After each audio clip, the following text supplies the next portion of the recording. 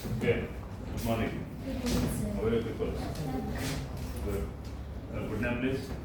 Vikshita. Vikshita. Yours? Raju. Raju. From? Koppal. Koppal. You are I'm from? from Udupi. Udupi. Very good.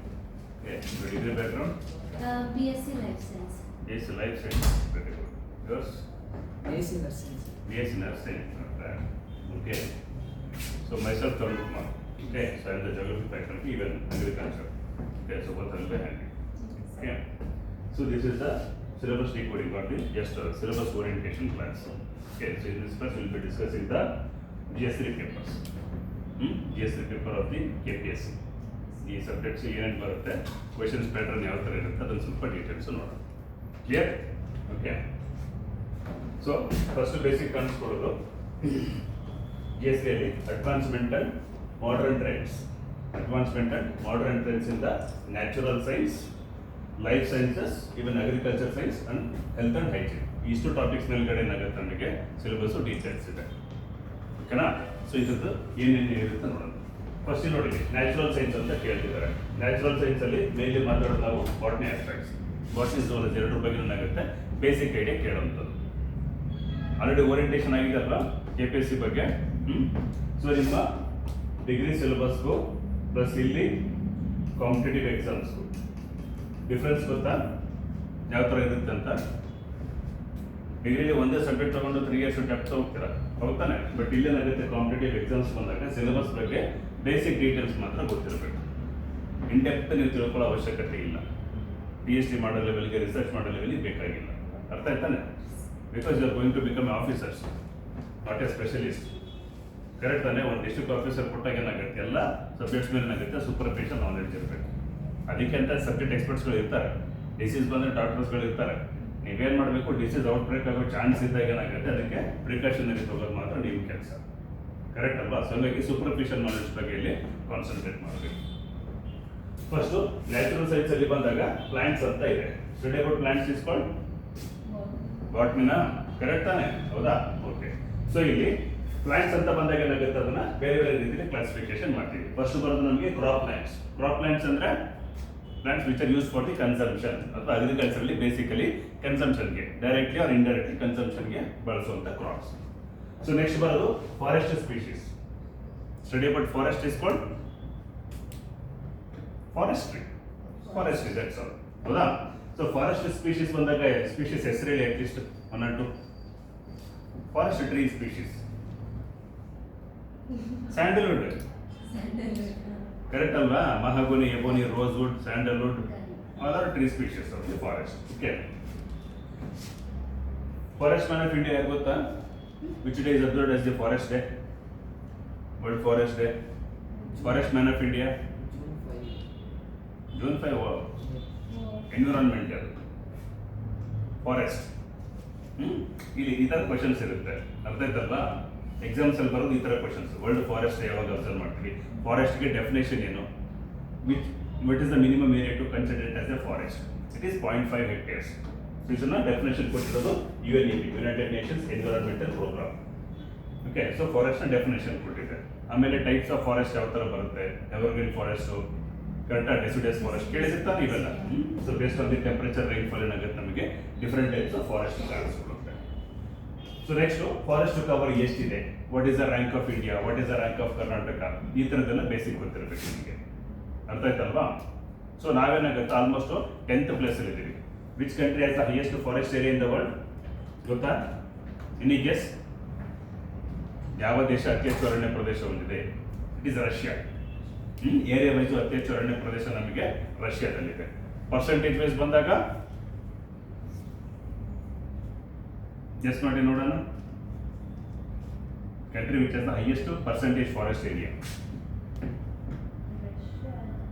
Russia area wise largest. No, India were in the 10th position. Yes. Tomorrow it's a question for you. Next, what are the medicinal and aromatic plants? Name any one medicinal plant. Tulsi. Yes. Next, at least you should say 5 medicinal plants. Even neem is also medicinal plant. Neem is Turmeric, ginger, all these are the medicinal plants. Okay. What about the aromatic plants? aroma, mainly for the Neem. neem. How come aroma? It is just a medicinal plant, not aroma. Sandalwood. ಅಡ್ಗೆ ಹಾಕ್ತಾರಲ್ಲ sir. ಅದು medicine property ಇದೆ ಅಂತ. Okay, aromatic plant best example it is sandalwood. Even you can say rose flowers also. Okay, jasmine, all these are the aromatic plants. Next, which country or which place is called as the perfume hub of the world or perfume hub of India? In Uttar Pradesh, there is a place called Kanauj. Uttar Pradesh ಅಲ್ಲಿ ಕನೌಜ್ ಅಂತ ಇದೆ. That place it is famous for the rose cultivation. So rose petals ಇಂದ ಏನಾಗುತ್ತೆ perfumes extract ಮಾಡ್ತಾರೆ. ಅರ್ಥ ಆಯ್ತಲ್ವಾ? ನೋಡಿ, ಈ ತರ ಕ್ವಶನ್ಸ್ ಬರುತ್ತೆ. Perfume capital of the India ಅಂತ ಬಂದಾಗ ಅದು ಕನೌಜ್. ಇವೆಲ್ಲ ಬೇಸಿಕ್ ನಾವು ಕ್ಲಾಸ್ ಶುರು ಮಾಡಿದಾಗ ಹೇಳ್ತೀವಿ. ಇದು ಜಸ್ಟ್ ಓರಿಯಂಟೇಷನ್, ನಿಮಗೆ ಅರ್ಥ ಆಗಬೇಕು ಯಾವ ತರ ಕ್ವಶನ್ಸ್ ಬರುತ್ತೆ ಅನ್ನೋದು. ಅರ್ಥ ಆಯ್ತಲ್ವಾ? Okay. So next, usefulness of the plants and human affairs. ಅರ್ಥ ಆಗ್ತಿದೆಯಾ? ಅಂದ್ರೆ ಈ ಪ್ಲಾಂಟ್ಸ್ ಅನ್ನ ನಾವು ಯಾವ ತರ ಯೂಸ್ ಮಾಡ್ಕೊತಿದೀವಿ, ಎಲ್ಲೆಲ್ಲಿ ಕಲ್ಟಿವೇಶನ್ ಮಾಡ್ತಿದೀವಿ, ಎಷ್ಟು ನಾವು ಕನ್ಸರ್ವೇಷನ್ ಎಫರ್ಟ್ಸ್ ಮಾಡ್ತಾ ಇದೀವಿ ಅನ್ನೋದು. ಯಾಕಂದ್ರೆ ನಾವು ಡೆವಲಪ್ಮೆಂಟಲ್ ಆಕ್ಟಿವಿಟೀಸ್ ಅಲ್ಲಿ ಸಾಕಷ್ಟು ಫಾರೆಸ್ಟ್ ಏನಾಗುತ್ತೆ ಡಿಫಾರೆಸ್ಟೇಷನ್ ಮಾಡ್ತಿದ್ವಿ. In that case we are going to do some plants and animal species. ಅರ್ಥ ಆಯ್ತಲ್ವಾ? ಸೊ ಹಂಗಾಗಿ ಏನಾಗತ್ತವನ್ನ ಪ್ರೊಟೆಕ್ಷನ್ ಕನ್ಸರ್ವೇಷನ್ ಮಾಡೋದು ಕೂಡ ಇಟ್ಸ್ ಅವರ್ ಇಂಪಾರ್ಟೆಂಟ್. ಸೊ ಹಂಗಾಗಿ ಬಯೋಡೈವರ್ಸಿಟಿ ಹಾಟ್ಸ್ಪಾಟ್ ಕಾನ್ಸೆಪ್ಟ್ ಇದೆ. Do you know biodiversity hotspot? ಜೀವ ವೈವಿಧ್ಯತೆ ಉಷ್ಣ ತಾಣ ಅಂತ ಕರಿತೀವಿ, ಹಾಟ್ಸ್ಪಾಟ್ಸ್. ಸೊ ಇದರದೆಲ್ಲ ಕಾನ್ಸೆಪ್ಟ್ ಇದೆ, will be discuss. So next, simple word photosynthesis. School days ಇಂದ ಓದಿದೀವಾ? What is the meaning of photosynthesis? Simple, one line statement. Photosynthesis. ದ್ಯುತಿ ಸಂಶ್ಲೇಷಣೆ ಅಂದ್ರೆ ಏನು? Photosynthesis. Conversion of light energy into chemical energy. That's all. Correct ಅಲ್ವಾ? So plants ಇರುತ್ತೆ, leaves ಅಲ್ಲಿ ಏನಾಗುತ್ತೆ ನಮಗೆ chlorophyll ಇರುತ್ತೆ. ಸನ್ಲೈಟ್ ನ ತಗೊಂಡ್ಬಿಟ್ಟು ಏನಾಗುತ್ತೆ, ಜೊತೆಗೆ ಕಾರ್ಬನ್ ಡೈಆಕ್ಸೈಡ್ ರಾ ಮೆಟೀರಿಯಲ್ ಎರಡರ ಮೂಲಕ ಏನಾಗುತ್ತೆ ATP ಆಗಿ ಕನ್ವರ್ಟ್ ಆಗುತ್ತೆ. C6H12O6 ಸಿಂಪಲ್ ತಾನೆ, ಹೌದಲ್ವಾ? ಸೊ ಫೋಟೋಸಿಂಥಸಿಸ್ ಇದು ಮತ್ತೆ ಟೈಪ್ಸ್ ಬರುತ್ತಲ್ಲ ಫೋಟೋಸಿಂಥಸಿಸ್ ಅಲ್ಲಿ. C3C4 ಪ್ಲಾಂಟ್ಸ್ ಅಲ್ಲಿ ವೇರಿಯೇಷನ್ಸ್ ಇದೆ. ನ್ಯಾಚುರಲ್ ಸೈನ್ಸ್ ಅಲ್ಲಿ ಓದಿದ್ರೆ ತಾನೆ C3C4 ಎಲ್ಲ. ಓಕೆ, ಸೊ ಅದನ್ನೆಲ್ಲ ಡಿಸ್ಕಷನ್ ಮಾಡ್ತೀವಿ. ನೆಕ್ಸ್ಟ್ ನೋಡಿ, what is transpiration? Loss of moisture from the plants leaves. ಅರ್ಥ ಆಯ್ತಲ್ವಾ? ಎವಾಪರೇಷನ್ ಓಪನ್ ಸರ್ಫೇಸ್ ಕೂಡ ಆಗುತ್ತೆ. ನಾವು ವಾಟರ್ ಒಂದು ಬೋಲ್ ಲೀಟರ್ ಏನಾಗುತ್ತೆ ಎವಾಪರೇಷನ್ ಆಗಿ ಡ್ರೈ ಅಪ್ ಆಗೋಗುತ್ತೆ. ಅದೇ ಪ್ಲಾಂಟ್ಸ್ ಇರ್ತಕ್ಕಂಥ ಮಾಯ್ಚರ್ ಕೂಡ ಏನಾಗುತ್ತೆ ಎಕ್ಸೆಸ್ ಟೆಂಪರೇಚರ್ ಇರೋದ್ರಿಂದ ಅದು ಎವಾಪರೇಷನ್ ಆಗುತ್ತೆ. So evaporation from the plants leaves or stem is called as transpiration. ಅರ್ಥ ಆಯ್ತಲ್ವಾ? So open surface plus plants ಎರಡನ್ನೂ ಸೇರಿಸಿ ಎವಾಪೋ ಟ್ರಾನ್ಸ್ಪಿರೇಷನ್ ಅಂತ ಬಳಸ್ತೀವಿ. ಕ್ಲಿಯರ್? ಸೊ ನೆಕ್ಸ್ಟ್ ಬರೋದು harmful plants. Name in one harmful plant. Harmful plant parthenium, weed plants. Parthenium ಗೊತ್ತಲ್ವಾ? ನೋಡಿದ್ದೀರ ತಾನೆ? ಗೊತ್ತಾಗಲ್ರಿ? ಕಾಂಗ್ರೆಸ್ ಗಿಡ ಅಂತ ಸಿಗುತ್ತಾನೆ, ಅದು ಮೈ ಮುಟ್ಟಿದ್ರೆ ಇಚಿಂಗ್ ಎಲ್ಲ ಆಗಲ್ಲ, ಅದು ಹಾರ್ಮ್ಫುಲ್ ಪ್ಲಾಂಟ್ ನಮಗೆ. ನೆಕ್ಸ್ಟ್, ಕೆಲವೊಂದು ನಾರ್ಕೋಟಿಕ್ ಕ್ರಾಪ್ಸ್ ಎಲ್ಲ ಇದೆ, ಡ್ರಗ್ಸ್ ಎಲ್ಲ ತಗೋತಾರೆ, ಕ್ಯಾನಬಿಸ್, ಹೌದಲ್ವಾ? ಸೊ ಅವೆಲ್ಲ ನಮಗೇನಾಗುತ್ತೆ ಹಾರ್ಮ್ಫುಲ್ ಪ್ಲಾಂಟ್ಸ್. ಸೊ ಇದನ್ನು ನಾವು ಯಾವ ರೀತಿ ಡೀಲ್ ಮಾಡ್ತಿದ್ದೀವಿ ಗೊತ್ತಿರಬೇಕು. ಈವನ್ ಬೆಸ್ಟ್ ಎಕ್ಸಾಂಪಲ್ ಅಂತ ಬಂದಾಗ ನಾವು ಜನರಲಿ ವೀಡ್ ಪ್ಲಾಂಟ್ಸ್ ಅಂತ ಕರಿತೀವಿ. ಓಕೆ, ವೀಡ್ ಪ್ಲಾಂಟ್ಸ್ ಕೇಳಿದ್ರಲ್ವಾ? What is weed? Crop agriculture. A plant out of its place is called weed. Suppose ಇಲ್ಲಿ ಪ್ಯಾಡಿ ಫೀಲ್ಡ್ ಇದೆ, ಇದರಲ್ಲಿ ವೀಟ್ ಪ್ಲಾಂಟ್ ಬಂದ್ರೆ it is out of its place. Explain. ಅರ್ಥ ಆಯ್ತಲ್ವಾ? Wheat plant ಎಲ್ಲಿರ್ಬೇಕಾಗಿತ್ತು? Wheat field ಅಲ್ಲಿ ಇರಬೇಕಾಗಿತ್ತು. ಪ್ಯಾಡಿ ಫೀಲ್ಡ್ ಅಲ್ಲಿ ಬಂದ್ರೆ ಕಂಟಮಿನೇಷನ್ ಮಾಡುತ್ತಾನೆ, ಅದು ಕ್ವಾಲಿಟಿ ಡಿಟ್ರೇಟ್ ಮಾಡುತ್ತೆ. ಸೊ ಹಂಗಾಗಿ simple word, weed refers to a plant out of its place.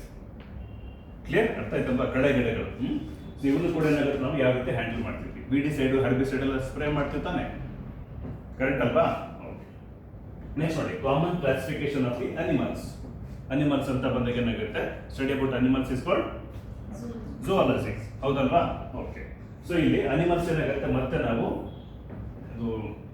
ಝೂಯಾಲಜಿಕಲಿ ಮತ್ತೇನಾಗುತ್ತೆ, mammals, ಆಂಥ್ರೋಪೋಡ್ಸ್ ಈ ಥರದ್ದೆಲ್ಲ ಸಾಕಷ್ಟು ಕ್ಲಾಸಿಫಿಕೇಶನ್ ಮಾಡಿ ಕಿಂಗ್ಡಮ್ ಓದ್ತೀವಿ. ಅದು ಬೇಸಿಕ್ ಸೈನ್ಸ್ ಅಲ್ಲಿ ಹೇಳ್ತಾರೆ. ಇಲ್ಲಿ ನಾವು ಟು ಸಮ್ ಎಕ್ಸ್ಟೆಂಟ್ ಅಷ್ಟೇ.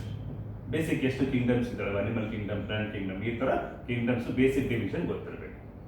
ನೀವು ನೀಟ್ ಎಕ್ಸಾಮ್ ಲೆವೆಲ್ಗಲ್ಲ, ಮ್ಯಾಕ್ಸಿಮಮ್ SLC ಲೆವೆಲ್ಗೆ ಗೊತ್ತಿದ್ರೆ ಸಾಕು. Not even PUC level, SLC level basic ಇದ್ರೆ ಸಾಕು. ಇದು ಯಾವಾಗ ಅರ್ಥ ಆಗುತ್ತೆ, ಎಷ್ಟು ಡೆಪ್ತ್ ಓದಬೇಕು ಅನ್ನೋದು when you analyse the question paper. ಅರ್ಥ ಆಯ್ತಲ್ವಾ? ಸೊ ಪ್ರತಿ ಯಾವುದೇ ಒಂದು ಎಕ್ಸಾಮ್ ಬರಲಿ ಅದರಲ್ಲಿ ಎಲ್ಲ ಕ್ವಶನ್ಸ್ನ ನೋಡಬೇಕು. ಈ ಟಾಪಿಕ್ ಮೇಲೆ ಇದನ್ನು ಎಷ್ಟು ಡೆಪ್ತ್ ಅಂತ ಕೇಳಿದ್ದಾರೆ. ಅರ್ಥ ಆಯ್ತಲ್ವಾ? ಸರಿ.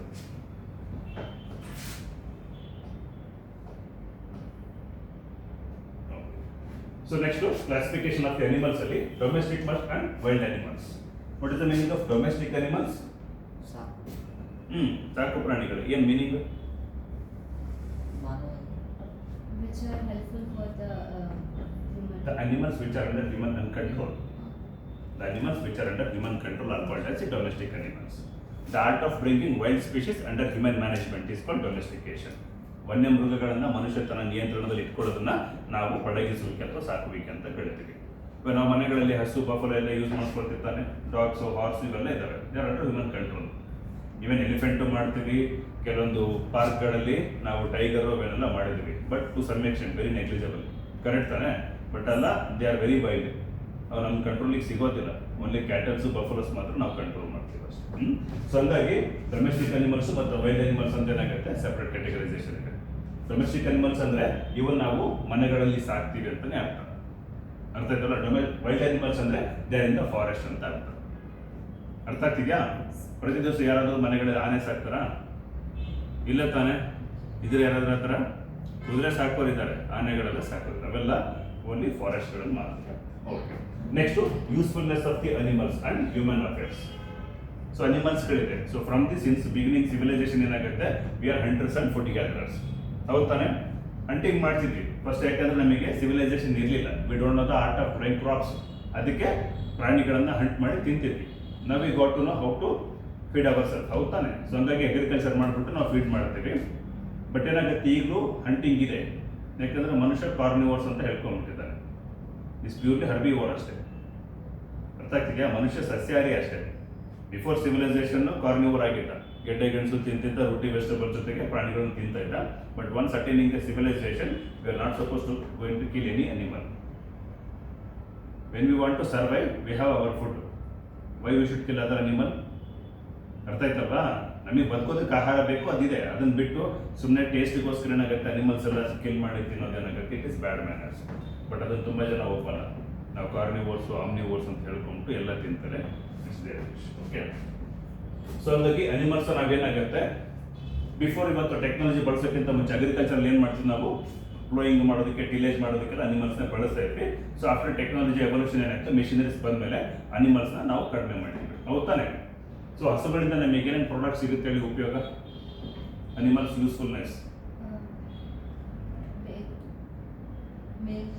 ಮಿಲ್ಕ್ ಮೇಜರ್ ಆಗಿ. ಹೌದಾ? ಅದೊಂದಕ್ಕೆ ನಾವು ಜಾಸ್ತಿ ತುಂಬ ಡಿಪೆಂಡ್ ಆಗಿರೋದು. ಬುಲಕಾಟ್ ಎಲ್ಲ ಮುಂಚೆ ಯೂಸ್ ಮಾಡ್ತಾ ಇದ್ವಿ, ಮಿಷನರೀಸ್ ಬಂದ್ಮೇಲೆ ಅದನ್ನು ಅವಾಯ್ಡ್ ಮಾಡಿದ್ವಿ. ಹೌದಲ್ವಾ? ಓಕೆ. ಮತ್ತೆ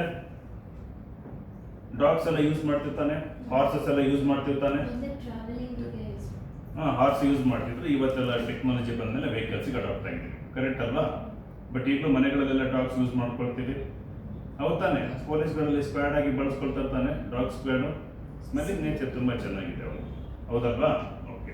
ಇವೇನ್ ಯಾವುದಿದು ಕತ್ತೆ, ಡಾಂಕೀಸ್ ಎಲ್ಲ ಹಿಂದಿನ ಕಾಲದಲ್ಲಿ ಶಿಪ್ಗಳನ್ನೆಲ್ಲ ಇದು ಕ್ಯಾಮೆಲ್ಸ್ಗಳನ್ನೆಲ್ಲ ಡೆಸರ್ಟ್ಸ್ಗಳಲ್ಲಿ ಯೂಸ್ ಮಾಡ್ತಾರೆ. ಅರ್ಥ ಆಯ್ತಲ್ವಾ? ಸೊ ಎಷ್ಟೊಂದು ಏನಾಗುತ್ತೆ, ಅಡ್ವಾಂಟೇಜಸ್ ಇದೆ ನಮಗೆ. ಹೌದಾ? ಓಕೆ. ಇನ್ನು ನೆಕ್ಸ್ಟ್ ಆಕ್ವಾಟಿಕ್ ಅನಿಮಲ್ಸ್ ತಗೊಂಡಾಗ fishery one of the main food ತಾನೆ ನಮಗೆ. ಹೌದಾ? ಫಿಶರಿ. ಸೊ ಇದು ಹ್ಯೂಮನ್ ಅಫೇರ್ಸ್ ಆಯಿತು. Next micro organisms. What are micro organisms? Study about micro organisms is called microbiology. Biology ಇದು ಮೈಕ್ರೋಬಯಾಲಜಿ. ಹೌದಲ್ವಾ? ಸೂಕ್ಷ್ಮ ಜೀವಿಶಾಸ್ತ್ರ ಅಂತ ಹೇಳ್ತಿರ್ತಾನೆ. ಹೇಳಿ, ಮೈಕ್ರೋ ಆರ್ಗ್ಯಾನಿಸಮ್ಸ್ ಯಾವ್ಯಾವ ಇದಾವೆ ಗೊತ್ತು? Bacteria, virus, fungi. 3 ಬೇಸಿಕ್ ಅಲ್ವಾ? Okay. Study about bacteria, bacteriology. Study about fungi, mycology. Myco, MYCOLOG, mycology. Study about virus, virology. Okay. So ಈ ಥರ ಬೇರೆ ಇದೆ. So next, so bacteria, virus ಮತ್ತೆ ಫಂಜೈ, ಈ 3 ಆರ್ಗ್ಯಾನಿಸಮ್ಸ್ ಬಗ್ಗೆ ಸ್ಟಡಿ ಮಾಡ್ತೀವಿ. ಇದ್ರಲ್ಲಿ ಏನಾಗುತ್ತೆ, ಬೆನಿಫಿಷಿಯಲ್ ಪ್ಲಸ್ ಹಾರ್ಮ್ಫುಲ್ 2 ಆರ್ಗ್ಯಾನಿಸಮ್ಸ್ ತರ ಇದಾವೆ. ಹೌದಾ? ಪ್ಯಾಸ್ಚರೈಸೇಷನ್ ಮಾಡ್ತೀವಿ ನಾವು ಮಿಲ್ಕಲ್ಲಿ. ಏನು ಉದ್ದೇಶ? To kill the harmful bacterias. Correct ತಾನೆ? ಮಿಲ್ಕ್ ಏನು ಮಾಡ್ತೀವಿ ನಾವು ಕರಡಾಗಿ ಬದಲಾಯಿಸ್ತೀವಿ. ಅದಕ್ಕೆ ಯಾವುದು ಬ್ಯಾಕ್ಟೀರಿಯಾ ಬಳಸ್ತೀವಿ? ಲ್ಯಾಕ್ಟೋಬ್ಯಾಸಿಲಸ್. ಸೊ ಒಂದಿಷ್ಟು ಬ್ಯಾಕ್ಟೀರಿಯಾಸ್ ಏನಾಗುತ್ತೆ, ಹಾರ್ಮ್ಫುಲ್ ಇದಾವೆ, ಕೆಲವೊಂದಿಷ್ಟು ನಮಗೆ ಯೂಸ್ಫುಲ್ ಇದಾವೆ. ಈ ಸಾಕಷ್ಟು ನಾವು ವ್ಯಾಕ್ಸಿನ್ಸ್ ರೆಡಿ ಮಾಡ್ತೀವಿ. ಅದ್ರಲ್ಲಿ ಏನಾಗುತ್ತೆ, ಮೈಕ್ರೋ ಆರ್ಗನಿಸಮ್ಸ್ ಬಳಸ್ಕೊಳ್ತೀವಿ. ಎಷ್ಟೊಂದು ಬಯೋ ಫರ್ಟಿಲೈಸರ್ಸ್ ಎಲ್ಲ ಪ್ರೊಡ್ಯೂಸ್ ಮಾಡ್ತೀವಿ. ಬಯೋ ಫರ್ಟಿಲೈಸರ್ಸು, ಬಯೋ ಪೆಸ್ಟಿಸೈಡ್ಸು, ಅರ್ಥ ಆಯ್ತಪ್ಪ. ಬಯೋಫ್ಯೂಯಲ್ಸ್ ಎಲ್ಲದಕ್ಕೆ ಏನಾಗುತ್ತೆ ಮೈಕ್ರೋಸನ್ ಮೇಲೆ ನಾವು ಡಿಪೆಂಡೆನ್ಸಿ ಇದೆ. ಆಮೇಲೆ ಬೇಕರಿ ಐಟಮ್ಸ್ ಎಲ್ಲ ಮಾಡಬೇಕಾದ್ರೆ ಬೇಕಿಂಗ್ ಈಸ್ಟ್ಗೆಲ್ಲ ಬಳಸ್ತಿರ್ತಾನೆ. ಫರ್ಮೆಂಟೇಷನ್ ಆಗಬೇಕು ಅಂದರೆ ವೈನ್ ಪ್ರಿಪ್ರೇಷನ್, ಬಿಯರ್ ಪ್ರಿಪ್ರೇಷನ್ಗೆಲ್ಲ ಮೈಕ್ರೋಸನ್ಸು ವೈಡ್ ಯೂಸೇಜ್ ಇದೆ, ಹೌದಲ್ವಾ? ಸೊ ಅದ್ರ ಬಗ್ಗೆ ಡೀಟೇಲ್ಸ್ ಕೇಳ್ತಾರೆ ಅಷ್ಟೇ. ಯಾಕಂದ್ರೆ ಇವತ್ತು ನಮಗೆ ಫುಡ್ ಪ್ರಾಸೆಸಿಂಗ್ ಇಂಡಸ್ಟ್ರಿ ಕೂಡ one of the major industry. Food ಎಲ್ಲ ನಮಗೆ ಏನಾಗುತ್ತೆ, ಸಾಕಷ್ಟು ಫ್ರೂಟ್ಸ್ ವೆಜಿಟೇಬಲ್ಸ್ ಎಲ್ಲ ಬೇಗ ಹಾಳಾಗಿ ಹೋಗುತ್ತೆ, ಯಾಕಂದ್ರೆ ಪೆರಿಷಬಲ್ ನೇಚರ್. ಸೊ ಹಂಗಾಗಿ ಅದನ್ನ ಪ್ರಿಸರ್ವೇಷನ್ ಮಾಡಬೇಕು ಅಂದ್ರೆ ನಮಗೆ ಬಯೋಟೆಕ್ನಾಲಜಿ ಗೊತ್ತಿರಬೇಕು. ಆಮೇಲೆ ಎಕ್ಸೆಸ್ ಕೆಮಿಕಲ್ ಫರ್ಟಿಲೈಸರ್ಸ್ ಬಳಸಿ ಏನಾಗಿದೆ, we have lost the soil fertility. To maintain the soil fertility ಏನಾಗುತ್ತೆ, ನಾವು you are going for the bio fertilisers rather than chemical fertilisers. ಅರ್ಥ ಆಗ್ತಿದೆಯಲ್ವಾ? ಸೊ ಹಂಗಾಗಿ ಏನಾಗುತ್ತೆ, ಇದು ನಮಗೆ ಎಸೆನ್ಷಿಯಲ್. ಅರ್ಥ ಆಗ್ತಿದೆಯಾ ಯಾಕೆ ಇದನ್ನು ಕೇಳ್ತಿದ್ದಾರೆ ಅಂತ? ಸಪೋಸ್ ನೀವು ಒಂದು ಡಿಸ್ಟಿಕಲ್ಲಿ ಇರ್ತಾರೆ, ಅಲ್ಲಿ ಏನಾಗುತ್ತೆ, ನಮಗೆ ಎಕ್ಸೆಸ್ ಕೆಮಿಕಲ್ ಫರ್ಟಿಲೈಸರ್ ಯೂಸ್ ಮಾಡಿ ಸಾಯಿಲ್ ಡಿಗ್ರೇಡೇಷನ್ ಆಗಿರುತ್ತೆ. So now the question is before you how to reclaim the soil restoration, soil fertility. ಅವಾಗ ನೀವೇನು ಮಾಡಬೇಕಲ್ಲಿ, ಕೆಮಿಕಲ್ ಫರ್ಟಿಲೈಸರ್ ಸ್ಟಾಪ್ ಮಾಡಿಬಿಟ್ಟು ಗೌರ್ಮೆಂಟ್ ಮೂಲಕ ಸಬ್ಸಿಡೈಸ್ ಅಲ್ಲಿ ಬಯೋ ಫರ್ಟಿಲೈಸರ್ಸ್ ಕೊಟ್ಟಾಗ ಏನಾಗುತ್ತೆ, ಅಲ್ಲಿ ನಮಗೆ ಸಾಯಿಲ್ ಎನ್ರಿಚ್ಮೆಂಟ್ ಆಗುತ್ತೆ. ಅಥವಾ ಫಾರ್ಮ್ ಯಾರ್ಡ್ ಮ್ಯಾನೇಜರ್, ವರ್ಮಿಕಲ್ಚರ್ ಇವನ್ನೆಲ್ಲ ನೀವು ಪ್ರಮೋಟ್ ಮಾಡ್ಬೇಕು ತಾನೆ. ಸೊ ಅದ್ರ ಬಗ್ಗೆ ಗೊತ್ತಿರಬೇಕು.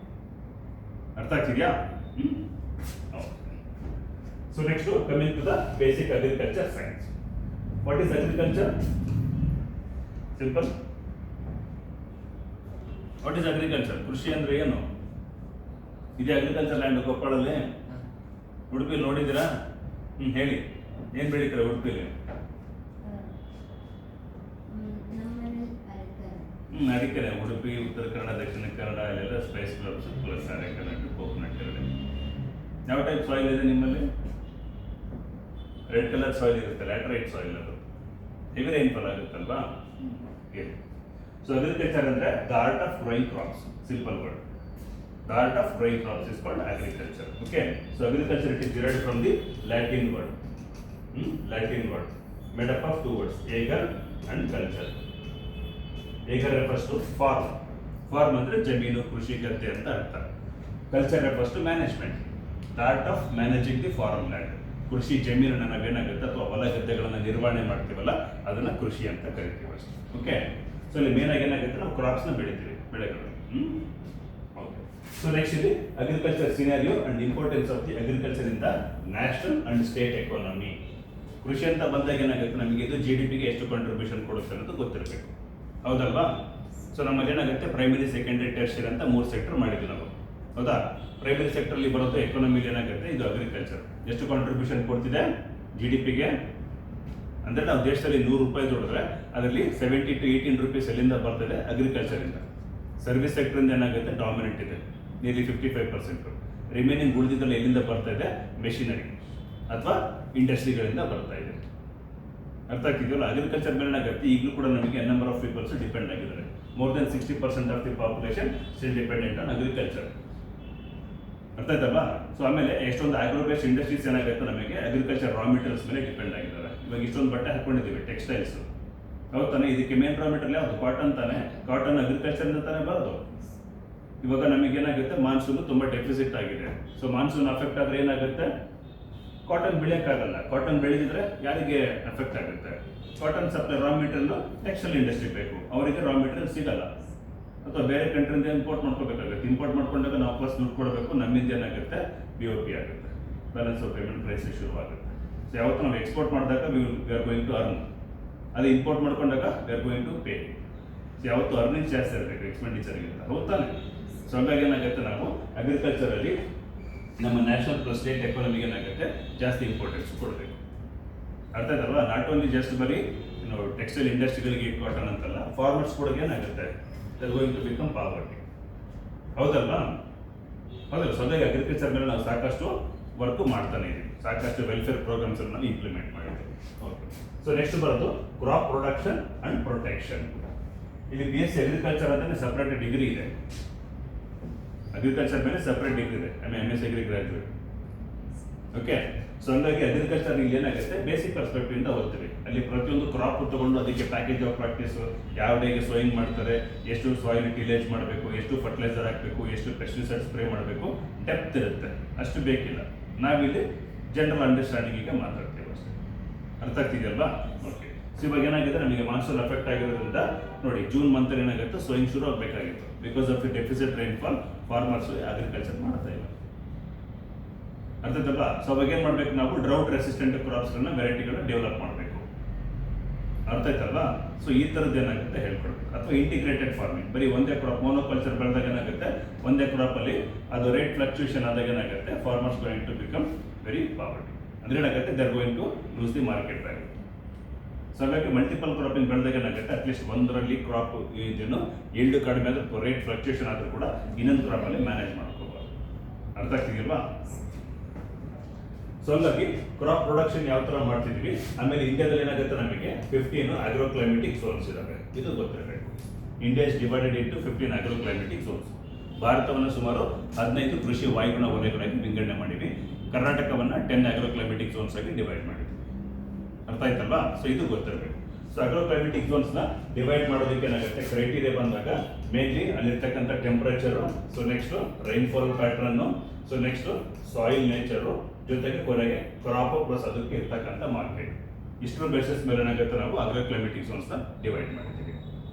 ಅರ್ಥಲ್ವಾ? ಇಂಡಿಯಾದಲ್ಲಿ 15, ಕರ್ನಾಟಕದಲ್ಲಿ 10 ಇದಾವೆ. ಕ್ಲಿಯರ್? ಸೊ ನೆಕ್ಸ್ಟ್ ನೋಡಿ, ಕೆಮಿಕಲ್ ಫರ್ಟಿಲೈಸರ್ಸ್ ಇದಾವೆ. ಫರ್ಟಿಲೈಸರ್ಸ್ ಹಾಕ್ಲೇಬೇಕು ತಾನೆ. ಫರ್ಟಿಲೈಸರ್ ಅಂದ್ರೇನು? The element which increases the soil nutrient content, ಅದನ್ನ ನಾವು ಫರ್ಟಿಲೈಸರ್ ಅಂತ ಕರಿತೀವಿ. ಸೊ ಪ್ಲಾಂಟ್ಸ್ಗೆ ಏನಾಗುತ್ತೆ, ನಮಗೆ ನ್ಯೂಟ್ರಿಯೆಂಟ್ಸ್ ಬೇಕು, ಹೌದಲ್ವಾ? ಪ್ಲಾಂಟ್ಸ್ಗೆ ಏನಾಗುತ್ತೆ, ನ್ಯೂಟ್ರಿಯೆಂಟ್ಸ್ ಬೇಕಾಗುತ್ತೆ. ಬೇಸಿಕ್ ನ್ಯೂಟ್ರಿಯೆಂಟ್ಸ್ ಅಂತ ತಗೊಂಡಾಗ ನೋಡಿ, carbon, hydrogen, oxygen, next NPK, ಇವು ಮೇಜರ್ ನ್ಯೂಟ್ರಿಯೆಂಟ್ಸ್. ಇವಾಗ ನಮಗೆ ಫುಡ್ಡಿಗೆ ತಗೊಂಡಾಗ ರೋಟಿ, ಚಪಾತಿ, ರಾಗಿ ಮುದ್ದೆ ಇವೆಲ್ಲ ತಿಂತೀವ, ರೈಸು, ಇದು ನಮಗೆ ಮೇನ್ ಫುಡ್ ಆಗುತ್ತೆ. ಇನ್ನೊಂದಿಷ್ಟು ನ್ಯೂಟ್ರಿಯೆಂಟ್ಸ್ ಬರ್ತವೆ, ಅವನ್ನ ನಾವು ಮೈಕ್ರೋ ನ್ಯೂಟ್ರಿಯೆಂಟ್ಸ್ ಅಂತ ಕರಿತೀವಿ. ಇವೆಲ್ಲ ನಮಗೆ ಮ್ಯಾಕ್ರೋ ನ್ಯೂಟ್ರಿಯೆಂಟ್ಸ್. ನೋಡಿ, ಕಾರ್ಬನ್ ಇದೆ, ಇದನ್ನ ಕಾರ್ಬನ್ ಡೈಆಕ್ಸೈಡ್ ಫಾರ್ಮೆಟ್ ಅಲ್ಲಿ ತಗೊಳ್ತಾರೆ. ಹೈಡ್ರೋಜನ್ ನಾವು ಏನಾಗುತ್ತೆ, ವಾಟರ್ ಸಪ್ಲೈ ಮಾಡ್ತೀವಲ್ಲ ಅದ್ರ ಮೂಲಕ ತಗೊಳುತ್ತೆ. ರೆಸ್ಪಿರೇಷನ್ ಮೂಲಕ ಆಕ್ಸಿಜನ್ ತಗೊಳ್ತಾರೆ.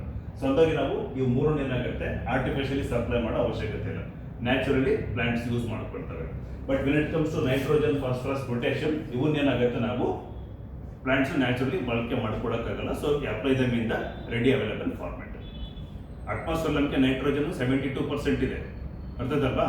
ಬಟ್ ಆದ್ರೆ ಏನಾಗುತ್ತೆ, ಈ ನೈಟ್ರೋಜನ್ ನ ಪ್ಲಾಂಟ್ಸ್ ಏನಾಗುತ್ತೆ, ಅವು ನಮಗೆ nitrate or ammonia, okay, nitrate or ammonia format ಅಲ್ಲಿ ಬಳಸ್ಕೊಳ್ತಾರೆ. ಬಟ್ ಇದು ರಾ ಫಾರ್ಮೆಟ್, ಅಟ್ಮಾಸ್ಫಿಯರ್ ಇರ್ತಕ್ಕಂಥ ನೈಟ್ರೋಜನ್. ಸೊ ಹಂಗಾಗಿ ಏನಾಗುತ್ತೆ, ಅನ್ಯೂಸಬಲ್ ಫಾರ್ಮೆಟ್. ಇದನ್ನ ಏನ್ ಮಾಡ್ಬೇಕು, ನಾವು ಕೆಮಿಕಲಿ ಸಿಂಥಸಿಸ್ ಮಾಡಬೇಕು ಇಂಡಸ್ಟ್ರಿಗಳಲ್ಲಿ, ಯೂರಿಯಾ, DAP ಫಾರ್ಮೆಟ್ ಅಲ್ಲಿ ರೆಡಿ ಮಾಡಿಬಿಟ್ಟು ಪ್ಲಾಂಟ್ಸ್ಗೆ ಹಾಕೋದು. ಅರ್ಥ ಆಯ್ತಲ್ವಾ? ನೆಕ್ಸ್ಟ್ ಫಾಸ್ಫರಸ್, ಪೊಟ್ಯಾಷಿಯಂ, ಈ ತರ ಕೆಮಿಕಲ್ ಫರ್ಟಿಲೈಸರ್ಸ್ ಎಲ್ಲ ಹಾಕ್ಬೇಕು. ಅರ್ಥದಲ್ವಾ? ಆಮೇಲೆ ಇಂಡಿಯನ್ ಸಾಯಿಲ್ಸ್ ಬಂದಾಗ ಏನಾಗುತ್ತೆ, they R recently formed soils. ಹಾಗಾಗಿ ಏನಾಗುತ್ತೆ, they R deficit with both all the three. Nitrogen, phosphorus, potassium ಇಂದ ಡೆಫಿಸಿಟ್ ಇದ್ದಾವೆ. ಅದರಲ್ಲೂ ತುಂಬಾ ಡಾಮಿನೆಂಟ್ ಆಗಿ ಡೆಫಿಸಿಟ್ ಇರೋದು ಯಾವುದು, ನೈಟ್ರೋಜನ್ ಮತ್ತೆ ಫಾಸ್ಫರಸ್. ಪೊಟ್ಯಾಷಿಯಂ ಅಲ್ಪ ಸ್ವಲ್ಪ ಅಲ್ಲಿ ಕಾಣಿಸ್ಕೊಳ್ಳುತ್ತೆ, ಬಟ್ NP ಮಾತ್ರ ತುಂಬಾ ಡೆಫಿಸಿಟ್ ಇದೆ. ಸೊ ಹಂಗಾಗಿ ನಾವೇನ್ ಮಾಡ್ತೀವಿ, ಜಾಸ್ತಿ ಫರ್ಟಿಲೈಸರ್ಸ್ ನ ಪ್ರೊಡ್ಯೂಸ್ ಮಾಡಿಬಿಟ್ಟು ಫಾರ್ಮರ್ಸ್ಗೆ ಕೊಡೋದು. ಅರ್ಥ ಆಯ್ತಲ್ವಾ?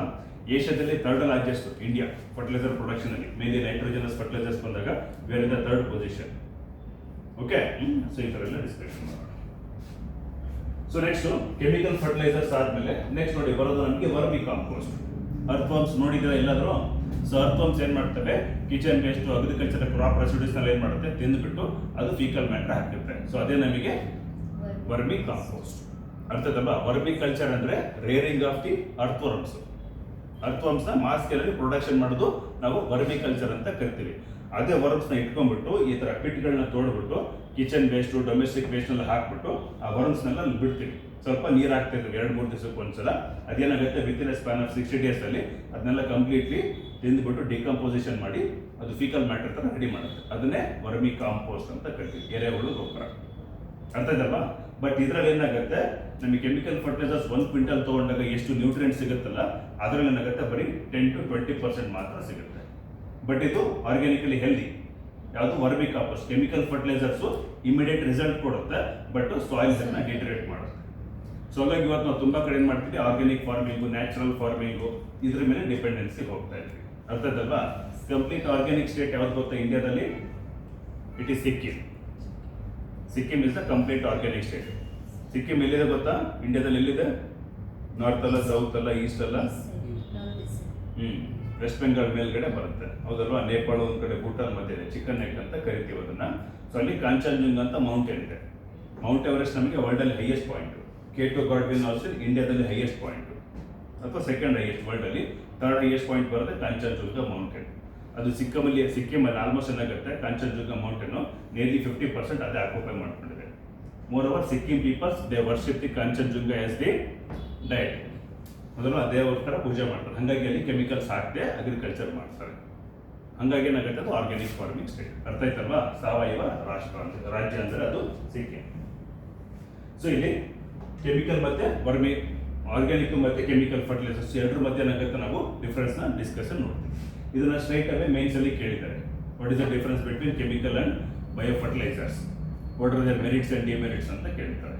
ಮೇನ್ಸ್ ಕ್ವಶನ್ ಇದೇ ಥರನೇ ಬರುತ್ತೆ. ಓಕೆ, ಸೊ ನೆಕ್ಸ್ಟ್ ಬರೋದು ನಮಗೆ cost and benefit investment analysis. ಅರ್ಥ ಆಯ್ತಲ್ವಾ? Cost benefit and investment analysis of the agricultural enterprise. Suppose ಇವಾಗ ನಾವೇನಾಗುತ್ತೆ ಸಾಕಷ್ಟು ಕಡೆ MSP ಅಂತ ಕೊಡ್ತೀವಿ. Do you know what is MSP? You never heard MSP? Minimum support price, ಕನಿಷ್ಠ ಬೆಂಬಲ ಬೆಲೆ ಅಂತ ಹೇಳ್ತೀವಿ. ಪ್ರತಿಯೊಂದು ಕ್ರಾಪ್ಗೂ ಏನಾಗುತ್ತೆ ಆಲ್ಮೋಸ್ಟ್ MSP ಕೊಡ್ತಾರೆ. ಸಪೋಸ್ ಇವಾಗ ಏನಾಗುತ್ತೆ ಪ್ಯಾಡಿ 1 ಕ್ವಿಂಟಲ್ ಬಂದಾಗ ಏನಾಗುತ್ತೆ ರಫ್ಲಿ 2500 rupees ಪರ್ ಕ್ವಿಂಟಲ್ ಅಂತ ಕೊಡ್ತಾರೆ. ಸೊ ಪ್ಯಾಡಿ ಏನಾಗುತ್ತೆ ನಮಗೆ ರಫ್ಲಿ 30 ಕ್ವಿಂಟಲ್ಸ್ ಬರುತ್ತೆ ಒಂದು ಎಕರ್ಗೆ.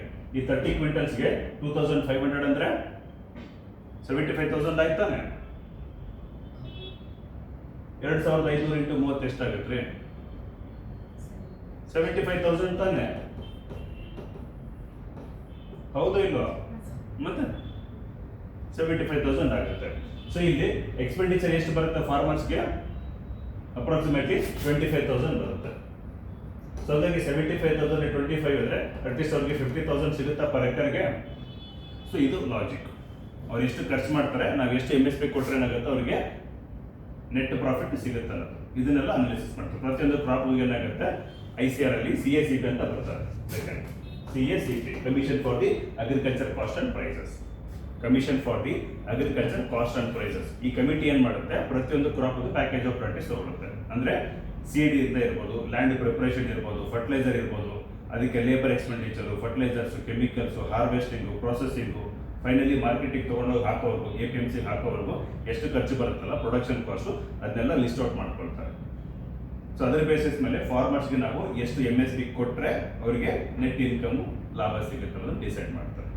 ಸೊ ಮೋರವರು CACP ಕೆಲಸ ಏನು ಬರೀ MSPನ ರೆಕಮೆಂಡೇಶನ್ ಕೊಡೋದು, ಅದನ್ನ ಡಿಸೈಡ್ ಮಾಡಿ ಅನೌನ್ಸ್ ಮಾಡೋದು ಯಾರ ಕೆಲಸ? Government of India, minister of agriculture ಇದೆಯಲ್ಲ ಅದು ಡಿಸೈಡ್ ಮಾಡಿ ಹೇಳುತ್ತೆ.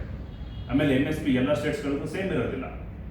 ಅರ್ಥದಲ್ವಾ? ಪಂಜಾಬಲ್ಲಿ ಒಂದು ರೇಟ್ ಇರುತ್ತೆ, ಕರ್ನಾಟಕದಲ್ಲಿ ಒಂದು ರೇಟ್ ಇರುತ್ತೆ, ಛತ್ತೀಸ್ಗಢಲ್ಲೇ ಒಂದು ರೇಟು, ತಮಿಳುನಾಡಲ್ಲೇ ಒಂದು ರೇಟ್ ಇರುತ್ತೆ.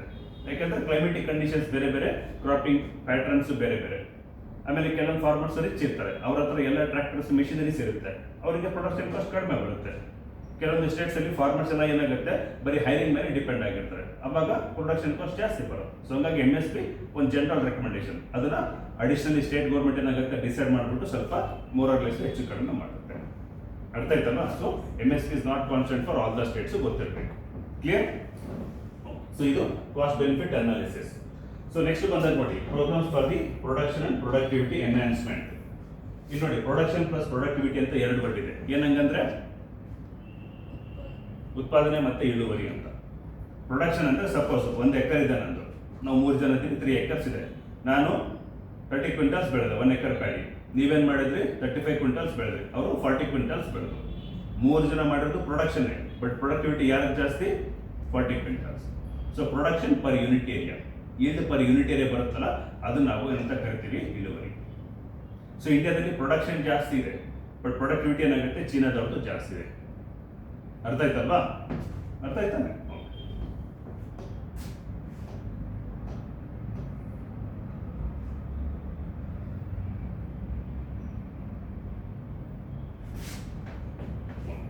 ಸೊ ನೆಕ್ಸ್ಟ್ ಬರೋದು, ಸೊ ಯಾವ್ಯಾವ್ದು ಪ್ರೋಗ್ರಾಮ್ಸ್ ಇದೆ ಇಲ್ಲಿ ನೋಡಿ. Green revolution, white revolution, yellow blue revolutions ಎಲ್ಲ ಕೇಳಿದ್ರಾ? I heard green revolution. What is green revolution?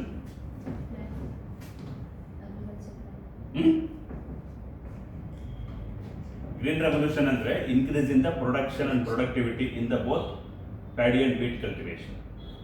ಅರ್ಥ ಆಯ್ತಲ್ವಾ? ಯಾವಾಗ ಆಯ್ತಿದು? ಜೈ ಜವಾನ್ ಜೈ ಕಿಸಾನ್ ಕೇಳಿದ್ರಾ ಸ್ಲೋಗನ್? ಜೈ ಜವಾನ್ ಜೈ ಕಿಸಾನ್ ಸ್ಲೋಗನ್ ಕೇಳಿದ್ರಾ? ಯಾರು ಕೊಟ್ಟಿದ್ದು? Who gave the slogan? Lal Bahadur Shastri. ಯಾವಾಗ ಕೊಟ್ಟರು? 1963 ಅವ್ರು ಎಷ್ಟನೇ ಪ್ರೈಮ್ ಮಿನಿಸ್ಟರು?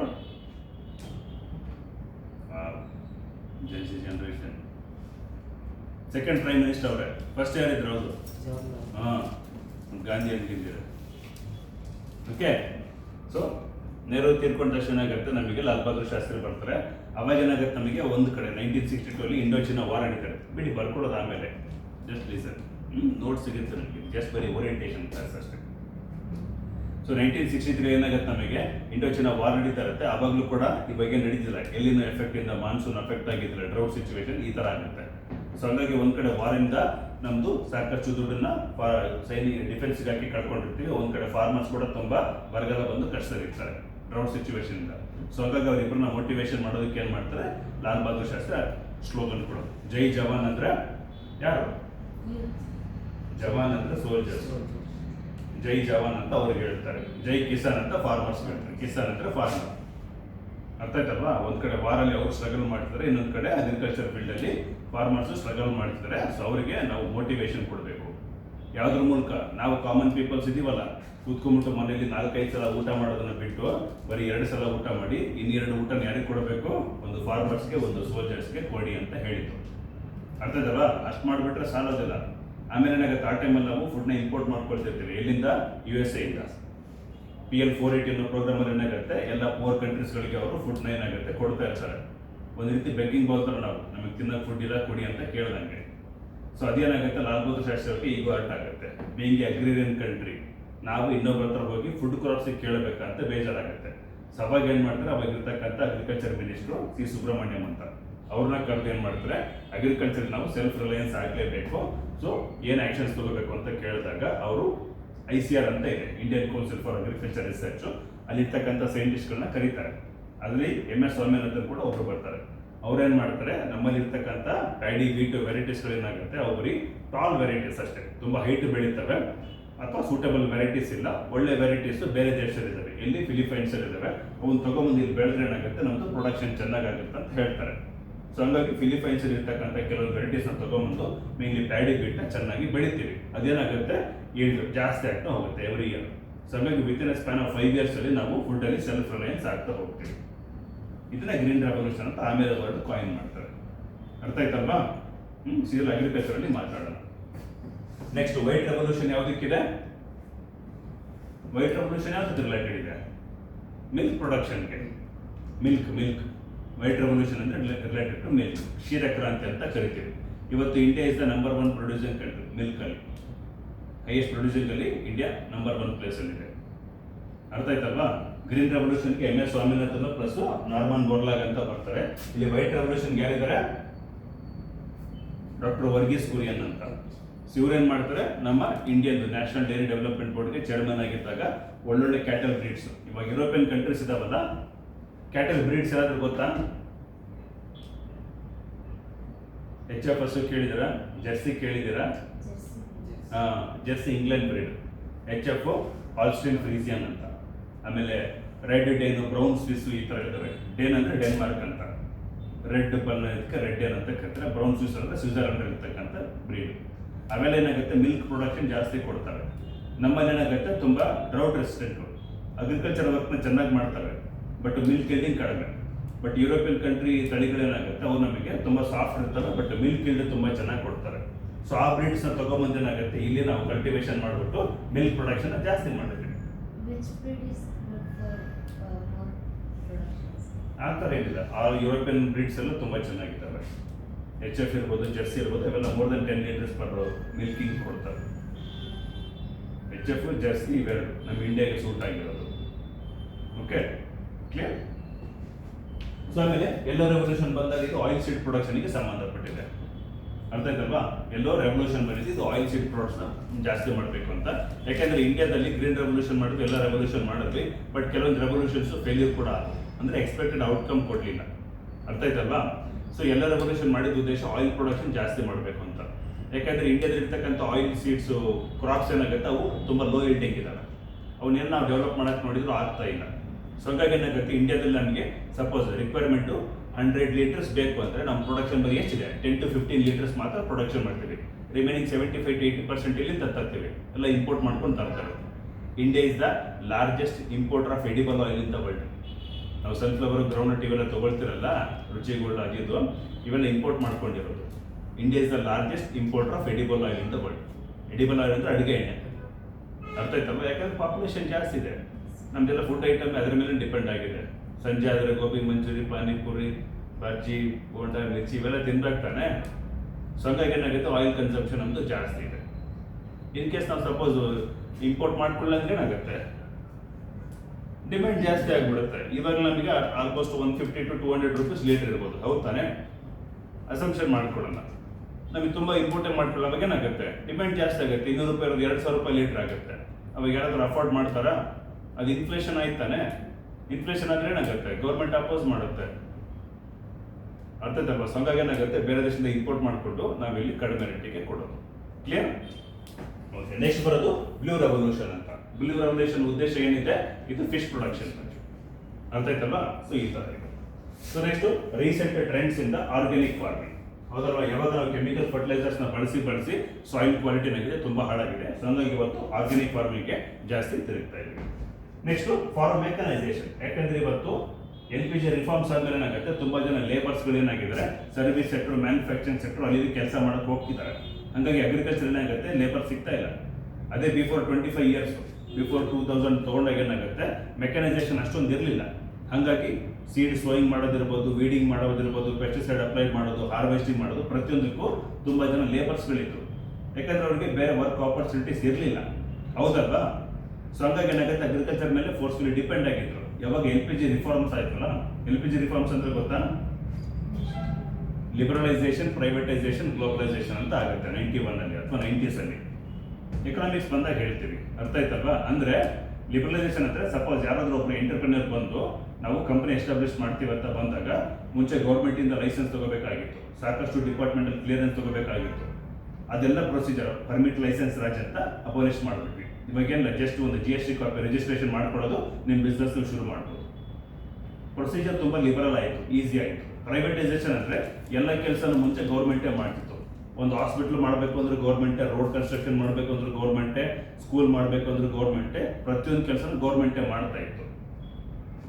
ಆಮೇಲೆ ಏನ್ ಮಾಡಿದ್ರೆ ಪ್ರೈವೇಟೈಸ್ ಕೊಟ್ಬಿಟ್ವಿ, ಅಂದ್ರೆ ಪ್ರೈವೇಟ್ ಪೀಪಲ್ಸ್ ಇದು ಮಾಡ್ಬೋದು ಅಂತ. ಇವಾಗ ಎಷ್ಟೊಂದು ಗೌರ್ಮೆಂಟ್ ಹಾಸ್ಪಿಟಲ್ ಇದಾವೆ, ಗೌರ್ಮೆಂಟ್ ಸ್ಕೂಲ್ಗಳಿದಾವೆ, ಗೌರ್ಮೆಂಟ್ ಬಸ್ಸಸ್ಗಳು, ಟ್ರಾನ್ಸ್ಪೋರ್ಟೇಷನ್ ಫೆಸಿಲಿಟಿ ಇದೆ. ಇವಾಗ ಅದನ್ನ ಮಾಡಿದಾಗ ಸಾಕಷ್ಟು ಪ್ರೈವೇಟ್ ಪೀಪಲ್ಸ್ ಕೆಲಸ ಸಿಗುತ್ತಾನೆ. ಎಷ್ಟೋ ಜನ ಡಾಕ್ಟರ್ಸ್ಗಳು ಪ್ರೈವೇಟ್ ಹಾಸ್ಪಿಟಲ್ ಇಟ್ಕೊಂಡಿಲ್ವಾ, ಅಲ್ಲಿ ನರ್ಸ್ಗಳಿಗೆ, ಸ್ಟಾಫ್ಗಳಿಗೆಲ್ಲ ಜನ ಬೇಕಾನೆ. ಸ್ಕೂಲ್ ರನ್ ಮಾಡಿದವ್ರು ಎಷ್ಟೊಂದು ಜನಕ್ಕೆ ಆಪರ್ಚುನಿಟಿ ಸಿಗಲ್ವಾ? ಸೊ ಹಂಗಾಗಿ ಪ್ರೈವೇಟೈಸೇಷನ್ ಮಾಡಿದ್ಮೇಲೆ ಕೂಡ ಏನಾಯ್ತು, ನಮಗೆ ವರ್ಕ್ ಆಪರ್ಚುನಿಟಿ ಜಾಸ್ತಿ ಆಯಿತು.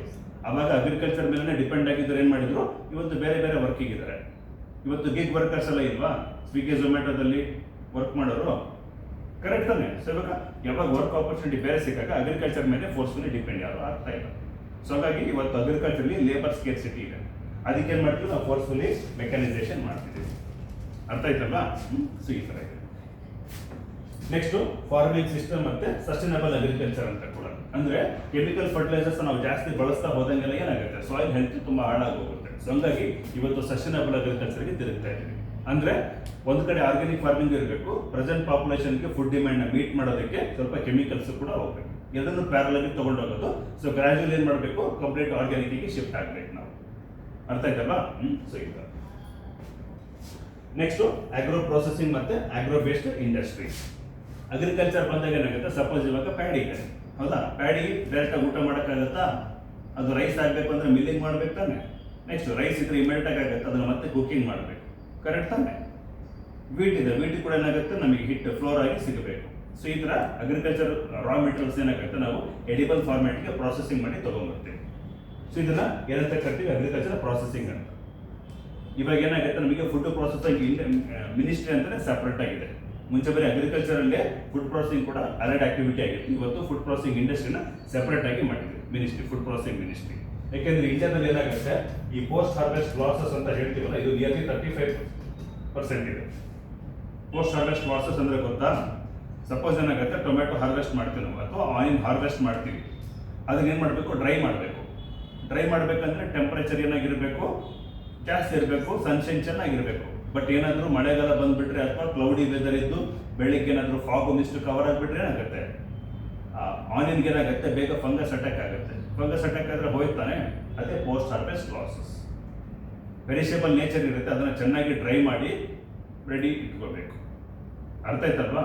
ಸಪೋಸ್ ಪ್ಯಾಡಿ ಇರುತ್ತೆ, ಪ್ಯಾಡಿ ಕೂಡ ಹಾರ್ವೆಸ್ಟ್ ಮಾಡಿದ್ಮೇಲೆ ಏನು ಮಾಡಬೇಕು, ಡ್ರೈ ಮಾಡಬೇಕು. ಮಾಯಿಶ್ಚರ್ ಏನಾಗುತ್ತೆ 20% ಇರುತ್ತೆ, ಅದು 15% ಬಂದಾಗ ಶೆಲ್ಫ್ ಲೈಫ್ ಜಾಸ್ತಿ ಆಗುತ್ತೆ. ಇಲ್ಲಾಂದ್ರೆ ಏನಾಗುತ್ತೆ, ಫಂಗಸ್ ಬಂದು ಹಾಳಾಗೋಗುತ್ತೆ. ಅರ್ಥ ಆಯ್ತಲ್ವಾ? ನಮ್ಮಲ್ಲಿ ಏನಾಗುತ್ತೆ, ಫಾರ್ಮರ್ಸ್ಗಳು ತುಂಬ ಜಾಸ್ತಿ ಜನ ಇದ್ದಾರೆ, ಹಂಗಾಗಿ ಏನಾಗುತ್ತೆ, ಪ್ರಾಸೆಸಿಂಗ್ ಮಾಡೋದಕ್ಕೆ ಸೆಂಟರ್ಗಳು ಇಲ್ಲ. ಅಥವಾ 100 ಟನ್ಸ್ ನಾವು ಪ್ರೊಡಕ್ಷನ್ ಮಾಡೋದು ಏನಾಗುತ್ತೆ, ಪ್ರಾಸೆಸಿಂಗ್ ಮಾಡೋದಕ್ಕೆ ಬರೀ 75 to 60 ಮಾತ್ರ ಪಾಸಿಬಲ್ ಇದೆ. ರಿಮೈನಿಂಗ್ 35% ಏನಾಗ್ತಿದೆ, ಲಾಸ್ ಆಗ್ತಿದೆ. ಸೊ ಪೋಸ್ಟ್ ಹಾರ್ವೆಸ್ಟ್ ಲಾಸ್ನ ಅವಾಯ್ಡ್ ಮಾಡ್ಬೇಕಂದ್ರೆ ಏನು ಮಾಡಬೇಕು, ಅದನ್ನು ಪ್ರಾಸೆಸಿಂಗ್ ಮಾಡಬೇಕು. ಅರ್ಥ ಆಯ್ತಲ್ವಾ? ಅಥವಾ ಏನಾಗುತ್ತೆ, ಟೊಮೆಟೊ ಚೆನ್ನಾಗಿ ಬೆಳಿತೀವಿ, ರೇಟ್ ಏನಾಯ್ತು, 20 ರೂಪಾಯಿ ಕೆಜಿ ಇರೋದು ಬರೀ 2 ರೂಪಾಯಿ ಕೆಜಿ ಬರುತ್ತೆ. ಏನು ಮಾಡ್ತೀರಾ? ಸೊ ಏನು ಮಾಡಬೇಕು, ಟೊಮೆಟೊನ ಬರೀ ಹಂಗೆ ಇಟ್ಟರೆ ಆಗಲ್ಲ. ಮ್ಯಾಕ್ಸಿಮಮ್ ಅದಕ್ಕೆ 3 to 4 days ಬೇಡ, 1 week ಸಿಗುತ್ತೆ ಅಷ್ಟೇ. ಆಮೇಲೆ ಹಾಳಾಗೋಗುತ್ತಾನೆ.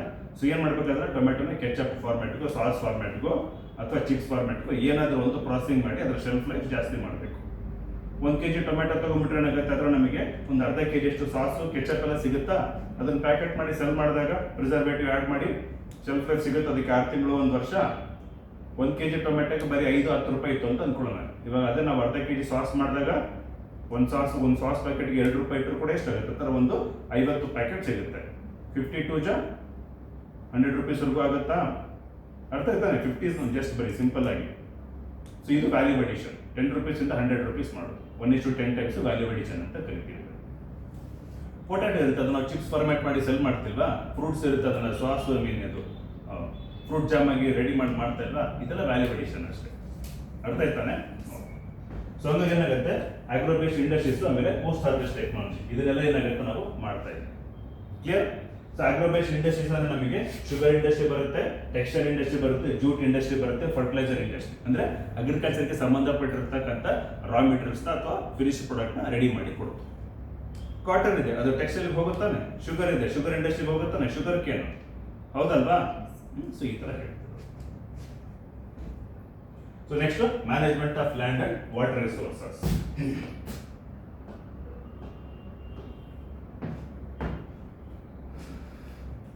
ಅರ್ಥ ಆಗ್ತಿದೆಯಲ್ವಾ ಟಾಪಿಕ್ ಎಲ್ಲ? ಡೌಟ್ ಏನಾದ್ರೂ ಇದ್ರೆ ಕೇಳಿ.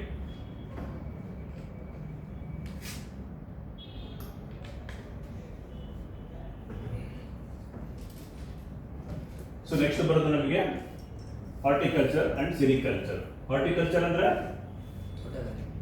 ತೋಟಗಾರಿಕೆ, ಆರ್ಚರ್ಡ್ ಫಾರ್ಮಿಂಗ್ ಅಂತ ಕೂಡ ಕರಿತೀವಿ. ಅಂದ್ರೆ ಫ್ರೂಟ್ಸ್ ವೆಜಿಟೇಬಲ್ಸ್ ಬೆಳಿತೀವಲ್ಲ, ಫ್ರೂಟ್ಸ್ ವೆಜಿಟೇಬಲ್ಸ್ ಬೆಳೆಯೋದನ್ನ ಏನಾಗುತ್ತೆ, ಹಾರ್ಟಿಕಲ್ಚರ್ ಅಂತ ಕರಿತೀವಿ. ಸಿರಿಕಲ್ಚರ್ ಅಂದ್ರೆ ಪ್ಯೂರ್ಲಿ ಸಿಲ್ಕ್ ರೇಸ್. ಹೌದಾ? ಸಿಲ್ಕ್ ಬ್ರೀಡ್ಸ್ ಗೊತ್ತಾ ಏನಾದ್ರು? ಮುಗ, ಎರಿ, ಟಸರ್, ಮಲ್ಬರಿ ಕೇಳಿದ್ರೆ ವರ್ಡ್ಸ್ ಇಲ್ವಾ? ಸೊ ಇಲ್ಲಿ ನೋಡಿ, importance of the horticulture in India. So ಇಲ್ಲಿ ಫ್ಲೋರಿಕಲ್ಚರ್ ಅಂದ್ರೆ ಸ್ಟಡಿ ಅಬೌಟ್ ದಿ ಫ್ಲವರ್ಸ್ ಅಂತ ಅರ್ಥ. ಓಕೆ, ಫ್ಲವರ್ಸ್ ಅಲ್ಲಿ ಬರುತ್ತೆ ನೋಡಿದ್ರಲ್ಲ, ಹೇಳಿ ಒಂದು 5 ಫ್ಲವರ್ ಹೆಸರು ಹೇಳಿ. Rose, jasmine ಎರಡೇನಾ? ಕ್ರೈಸಂಥೆಮಮ್, ಸೇವಂತಿಗೆ ಇವೆಲ್ಲ ಹೇಳ್ತಿರಲ್ಲ. ಮತ್ತೆ ಸನ್ಫ್ಲವರ್ ಆಯಿಲ್ ಸೀಡ್ ಕ್ರಾಪ್ ಆಗುತ್ತೆ, ಫ್ಲವರ್ ಕ್ರಾಪಿಗೆ ಬರಲ್ಲ. ಸನ್ಫ್ಲವರ್ ಫ್ಲವರ್ ಇದ್ರೂ ಕೂಡ ಅದು oil seed crop, flower crop ತಲೆಯಲ್ಲಿ ಮುಡ್ಕೊಂತಾರೆ ಸನ್ಫ್ಲವರ್ ತಗೊಂಡು ಯಾರಾದ್ರು. ಮತ್ತೆ ಲಿಲ್ಲಿ, ಲಲ್ಲಿ, ಲೋಟಸ್ ಎಲ್ಲ ಹೇಳಿ. ಸರಿ. So study about flowers is called floriculture ಅಂತ ಹೇಳ್ತೀವಿ. Next, study about vegetables is called olericulture. Okay, study about vegetables is called olericulture. Olericulture vegetables ಬಂದಾಗ ಮತ್ತೆ ಸಬ್ ಕ್ಲಾಸಿಫಿಕೇಶನ್ ಇದೆಯಾ? ಲೀಫಿ ವೆಜಿಟೇಬಲ್ಸ್ ಅಂತೆ, ರೂಟಿ ವೆಜಿಟೇಬಲ್ಸ್ ಅಂತೆ. ಈ ಕರಿ ಲೀಫು, ಪಾಲಕ್ಕು, ಮೇಥಿ ಇವೆಲ್ಲ ಬರ್ತಾವಲ್ಲ, ಇವೆಲ್ಲ ಲೀಫಿ ವೆಜಿಟೇಬಲ್ಸ್. ರೂಟಿ ವೆಜಿಟೇಬಲ್ಸ್ ಬಂದಾಗ ಕ್ಯಾರೆಟು, ಬೀಟ್ರೂಟು, ರಾಡಿಶ್ ಇವೆಲ್ಲ ನೋಡಿದಿರ್ತಾನೆ, ಹೌದಲ್ವಾ? ನೆಕ್ಸ್ಟ್ ಬಲ್ಕ್ ಕ್ರಾಪ್ಸ್ ಅಂತ ಬಂದಾಗ ಗಾರ್ಲಿಕ್, ಆನಿಯನ್ ಇವೆಲ್ಲ ಬರುತ್ತೆ. ಕ್ಲಿಯರ್? ಸೊ ನೆಕ್ಸ್ಟ್ ಇನ್ನ ಬಾಟ್ಲ್ ಗಾರ್ಡು, ರಿಚ್ ಗಾರ್ಡು ಇವೆಲ್ಲ ನೋಡಿದ್ರಲ್ಲ, ಸೋರೆಕಾಯಿ ಇವೆಲ್ಲ ನೋಡಿದ್ರಲ್ಲ ವೆಜಿಟೇಬಲ್ಸು. ಸೊ ನೆಕ್ಸ್ಟ್ ಫ್ರೂಟ್ಸ್ ಇದೆ. Study about fruits is called pomology. Okay, study about fruits is called pomology. Fruits ಅಲ್ಲಿ ಕೂಡ ಮತ್ತೆ ಟ್ರಾಪಿಕಲ್ ಫ್ರೂಟ್ಸ್, ಟೆಂಪರೇಟ್ ಫ್ರೂಟ್ಸ್ ಅಂತ ಹೇಳ್ತೀವಿ. ಇವಾಗ ಜಾಕ್ ಫ್ರೂಟು, ಮ್ಯಾಂಗೋ ಇವೆಲ್ಲ ಬರುತ್ತಲ್ಲ, ಇವು ನಾವು ಟ್ರಾಪಿಕಲ್ ಝೋನ್ ಅಲ್ಲಿ ಬೆಳಿತೀವಿ, ಅಂದ್ರೆ ಹೈ ಟೆಂಪರೇಚರ್ ಬೇಕು. ಅದೇ ಆ್ಯಪಲ್ಲು, ಕ್ಯಾಶ್ಯೂ ನಟ್ಟು, ಅರ್ಥದಲ್ವಾ, ಇವೆಲ್ಲ temperate crops. Clear?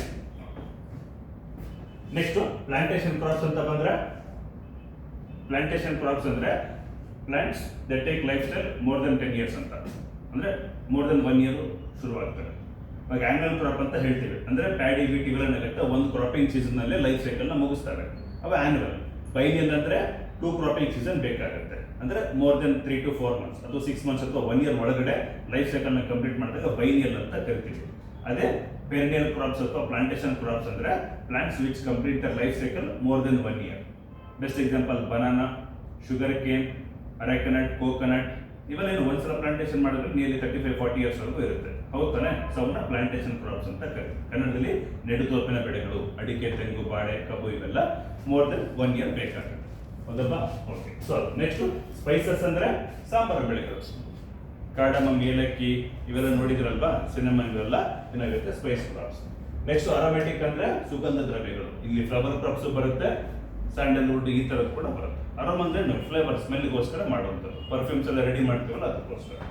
So next again medicinal plants, ಮತ್ತೆ ಇಲ್ಲಿ ಕೂಡ ರಿಪಿಟೇಷನ್ ಆಗುತ್ತೆ. ನೆಕ್ಸ್ಟ್ ನೋಡಿ ಹೈಟೆಕ್ ಹಾರ್ಟಿಕಲ್ಚರ್. ಹೈಟೆಕ್ ಅಂದ್ರೇನು? ಟೆಕ್ನಾಲಜಿ ಡ್ರಿವನ್ ಇರುತ್ತೆ ಇಲ್ಲಿ. ಅಂದ್ರೆ ನಾರ್ಮಲ್ ಆಗಿ ಟೊಮೆಟೊನ ಓಪನ್ ಫೀಲ್ಡ್ ಅಲ್ಲಿ ಬೆಳಿತೀವಿ, ಆನಿಯನ್ ಓಪನ್ ಫೀಲ್ಡ್ ಅಲ್ಲಿ ಬೆಳಿತೀವಿ, ಹೌದಾ? ಅದೇ ಈ ಕ್ಯಾಪ್ಸಿಕಮ್ ಫ್ರೂಟ್ಸ್ ಎಲ್ಲಿ ಬೆಳೀತಾರೆ ಗೊತ್ತಾ? ಫ್ಲವರ್ಸ್ ಎಲ್ಲ ಎಲ್ಲಿ ಬೆಳೀತಾರೆ? ಓಪನ್ ಆಗಿ ಬೆಳೆಯೋದಕ್ಕಿಂತ ಈ ತರ ಕಂಟ್ರೋಲ್ಡ್ ಕಂಡೀಷನ್ ಬೆಳೀತಾರೆ. ಪಾಲಿ ಹೌಸ್ ಕೇಳಿದ್ರಾ? ಗ್ರೀನ್ ಹೌಸ್ ಕಲ್ಟಿವೇಶನ್ ಕೇಳಿದ್ರಾ? So green house, poly house cultivation ಆಗುತ್ತದು ಹೈಟೆಕ್ ಅಗ್ರಿಕಲ್ಚರ್ಗೆ ಅಥವಾ ಹಾರ್ಟಿಕಲ್ಚರ್ಗೆ ಎಕ್ಸಾಂಪಲ್. ಯಾಕಂದ್ರೆ ಕಂಟ್ರೋಲ್ಡ್ ಕಂಡೀಷನ್ ಇರುತ್ತೆ, ಟೆಂಪರೇಚರ್, ರಿಲೇಟಿವ್ ಹ್ಯೂಮಿಡಿಟಿ ಎಲ್ಲ ನಾವು ಕಂಟ್ರೋಲ್ ಮಾಡಿರ್ತೀವಿ. ಅವಾಗ ಏನಾಗುತ್ತೆ, ಆ ಡಿಸೈರ್ಡ್ ಸೈಜೇ ಬರುತ್ತೆ ನಮಗೆ. ಫ್ರೂಟು ಕಲರ್ ಹಿಂಗೆ ಇರಬೇಕು, ಶೇಪ್ ಹಿಂಗೆ ಇರಬೇಕು, ಯಾವುದೇ ರೀತಿ ಏನು ಸನ್ಲೈಟ್ ಇಂದ ಅಫೆಕ್ಟ್ ಆಗಿರೋದು ಏನಿರೋದಿಲ್ಲ. ಅಂಥದಕ್ಕೆ ಏನಾಗುತ್ತೆ, ನಮಗೆ ಮಾರ್ಕೆಟ್ ವ್ಯಾಲ್ಯೂ ತುಂಬಾ ಜಾಸ್ತಿ ಇರುತ್ತೆ. ಗೊತ್ತಾ? ಈ ಪೊಮೊಗ್ರಾನೇಟ್ ಎಲ್ಲ ಬೆಳೀತಾರಲ್ಲ, ಅದಕ್ಕೆ ಫೈನಲ್ ಇನ್ನೇನು ಫ್ರೂಟ್ ರೆಡಿ ಆಯ್ತು ಅಂತ ಬಂದ್ರೆ ಅದಕ್ಕೆ ಕವರ್ ಹಾಕ್ತಾರೆ, ಸನ್ ಬರ್ನ್ ಆಗಬಾರ್ದು ಅಂತ. ಅದಕ್ಕೆಲ್ಲ ಏನಾಗುತ್ತೆ, ಫಾರಿನ್ ಮಾರ್ಕೆಟಲ್ಲಿ ತುಂಬಾ ಜಾಸ್ತಿ ವ್ಯಾಲ್ಯೂ ಇದೆ. 2,000-3,000 ರೂಪಾಯಿ ಕೆಜಿವರೆಗೂ ಹೋಗುತ್ತೆ ಕೆಲವೊಂದು ಫ್ರೂಟ್ಸ್. ಅರ್ಥ ಆಯ್ತಲ್ವಾ? So next post harvest management. ಈ ಫ್ಲವರ್ಸ್ ಇರ್ಬೋದು, ಹಾರ್ಟಿಕಲ್ಚರ್ ಕ್ರಾಪ್ಸ್ ಬಂದಾಗ ಏನಾಗುತ್ತೆ, ಇವಕ್ಕೆ ಶೆಲ್ಫ್ ಲೈಫ್ ತುಂಬಾ ಕಡಿಮೆ ಇರೋದಕ್ಕೆ ಏನಾಗುತ್ತೆ, ಪೋಸ್ಟ್ ಹಾರ್ವೆಸ್ಟ್ ಮ್ಯಾನೇಜ್ಮೆಂಟ್ ತುಂಬಾ ಜಾಸ್ತಿ. ಫ್ಲವರ್ಸ್ ಬೆಳೆದ್ಬಿಟ್ಟು ಓಪನ್ ಫೀಲ್ಡ್ ಅಲ್ಲಿ ಇಟ್ಟರೆ ಆಗುತ್ತಾ? ಎಲ್ಲ ಬತ್ತು ಹೋಗ್ತವೆ. ಸೊ ಹಂಗಾಗಿ ಏನಾಗುತ್ತೆ, ಫ್ಲವರ್ಸ್ ಹಾರ್ವೆಸ್ಟ್ ಮಾಡಿದ್ಮೇಲೆ ಅವಕ್ಕೋಸ್ಕರ ಸೆಪರೇಟ್ ಆಗಿ ಕೋಲ್ಡ್ ಚೇಂಬರ್ಗಳು ಇರ್ತವೆ, ಅವನ್ನಲ್ಲೇ ಪ್ರಿಸರ್ವ್ ಮಾಡಿ ಇಡೋದು, ಬೊಕ್ಕೆ ತರ ಮಾಡಿ ಇಟ್ಟಿರ್ತಾರೆ. ಸೊ ಡೈರೆಕ್ಟ್ ಆಗಿ ಏನಾಗುತ್ತೆ, ಫ್ಲೈಟ್ ಮೂಲಕ ಎಕ್ಸ್ಪೋರ್ಟ್ ಆಗ್ತದೆ. ಅರ್ಥದಲ್ವಾ? ಸೊ ಹಂಗಾಗಿ ಇದು ಹೈಟೆಕ್ ಮೇಂಟೆನೆನ್ಸ್ ಇರುತ್ತೆ. Next value addition. Value addition ಅಂದ್ರೆ ಅರ್ಥ ಆಯ್ತಲ್ವಾ? ಸೊ ಇದು. Next special promotional programmes for the horticulture development. ಇವತ್ತು ನೋಡಿ ಹಾರ್ಟಿಕಲ್ಚರ್ ಬಂದಾಗ ಏನಾಗುತ್ತೆ, ಇಲ್ಲಿ ಫ್ಲವರ್ಸ್ ಫ್ರೂಟ್ಸ್ ಬೆಳೆಯೋದಕ್ಕೆ ಏನಾಗುತ್ತೆ, ನಮಗೆ ಅವಕಾಶ ಜಾಸ್ತಿ ಇದೆ. ಯಾಕಂದ್ರೆ ಇಂಡಿಯಾ ಅಂತ ಬಂದಾಗ ನಮಗೆ ಕ್ಲೈಮೆಟಿಕ್ ಕಂಡೀಷನ್ ತುಂಬಾ ಸೂಟಬಲ್ ಆಗಿದೆ, ಹೌದಲ್ವಾ? ಯಾಕಂದ್ರೆ ಇಂಡಿಯಾದ ಮೂಲಕ ಏನಾಗುತ್ತೆ, ಇಂಡಿಯಾ ಅಂದ್ರೆ ಹಿಂಗೆ ಟ್ರಾಪಿಕ್ ಆಫ್ ಕ್ಯಾನ್ಸರ್ ಪಾಸ್ ಆಗುತ್ತೆ. ಇಲ್ಲಿ ಟೆಂಪರೇಚರ್ ವರ್ಷ ಪೂರ್ತಿ ಜಾಸ್ತಿ ಇರುತ್ತೆ, ಇಲ್ಲಿ ಟೆಂಪರೇಚರ್ ವರ್ಷ ಪೂರ್ತಿ ಮೀಡಿಯಂ ಮಾಡರೇಟ್ ಆಗಿರುತ್ತೆ. ಹಂಗಾಗಿ variety of agro climatic conditions ಇರೋದ್ರಿಂದ ಏನಾಗುತ್ತೆ, ಡಿಫ್ರೆಂಟ್ ಕ್ರಾಪ್ಸ್ನೆಲ್ಲ ಬೆಳಿಬೋದು ನಾವು. ಸೊ ಹಂಗಾಗಿ ಏನಾಗುತ್ತೆ, ಒಂದೊಂದು ಸ್ಟೇಟಲ್ಲಿ ಒಂದೊಂದು ರೀತಿ ಕ್ರಾಪ್ಸ್ನ ಚೆನ್ನಾಗಿ ಬೆಳೀತಾರೆ. ಸಪೋಸ್ ಇವಾಗ ಉತ್ತರ ಪ್ರದೇಶ ಬಂದ್ರೆ ಏನಾಗುತ್ತೆ, ಮ್ಯಾಂಗೋ ಪ್ರೊಡಕ್ಷನ್ ತುಂಬಾ ಚೆನ್ನಾಗಿ ಮಾಡ್ತಾರೆ. ಮ್ಯಾಂಗೋ ಉತ್ತರ ಪ್ರದೇಶದಲ್ಲಿ ಒಂದು ವಿಲೇಜ್ ಬರುತ್ತೆ ಮಲಿಹಾಬಾದ್ ಅಂತ, ಅದನ್ನ ಮ್ಯಾಂಗೋ ಹಬ್ ಆಫ್ ಇಂಡಿಯಾ ಅಂತ ಕರಿತೀವಿ. ಮ್ಯಾಂಗೋದಲ್ಲಿ 4 ವೆರೈಟೀಸ್ ಹೇಳಿ. ಮತ್ತೆ ತೋತಾಪುರಿ, ಆಲ್ಫೆನ್ಸೋ, ನೀಲಮ್, ಸೇಲಂ ಎಲ್ಲ ಕೇಳಿದ್ರಲ್ವಾ, ಅದರಲ್ಲಿ ಒಂದು ವೆರೈಟಿ ಬರುತ್ತೆ ದಶೇರಿ ಅಂತ. ಕೇಳಿದ್ರೆ ದಶೇರಿನ ಕಿಂಗ್ ಆಫ್ ಮ್ಯಾಂಗೋ ವೆರೈಟೀಸ್ ಅಂತ ಕರೀತಾರೆ. ಅದು UP ಜಾಸ್ತಿ. ಇಂಡಿಯಾದಲ್ಲಿ highest mango producing state UP, Uttar Pradesh. ಅರ್ಥ ಆಯ್ತಲ್ವಾ? ಸೊ ಹಂಗಾಗಿ ಏನಾಗುತ್ತೆ, one district one product scheme ಅಲ್ಲಿ ಏನ್ ಮಾಡ್ತೀವಿ, ಯಾವ್ಯಾವ ಡಿಸ್ಟ್ರಿಕ್ಟ್ ಅಲ್ಲಿ ಯಾವ ಪ್ರಾಡಕ್ಟ್ ಬೆಳೀತಲ್ಲ ಅದನ್ನ ಮಾಸ್ ಆಗಿ ಬೆಳೀದೆ ಅಂತ ಹೇಳೋದು. ಯಾಕಂದ್ರೆ ನಾನು ಈಗ ಫುಡ್ ಪ್ರೊಸೆಸಿಂಗ್ ಇಂಡಸ್ಟ್ರಿ ಎಸ್ಟಾಬ್ಲಿಷ್ ಮಾಡಬೇಕು, ಮ್ಯಾಂಗೋದ್ ಏನ್ ಮಾಡಬೇಕು, ನಾನು ಜ್ಯೂಸ್ ಮಾಡಬೇಕು, ಹೌದಲ್ವಾ? ಸೊ ಹಂಗಾಗಿ ಏನಾಗುತ್ತೆ, ಮ್ಯಾಂಗೋ ಪ್ರೊಡ್ಯೂಸರ್ಸ್ ಎಲ್ಲ ಒಟ್ಟಿಗೆ ಸಿಕ್ಕು ನನಗೆ ಏನಾಗುತ್ತೆ ಸಪೋರ್ಟ್, ಇದು ಇನ್ನು ನನಗೆ ಎಕ್ಸ್ಪೋರ್ಟ್ ಮಾಡ್ಕೊಟ್ಟಾಗ ಅಥವಾ ನನಗೆ ಸಪ್ಲೈ ಮಾಡಿದಾಗ ಏನಾಗುತ್ತೆ, ನನಗೆ ಪ್ರೊಸೆಸಿಂಗ್ ಮಾಡೋದು ತುಂಬಾ ಈಸಿ ಆಗುತ್ತೆ. ನಾನು ಪ್ರತಿ ಸಲ ಸಪ್ಲೈ ಮಾಡೋಣ ಹುಡುಕೋ ಅವಶ್ಯಕತೆ ಇರೋದಿಲ್ಲ, ಹೌದಪ್ಪ? ಸೊ ಹಂಗಾಗಿ ಏನಾಗುತ್ತೆ, ಈ one district one product programme ಅಲ್ಲಿ ಏನಾಗುತ್ತೆ, ನಮಗೆ ಎಲ್ಲ ಫಾರ್ಮರ್ಸ್ಗಳನ್ನ ಒಟ್ಟಿಗೆ ಗ್ರೂಪ್ ಮಾಡ್ತೀವಿ ನಾವು. ಒಂದು ಡಿಸ್ಟ್ರಿಕ್ಟಿಗೆ ಒಂದು ಪ್ರಾಡಕ್ಟ್ ಅಂತ ಫಿಕ್ಸ್ ಮಾಡ್ತೀವಿ. ಅಂದ್ರೆ ಯಾವುದನ್ನ ಎಲ್ಲಿ ಜಾಸ್ತಿ ಬೆಳೀತಲ್ಲ ಅದನ್ನಲ್ಲಿ ಡೆಸಿಗ್ನೇಟ್ ಮಾಡೋದು. ಅರ್ಥ ಆಗ್ತಿದಿಲ್ಲ? ಸೊ ಅವಾಗ ಏನಾಗುತ್ತೆ, ಪ್ರೊಸೆಸಿಂಗ್ ಮಾಡೋರಿಗೆ, ಎಕ್ಸ್ಪೋರ್ಟ್ ಇಂಪೋರ್ಟ್ ಮಾಡೋರಿಗೆ ಏನಾಗುತ್ತೆ, ಇದು ತುಂಬಾ ಈಸಿ ಆಗುತ್ತೆ. ಆಮೇಲೆ FPOಗಳಂತ ಮಾಡಿದ್ವಿ, ಫಾರ್ಮರ್ಸ್ ಪ್ರೊಡ್ಯೂಸ್ ಆರ್ಗನೈಸೇಷನ್ ಅಂತ. ಎಲ್ಲ ಪೊಮಗ್ರಾನೇಟ್ ಪ್ರೊಡ್ಯೂಸರ್ಸ್ ಏನಾಗುತ್ತೆ ಒಂದೇ ಕಡೆ ಒಂದು ಗ್ರೂಪ್ ಮಾಡ್ಕೊಂಡು ಇರೋದು. ಏನೇ ಡೌಟ್ಸು ಪ್ರಾಬ್ಲಮ್ಸು ಬಂದ್ರೆ ಏನಾಗುತ್ತೆ ಅವ್ರು ಶೇರ್ ಮಾಡ್ಕೋಬಹುದು. ಸಪೋಸ್ ಏನಾಗುತ್ತೆ ಒಂದು ಡಿಸೀಸ್ ಬಂದಿರುತ್ತೆ, ಯಾರೋ ಒಬ್ಬ ಹೊಸ ಫಾರ್ಮರ್ ಶುರು ಮಾಡಿರ್ತಾರೆ, ಅವ್ನಿಗೆ ಅವೇರ್ನೆಸ್ ಇರೋದಿಲ್ಲ, ಅವಾಗ ಏನಾಗುತ್ತೆ ಎಕ್ಸ್ಪೀರಿಯನ್ಸ್ ಇರ್ತಕ್ಕಂಥ ಫಾರ್ಮರ್ಸ್ ಗೈಡೆನ್ಸ್ ಕೊಡ್ಬೋದಾ? ಆ ಥರ FPOಗಳು ಇದ್ದಾಗ ಏನಾಗುತ್ತೆ ಅಗ್ರಿಕಲ್ಚರ್ ಸೈಂಟಿಸ್ಟ್ಗಳು ಅಲ್ಲಿಗೆ ಬಂದು ಅವರಿಗೆ ಹೊಸ ಟೆಕ್ನಾಲಜಿ ಏನಾದರೂ ಇದ್ರೆ ಗೈಡೆನ್ಸ್ ಕೊಡ್ಬೋದಾ? ಸೊ ಈ ಥರದ್ದೆಲ್ಲ ಡೆವಲಪ್ಮೆಂಟಲ್ ಆಕ್ಟಿವಿಟೀಸ್ ಮಾಡ್ತಾ ಇದ್ದೀವಿ. ಕ್ಲಿಯರ್?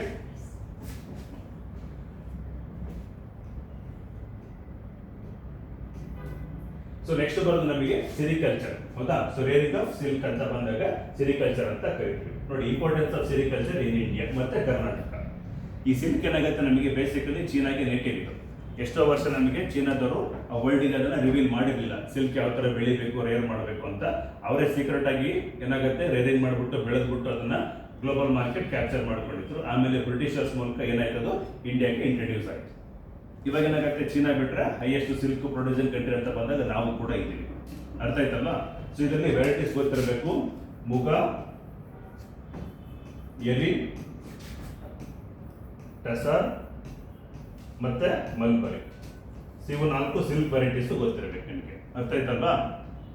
ಸೊ ಆಮೇಲೆ ಇಂಡಿಯಾ ಅಂತ ಬಂದಾಗ ಕರ್ನಾಟಕ ಸ್ಪೆಷಲ್ ಇದೆ, ಯಾಕಂದ್ರೆ ಕರ್ನಾಟಕನ ಸಿಲ್ಕ್ ಸ್ಟೇಟ್ ಅಂತ ಕರಿತೀವಿ. 100 ಕ್ವಿಂಟಲ್ ಸಿಲ್ಕ್ ಪ್ರೊಡಕ್ಷನ್ ಆದರೆ ನಿಯರ್ಲಿ 35 to 40% ಯಾರು ಪ್ರೊಡಕ್ಷನ್ ಮಾಡ್ತಿರ್ತಾರೆ? ನಾವೇ. ಅರ್ಥ ಆಯ್ತಲ್ವಾ? ಸೊ ಹಂಗಾಗಿ ಏನಾಗುತ್ತೆ ಕರ್ನಾಟಕ ಬಂದಾಗ ಸಿಲ್ಕ್ ಸ್ಟೇಟ್ ಇದು. ಸೊ ನಮ್ಮಲ್ಲಿ ಸಿಲ್ಕ್ ಪ್ರೊಡಕ್ಷನ್ ತುಂಬಾ ಚೆನ್ನಾಗುತ್ತೆ. ಸೊ ಗ್ಲೋಬಲ್ ಮಾರ್ಕೆಟ್ ಚೆನ್ನಾಗಿದೆ, ಕರ್ನಾಟಕ ಮಾರ್ಕೆಟ್ ಕೂಡ ಚೆನ್ನಾಗಿದೆ. ಆಮೇಲೆ ಇದನ್ನ ಡಿಸ್ಟ್ರಿಬ್ಯೂಷನ್ ನೋಡಿ, ಮಲ್ಬರಿ ಎಲ್ಲಿ ಬೆಳಿತೀವಿ, ನಾನ್ ಮಲ್ಬರಿ ಎಲ್ಲಿ ಬೆಳಿತೀವಿ. ಇದು KS ಅಲ್ಲಿ ಮೇನ್ಸ್ ಅಲ್ಲಿ ಕ್ವಶನ್ಸ್ ಬರುತ್ತೆ. ಕರ್ನಾಟಕದಲ್ಲಿ ಸಿರಿಕಲ್ಚರ್ ಬಗ್ಗೆ ಎಕ್ಸ್ಪ್ಲೈನ್ ಮಾಡಿ ಅಂತ, ಯಾವ ತರ ಡೆವಲಪ್ಮೆಂಟ್ ಆಯ್ತು.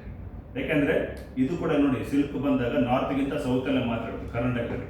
ಬರೀ ಸೌತ್ ಅಲ್ಲಿ ರಾಮನಗರ, ಚಿಕ್ಕಬಳ್ಳಾಪುರ, ಕೋಲಾರ, ಮೈಸೂರು, ಬೆಂಗಳೂರು ಸುತ್ತಮುತ್ತ ಏನಾಗುತ್ತೆ ಸಿಲ್ಕ್ ಪ್ರೊಡಕ್ಷನ್ ಜಾಸ್ತಿ ಆಗುತ್ತೆ. ಯಾಕಂದ್ರೆ ಇಲ್ಲಿ ಮೈಸೂರು ಪ್ರಾವಿನ್ಸ್ ಇತ್ತು, ಒಡೆಯರ್ ಫ್ಯಾಮಿಲಿ ಇತ್ತು, ಒಡೆಯರ್ ಕಿಂಗ್ಸ್ ಇದ್ರಲ್ಲ, ಟಿಪ್ಪು ಸುಲ್ತಾನು, ಅವರೆಲ್ಲ ಸಿಲ್ಕ್ ಕ್ರಾಪ್ನ ಇಲ್ಲಿ ಚೆನ್ನಾಗಿ ಪ್ರಮೋಷನ್ ಮಾಡಿಕೊಟ್ರು.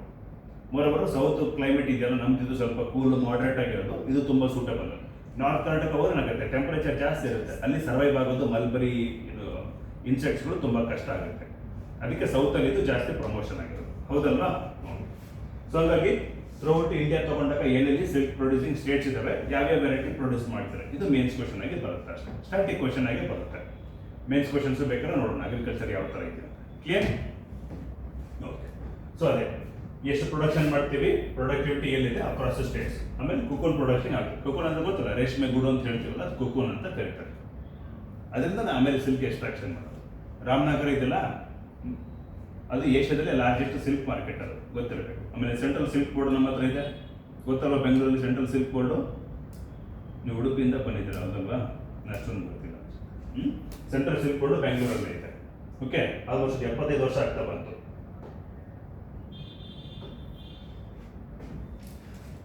ಸೊ ನೆಕ್ಸ್ಟ್ ಇನಿಷಿಯೇಟಿವ್ಸ್ ಇಂದ ಬಯೋಟೆಕ್ನಾಲಜಿ. ಬಯೋಟೆಕ್ನಾಲಜಿ ಅಂದ್ರೇನು? ಜೈವಿಕ ತಂತ್ರಜ್ಞಾನ ಅಂತ ಕರಿತೀವಿ. ಅರ್ಥ ಆಯ್ತಲ್ವಾ? Okay. So concept of biotechnology, introduction ಮತ್ತು ಅಪ್ಲಿಕೇಶನ್ ಯಾವ ತರ ಮಾಡ್ತೀವಿ. ಜೆನೆಟಿಕ್ ಇಂಜಿನಿಯರಿಂಗ್ ಕೇಳಿದ್ರೆ, ಜೆನೆಟಿಕ್ ಇಂಜಿನಿಯರಿಂಗ್ ಅಂದ್ರೆ ಏನು? ಜೀನ್ಸ್ನ ಆಲ್ಟರ್ ಮಾಡೋದು. ಈಗ ಹ್ಯೂಮನ್ ಜೀನಮ್ಸ್ ಇರುತ್ತೆ, ಅವನ್ನೇನಾಗುತ್ತೆ ಚೇಂಜ್ ಮಾಡೋದು ಪ್ಯಾಟರ್ನ್ಸ್ನ. ಯಾವ್ದಾದ್ರು ಬೆನಿಫಿಷಿಯಲ್ ಜೀನ್ ಇದ್ರೆ ಇಡೋದು, ಅಥವಾ ಇಲ್ಲದೆ ಇದ್ರೆ ತಗೊಂಬಂದು ಸೇರಿಸೋದು, ಬೇಡವಾಗಿರೋ ಜೀನ್ ಇದ್ರೆ ತೆಗೆದು ಹಾಕೋದು. ಜೀನ್ ಎಡಿಟಿಂಗ್ ಅಂತ. ಬೇಕಿರೋದನ್ನ ಇನ್ಸರ್ಟ್ ಮಾಡೋದು, ಬೇಡದಿರೋದನ್ನ ತೆಗೆದು ಹಾಕೋದು.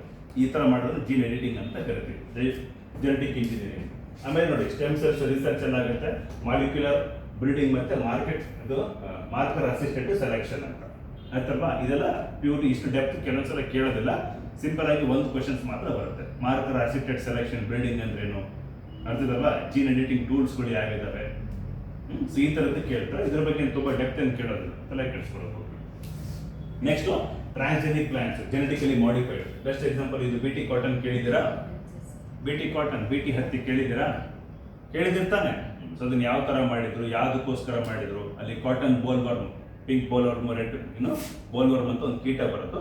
ಅದು ಹತ್ತಿ ಕಾಯಿನ ತಿಂದ್ಬಿಟ್ಟು ಹಾಳು ಮಾಡ್ತಾ ಇತ್ತು. ಸೊ ಅದಕ್ಕೋಸ್ಕರ ಒಂದು ಬ್ಯಾಕ್ಟೀರಿಯಾನ ಇನ್ಸರ್ಟ್ ಮಾಡಿಬಿಟ್ಟು ಏನ್ ಮಾಡ್ತಾರೆ, ಬ್ಯಾಸಿಲಸ್ ತುರಿಂಜಿಯನ್ಸಿಸ್, ಆ ಒಂದು ಏನಾಗುತ್ತೆ ಬ್ಯಾಕ್ಟೀರಿಯಾನ ಕಾಟನ್ ಪ್ಲಾಂಟ್ ಒಳಗಡೆ ಥ್ರೂ ಜೆನೆಟಿಕ್ ಇಂಜಿನಿಯರಿಂಗ್ ಇನ್ಸರ್ಟ್ ಮಾಡ್ತಾರೆ.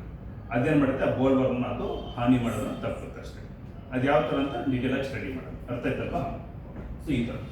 ಸೊ ನೆಕ್ಸ್ಟ್ ಬೆನಿಫಿಷಿಯಲ್ ಮತ್ತೆ harmful effects on the environment and society. ಇವತ್ತು ನಾವು BT ಕಾಟನ್ ಅಕ್ಸೆಪ್ಟ್ ಮಾಡ್ಕೊಂಡ್ವಿ, ಆದ್ರೆ BT ಬ್ರಿಂಜಲ್ ಅಕ್ಸೆಪ್ಟ್ ಮಾಡ್ಕೊಂಡಿವಾ? BT ಬದನೆಕಾಯಿ ಅಕ್ಸೆಪ್ಟ್ ಮಾಡ್ಕೊಂಡಿವಾ? ಇನ್ನೂ ಇಲ್ಲ. BT ಕಾಟನ್ ಒಂದೇ ನಾವು ಅಕ್ಸೆಪ್ಟ್ ಮಾಡ್ಕೊಂಡು ಬಿಟ್ಟಿರೋದು. ಅರ್ಥ ಆಯ್ತಲ್ವಾ? ಸೊ ಹಂಗಾಗಿ ಈ ಜೆನೆಟಿಕಲಿ ಮಾಡಿಫೈಡ್ ಕ್ರಾಪ್ಸ್ ನ ತರೋದ್ರಿಂದ ಎನ್ವಿರಾನ್ಮೆಂಟಲಿ ಪರಿಸರದಲ್ಲಿ ಫ್ಯೂಚರ್ ಏನಾದರೂ ತೊಂದರೆ ಆಗುತ್ತಾ ಇಲ್ಲ ಅದನ್ನೆಲ್ಲ ಸ್ಟಡಿ ಮಾಡಬೇಕು. ಅದಕ್ಕೋಸ್ಕರ ಏನಾಗುತ್ತೆ, GEAC ಅಂತ ಒಂದು ಕಮಿಟಿ ಇದೆ, ಜೆನೆಟಿಕ್ ಇಂಜಿನಿಯರಿಂಗ್ ಅಪ್ರೈಸಲ್ ಕಮಿಟಿ. ಎಲ್ಲ ಜೆನೆಟಿಕಲಿ ಮಾಡಿಫೈಡ್ ಕ್ರಾಪ್ಸ್ ನ ಕಮರ್ಷಿಯಲಿ ಫಾರ್ಮರ್ಸ್ ಬೆಳಿಬಹುದು ಅಂತ ಅಪ್ರೂವ್ ಯಾರು ಕೊಡಬೇಕು? ಈ GEAC ಕೊಡಬೇಕು. ಇದು ಯಾವ್ದ್ರ ಕೆಳಗಡೆ ಕೆಲಸ ಮಾಡುತ್ತೆ? Minister of environment. Minister of environment ಅಂತ ಇದೆಯಲ್ಲ ಸಚಿವಾಲಯ, ಅದ್ರ ಕೆಳಗಡೆ GEAC ಇರುತ್ತೆ. ಇವ್ರ ಅಪ್ರೂವಲ್ ಕೊಟ್ಟ ಮೇಲೆ ಗೌರ್ಮೆಂಟ್ ಲೈಸೆನ್ಸ್ ಪರ್ಮಿಷನ್ ಕೊಡೋದು. ಅಲ್ಲಿವರೆಗೂ ಬಿಡೋ ಹಾಕಿಲ್ಲ. ಕ್ಲಿಯರ್? BT ಕಾಟನ್ ಒಂದು ನಾವು ಜೆನೆಟಿಕಲಿ ಅಪ್ರೂವಲ್ ಸಿಗ್ತದೆ, ಬೇರೆ ಯಾವುದು ಕೊಟ್ಟಿಲ್ಲ. Okay. So next biotechnology in agriculture. Bio fertilisers ಯಾವ ತರ ಪ್ರೊಡ್ಯೂಸ್ ಮಾಡ್ತೀವಿ, ಬಯೋ ಪೆಸ್ಟಿಸೈಡ್ಸ್ ಯಾವ ತರ, ಟ್ರೈಕೋಡರ್ಮ ಎಲ್ಲ ಕೇಳಿದ್ರಾ? ಇವೆಲ್ಲ ಸ್ಟಡಿ ಮಾಡೋದು.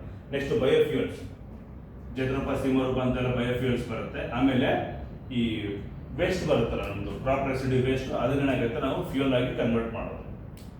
ಬಯೋಫ್ಯೂಯಲ್ಸ್ ಜನರೇಷನ್ಸ್ಗಳು ಇದ್ದಾವೆ. ಎಥನಾಲ್ ಎಲ್ಲ ಪ್ರೊಡಕ್ಷನ್ ಮಾಡ್ತಿದ್ದಾನೆ, ಶುಗರ್ ಕೇನ್ ಇಂದ ಮೊಲಾಸಿಸ್ ಎಥನಾಲ್ ತೆಗೆದ್ಬಿಟ್ಟು ಮಾಡ್ತೀವಲ್ಲ, ಅದೆಲ್ಲ ಏನಾಗುತ್ತೆ ಬಯೋಫ್ಯೂಯಲ್ಸ್ಗೆ ಎಕ್ಸಾಂಪಲ್. ಯಾಕಂದ್ರೆ ಪೆಟ್ರೋಲ್ ಡೀಸೆಲ್ ಏನು ಕ್ರೂಡ್ ಆಯಿಲ್ ನ ನಾವು ಪ್ಯೂರಿಫೈ ಮಾಡಿದಾಗ ಸಿಗುತ್ತೆ. ಈ ಎಥನಾಲ್ ಬ್ಲೆಂಡಿಂಗ್ ಅಲ್ಲಿ ಏನು ಸಿಗುತ್ತೆ ನಮಗೆ, ಇದು ಬಯೋಫ್ಯೂಯಲ್ಸ್ಗೆ ಎಕ್ಸಾಂಪಲ್ ಆಗುತ್ತೆ. ಇವಾಗ ಪೆಟ್ರೋಲ್ ನಾವು 20% ಎಥನಾಲ್ ಮಿಶ್ರಣ ಮಾಡ್ತೀವಿ ತಾನೆ, ಅರ್ಥ ಆಯ್ತಲ್ವಾ? ಹೌದಾ ಇಲ್ಲ? ಸೊ ಹಾಗಾಗಿ ಏನಾಗುತ್ತೆ, ಬಯೋಫ್ಯೂಲ್ಸ್ ನಾವು ಪ್ರೊಡಕ್ಷನ್ ಮಾಡೋದಕ್ಕೆ ಏನಾಗುತ್ತೆ ಇವತ್ತು ಪ್ಲಾನ್ ನಡೀತಾ ಇದೆ. First, second, third, fourth generation biofuels ಎಲ್ಲ ಬಂದಿದೆ. ಓಕೆ, ಅವನ್ನೆಲ್ಲ ಡಿಸ್ಕಷನ್ ಮಾಡೋಣ. ನೆಕ್ಸ್ಟ್ ಟಿಶ್ಯೂ ಕಲ್ಚರ್ ಅಂದ್ರೆ ಏನು? ಟಿಶ್ಯೂ ಅಂದ್ರೆ ಏನು? What is cell? ಸೆಲ್ ನಿಮ್ಮ ಬಾಡಿ ಒಳಗಿರೋ cell, structural and functional unit of life is called cell. ಹೌದಲ್ವಾ? Group of cells is called tissue. ಜೀವಕೋಶ ಅಂದ್ರೆ ಏನ್ರಿ? ಸೈನ್ಸ್ ಅಲ್ವಾ ನಿಮ್ದು? ವೆಟರ್ನರಿ ಸೈನ್ಸ್, ನರ್ಸಿಂಗ್ ಮತ್ತೆ ಓದಿಲ್ವಾ? ಸೈನ್ಸ್ ಎಲ್ಲ ಮರೆತು ಬಿಟ್ರೆ ಎಲ್ಲ ಮರಿಬಾರ್ದು, ಮತ್ತೆ ಇಲ್ಲಿ ಓದಲೇಬೇಕು. ಕಾಂಪಿಟೇಟಿವ್ ಎಕ್ಸಾಮ್ಸಿಗೆ ಬಂದರೆ ಎಲ್ಲ ಮತ್ತೆ ಬೇಸಿಕ್ ಗೊತ್ತಿರಬೇಕು. ಬೇಸಿಕ್ ಗೊತ್ತಿರಬೇಕು, ಅಪ್ಲೈಡ್ ಬೇಕಾಗಿಲ್ಲ. ನೀವು ನರ್ಸಿಂಗ್ ಏನು ಮಾಡ್ತೀರ ಬೇಡ ನನಗೆ. ಬೇಸಿಕ್ ಸೆಲ್ಲು, ಟಿಶ್ಯೂಗಳು, ಗ್ರೂಪ್ ಆಫ್ ಟಿಶ್ಯೂ ಏನು ಕೆಲಸ ಮಾಡ್ತಾರೆ ಅದೆಲ್ಲ ಗೊತ್ತಿರಬೇಕು. ಕ್ಲಿಯರ್? ಸೊ ಟಿಶ್ಯೂ ಅಂದ್ರೆ ಏನು? Group of cells performing a particular work function, ಅದನ್ನೇನಂತ ಕರಿತೀವಿ ನಾವು ಟಿಶ್ಯೂ ಅಂತ ಕರಿತೀವಿ. So study about tissue is called histology ಅಲ್ವಾ? ಎಲ್ಲ ಬರ್ಬಿಟ್ಟಿದ್ರ? ರಿವೈಸ್ ಮಾಡಿ. ಓಕೆ. ಸೊ ನೆಕ್ಸ್ಟ್ ಕ್ಲೋನಿಂಗ್ ಅಂದ್ರೇನು, ಟೈಪ್ಸ್ ಆಫ್ ಕ್ಲೋನಿಂಗ್ ಯಾವ್ದು ಬರುತ್ತೆ ಎಲ್ಲ ನೋಡೋಣ. ಓಕೆ. ನೆಕ್ಸ್ಟ್ ಫುಡ್ ಬಯೋಟೆಕ್ನಾಲಜಿ ಆಗಿದೆ, ಫುಡ್ ಸೇಫ್ಟಿ ಮತ್ತೆ ಮೈಕ್ರೋಬಿಯಲ್ ಸ್ಟ್ಯಾಂಡರ್ಡ್ಸ್. FSSAI ಬಗ್ಗೆ ಕೇಳಿದ್ರಾ? Food safety and standards authority of India. ಪ್ರತಿಯೊಂದು ನೀವು ಯಾವ್ದು ಫುಡ್ ಪ್ರಾಡಕ್ಟ್ ತೊಗೊಂಡ್ರು ಕೂಡ ಏನಾಗುತ್ತೆ ಅವ್ರ ಲೈಸೆನ್ಸ್ ಇರುತ್ತೆ. ಅಂದ್ರೆ ಪ್ರಿಸರ್ವೇಟಿವ್ ಎಷ್ಟು ಆ್ಯಡ್ ಮಾಡಿದ್ದಾರೆ, ಇದು ಎಷ್ಟು ಮಟ್ಟಿಗೆ ಪ್ರೊಡ್ಯೂಸ್ ಆಗಿದೆ, ಎಲ್ಲ ಡೀಟೇಲ್ಸ್ ಇರುತ್ತೆ. Okay. Next food quality standards ಎಲ್ಲ ನೋಡ್ತಿರೋದು, ಆಮೇಲೆ ಫುಡ್ ಲಾಸ್ ಅಂಡ್ ರೆಗ್ಯುಲೇಷನ್ಸ್. ಅರ್ಥ ಆಯ್ತಲ್ವಾ? ಸೊ ಇದೆಲ್ಲ ಡೀಟೇಲ್ಸ್ ಇರುತ್ತೆ, ಡಿಸ್ಕಷನ್ ಮಾಡೋಣ.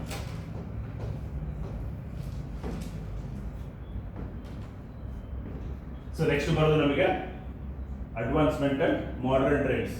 ಇದರಲ್ಲಿ ಅನಿಮಲ್ ಹಸ್ಬೆಂಡ್ರಿ, ಓಕೆ, ಹಾರ್ಟಿಕಲ್ಚರ್ ಇದೆಲ್ಲ ನೋಡಿದ್ರೆ. ನೆಕ್ಸ್ಟ್ ಅನಿಮಲ್ ಹಸ್ಬೆಂಡ್ರಿ 1 hour ಆಯ್ತು ಆಲ್ರೆಡಿ. ಇನ್ನೊಂದು 2 ಇದೆ ಅಂದ್ರೆ ಮುಂದೆ. ಆಮೇಲೆ ಸೈನ್ಸ್ ಅಂಡ್ ಟೆಕ್ ಸ್ವಲ್ಪ ಬೇಸಿಕ್ಸ್ ನೋಡೋಣ. ಆನ್ಲೈನ್ ಸ್ಟೂಡೆಂಟ್ಸ್ ಎಷ್ಟು ಜನ ಇದ್ರೆ ಗೊತ್ತಿಲ್ಲ ನನಗೆ, ಏನಾದ್ರು ಇದ್ರೆ ಕಾಮೆಂಟ್ಸ್ ಹಾಕಿ. Okay. So next animal husbandry ಅಂದ್ರೇನು? The art of rearing animals. ಹೌದಾ? ಡೈರಿ ಫಾರ್ಮಿಂಗ್ ನಾವು ಅನಿಮಲ್ ಹಸ್ಬೆಂಡ್ರಿ ಅಂತ ಕರಿತೀವಿ. ಸೊ ಇಲ್ಲಿ veterinary. Okay. Next dairy and fishery science ಕೂಡ ಇದೆ. Clear? So importance of life stock ಇಂದ ನ್ಯಾಷನಲ್ ಅಂಡ್ ಸ್ಟೇಟ್ ಎಕಾನಮಿ ಅನ್ನೋದು ಗೊತ್ತಿರಬೇಕು. ಲೈಫ್ ಸ್ಟಾಕ್ ಅಂದ್ರೆ ಕನ್ನಡದಲ್ಲಿ ಜಾನುವಾರುಗಳು, ಪ್ರಾಣಿಗಳು ಅಂತ ಅರ್ಥ. ಇಲ್ಲಿ ಹಸು ಬಂತು, ಎಮ್ಮೆ ಬಂತು, ಶೀಪ್ ಬಂತು, ಗೋಟ್ ಬಂತು, ಎಲ್ಲದೂ ಬರುತ್ತೆ.